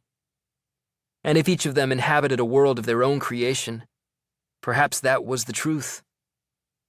All he said was, "We haven't seen any people yet." Before she could answer, they heard Joel saying cheerily, "Hola!" Tom had a disturbing flashback to him walking into that camp, but then he saw up ahead a large woman standing on a porch with a small child next to her. "Hola! Do you speak English?" "Inglés. Habla inglés?" She shook her head, looking at the entire group with suspicion. "Inglés!" Joel repeated louder, as if she simply hadn't heard him. She said something to the child, who nodded and ran off, out of a side gate and along the road. If this was their deliverance, it seemed to Tom that it wasn't going to plan. Then things took another turn, as a vehicle approached along the dusty road, an SUV. And even some distance away, the lights on top burst into life, and then went out again. Alice said, "You think the police here are likely to speak English?" The car stopped, and Joel approached even as the policeman opened his door and climbed out, looking curious but unhurried. Tom said, "Let's hope we find out before Joel gets himself shot." She laughed, and he had been joking, but within seconds, it didn't seem that way. Joel talked, and the policeman stared at him in unhappy confusion. But then Joel seemed to reach out, and the policeman slapped his hand away and put his other hand on his gun. Alice gasped. "Oh my God, what is he doing?" Tom shook his head, but stepped through the group and called out, "Señor!" And as he uttered that word, one of the few he knew in Spanish, it reminded him of something from the morning of the crash. A Spanish name, someone he'd never known. He slipped off his backpack and reached inside, into the pocket of his torn cargo pants, and smiled when he found the thick paper still folded there. He took it out, the boarding pass that belonged to Miguel Fernandez, who it already seemed had died in another age. The policeman still had his hand resting on his gun, but he looked at the pass in Tom's hand and reached out cautiously to take it. Joel stared at Tom. "I had this covered. You know, you don't have to—" The policeman glared at Joel and pointed a warning finger, the meaning of which was clear enough that Joel took a nervous step back. Once he was satisfied that his point had been made, the policeman looked down at the boarding pass again and studied it for a second. Then the truth sank in, and he looked up at Tom with astonishment and said something in Spanish. Tom nodded and gestured to the whole group. The policeman made the sign of the cross and shouted something to the woman on the porch, who responded by letting out a little cry and throwing her arms up in the air. She rushed to the gate and started to pull some of the girls in and toward her door, gesturing then for the boys to follow with the stretcher. The child came along the road, running, a priest running alongside him. And the priest shouted something good-humored to the policeman, who in turn pointed him toward Tom as he replied. The priest gave Tom a look of total shock as he said, "I'm Father Francisco. You were in the plane that disappeared?" "Yes. We're the only survivors." We crashed in the mountains more than a week ago. We came down river in rafts. I think we've traveled a long way. We don't even know what country this is." "Then let me be the first to welcome you to Brazil. But where you crashed is a mystery. You came all this way by river." "We walked through the jungle first." The priest looked at him with dark, laughing eyes, and he took hold of Tom's shoulders and said, "It's a miracle. It's nothing short of a miracle." And Tom nodded, because right now it felt like nothing less. Chapter 52. Nick and some of the others stayed in the woman's house. The rest were taken to the priest's rectory, where they settled in the large sitting room, still cool at this time of morning, with 2 fans spinning lazily on the ceiling above them. The priest's housekeeper brought them coffee and cake, the sticky sweetness causing a euphoric silence. It was only as they sat savoring the cake that Tom looked around and saw they'd once again separated into the same 2 distinct groups. With the exception of Shen, who'd stayed to look after Nick until a doctor could get there, it was pretty much the original escape party sitting around Tom now. They weren't inclined to speak, but the housekeeper started cooking ham and eggs, and as the smell reached them from the kitchen, George began to cry. Kate put a hand on his shoulder, but he laughed through his tears and said, "I've been dreaming about bacon for so long." And they all laughed and talked now, even beginning to laugh over some of the events of the last few days, now that they were safely behind them. Father Francisco popped in several times to check on them, though he mainly just fussed over Pero. After everyone had made their tearful calls home, Shen arrived. A couple of people jumped up and hugged him, making him clearly embarrassed. He shrugged and said, "A doctor arrived, and a local politician, so I left." Barney smiled. "You're a welcome addition." "Well, I'd rather be here, and, well, the politician speaks English, so Joel and the others were telling him what happened, only not the way I remember it." Alice glanced at Tom, but then said, "Who cares? We all know what really happened. That's all that matters." There was a sense for a while, too, that their little group really was all that mattered. They heard voices as people came to the main door of the house and spoke to the priest or the housekeeper. And they heard vehicles outside, and on 2 occasions helicopters flew low overhead and seemed to land somewhere not too far off.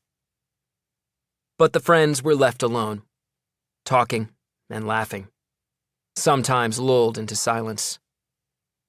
And Tom was there, one of them. He'd joked with Miss Graham that 2 weeks wasn't long enough to get to know him, and yet here he was, feeling closer to some of these people than he ever had to anyone. It was late morning when Father Francisco came in again and said, "I have news. After lunch, you'll be going by boat to a bigger town. There you can have medical checks and stay the night, then fly home." Tom noticed Alice's face fill with unease at the mention of flying, and he was unsettled by that because she'd seemed to take everything so much in stride. But then that only reminded him that he didn't really know her that well. Not yet. That would be his senior year, becoming a real friend to these people, becoming the sort of person people wanted as a friend. "What about Nick?"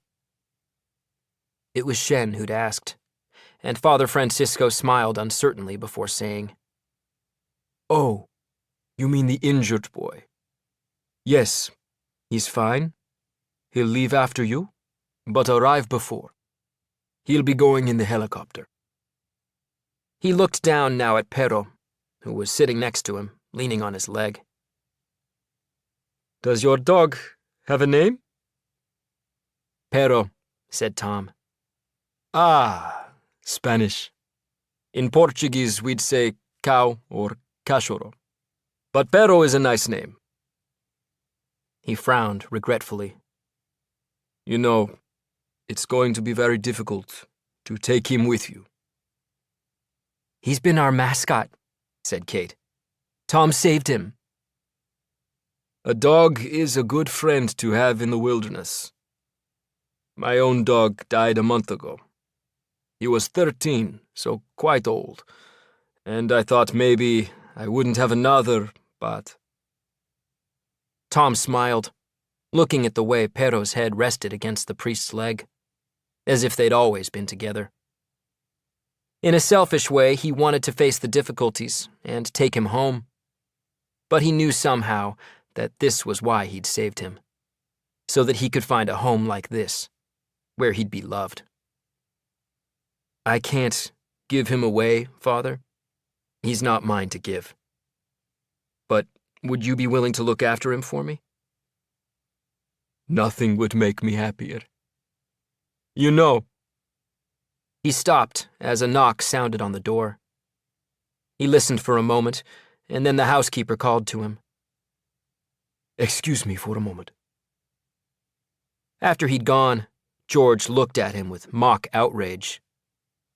I can't believe you're giving our dog away.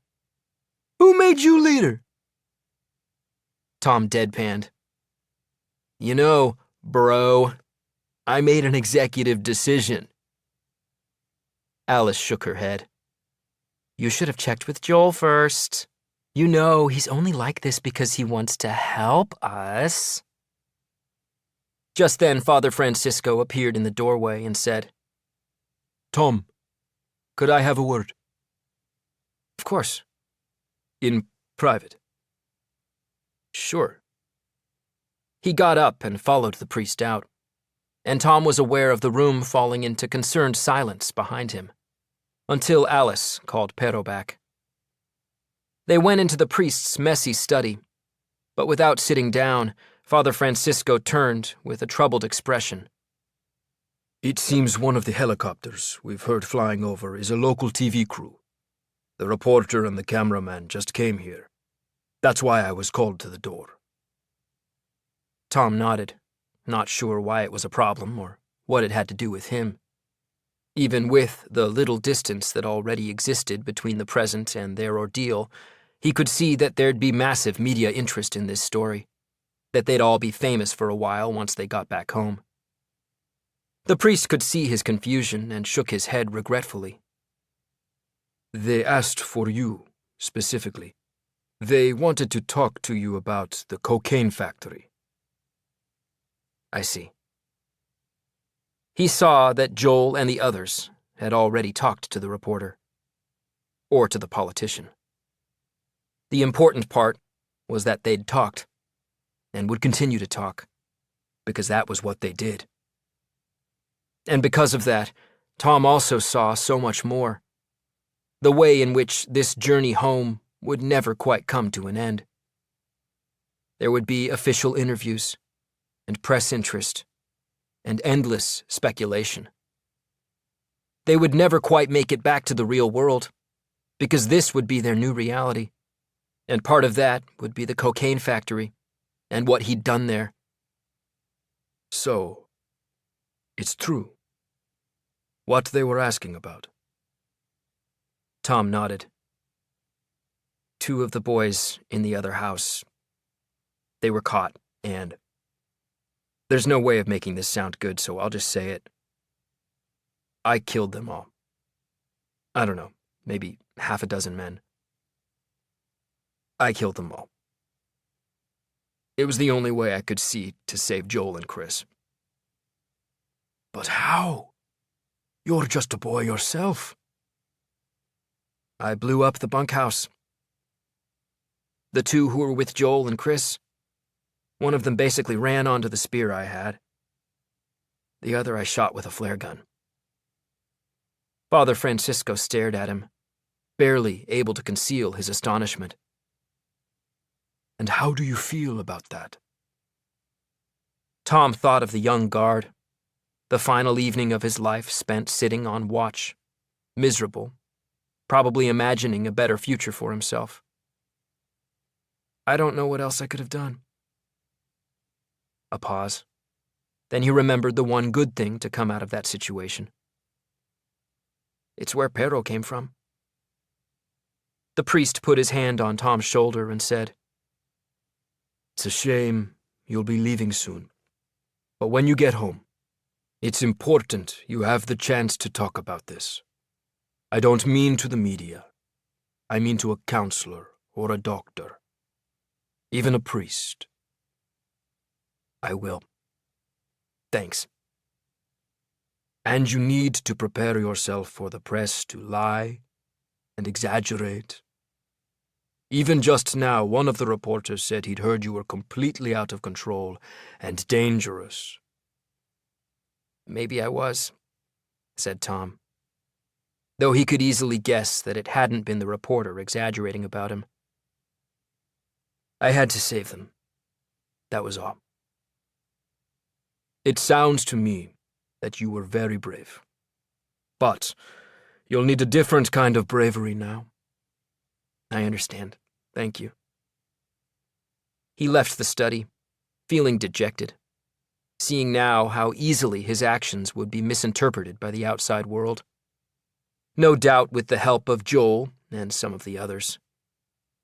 He bumped into Alice, who'd clearly been looking for him. What is it? He shook his head dismissively, trying to downplay it as he said, A reporter wanted to speak to me.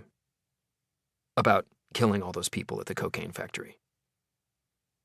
The anger was instant, and so powerful it looked for a moment that she might storm right out of the house to go looking for Joel. I can't believe it. What a stupid jerk! We don't know it was him.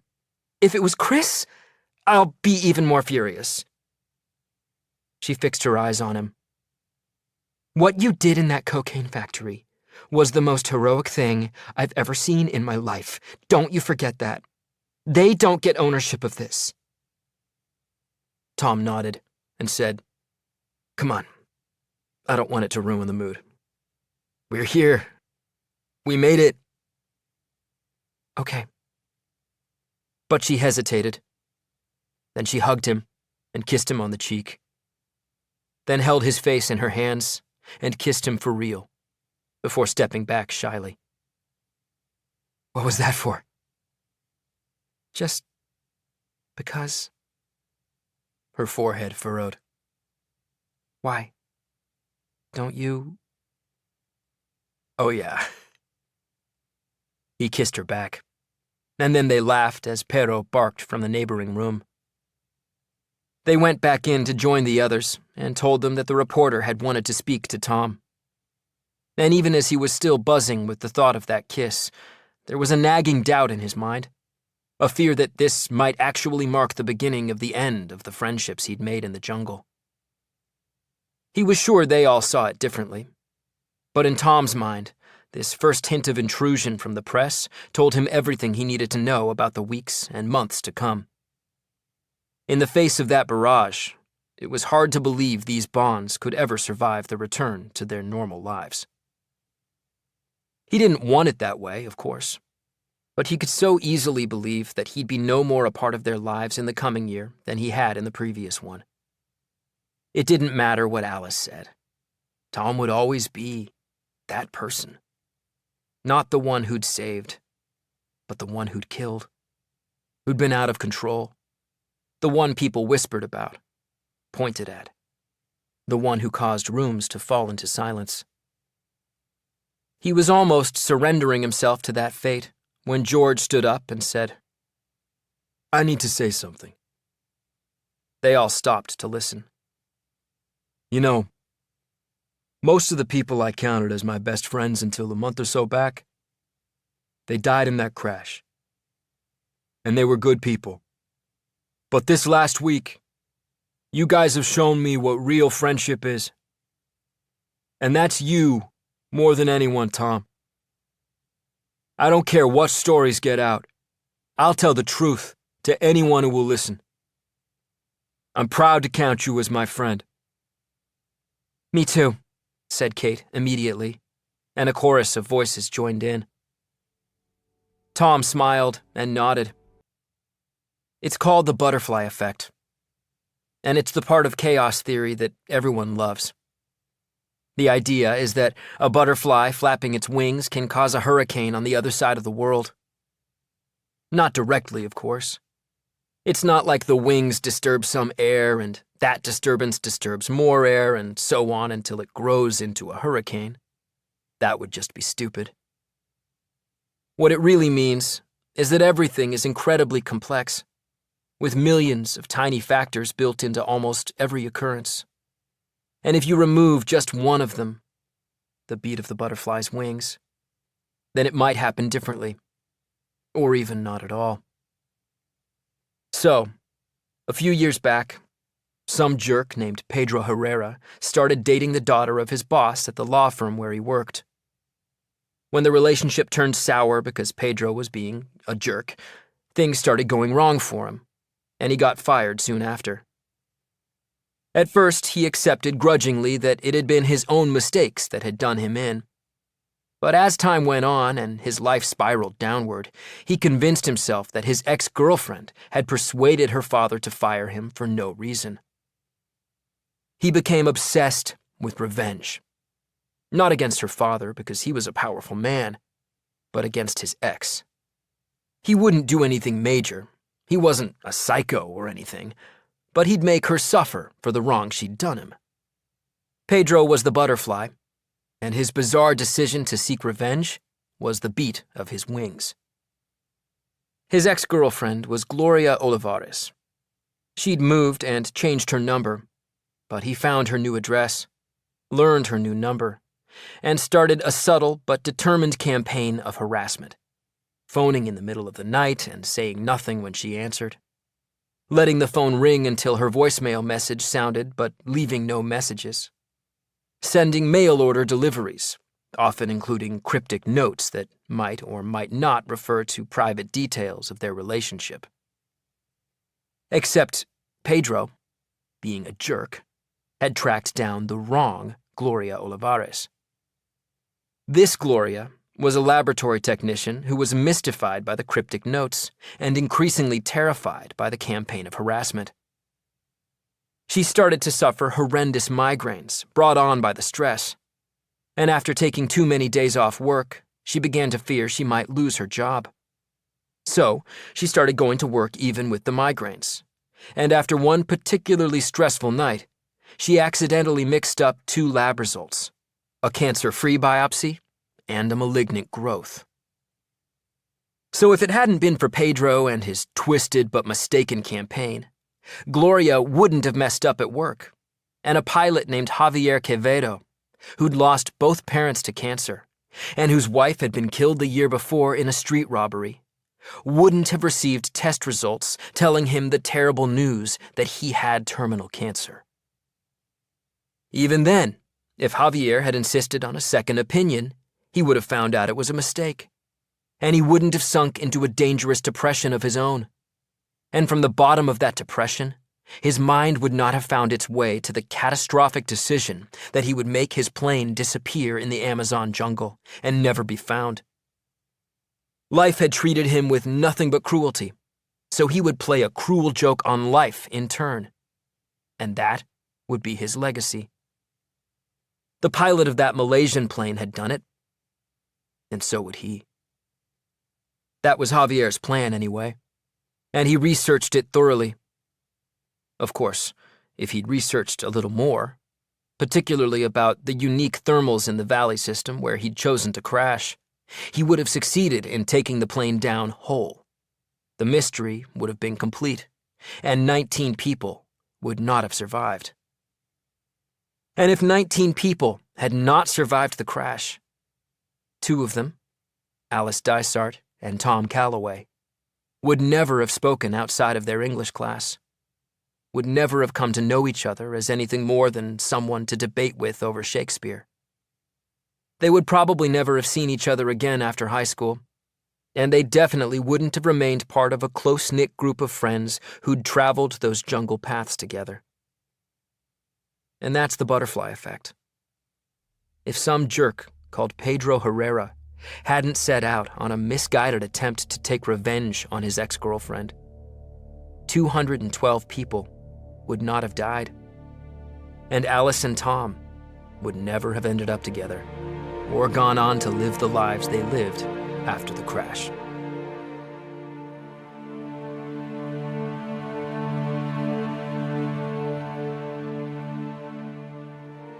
This has been a Hachette audio production of When We Were Lost, written by Kevin Wignall, with a foreword by James Patterson. Read by Will Collier. This audiobook is a work of fiction. Names, characters, places, and incidents are either the product of the author's imagination or are used fictitiously, and any resemblance to actual persons, living or dead, events, or locales is entirely coincidental.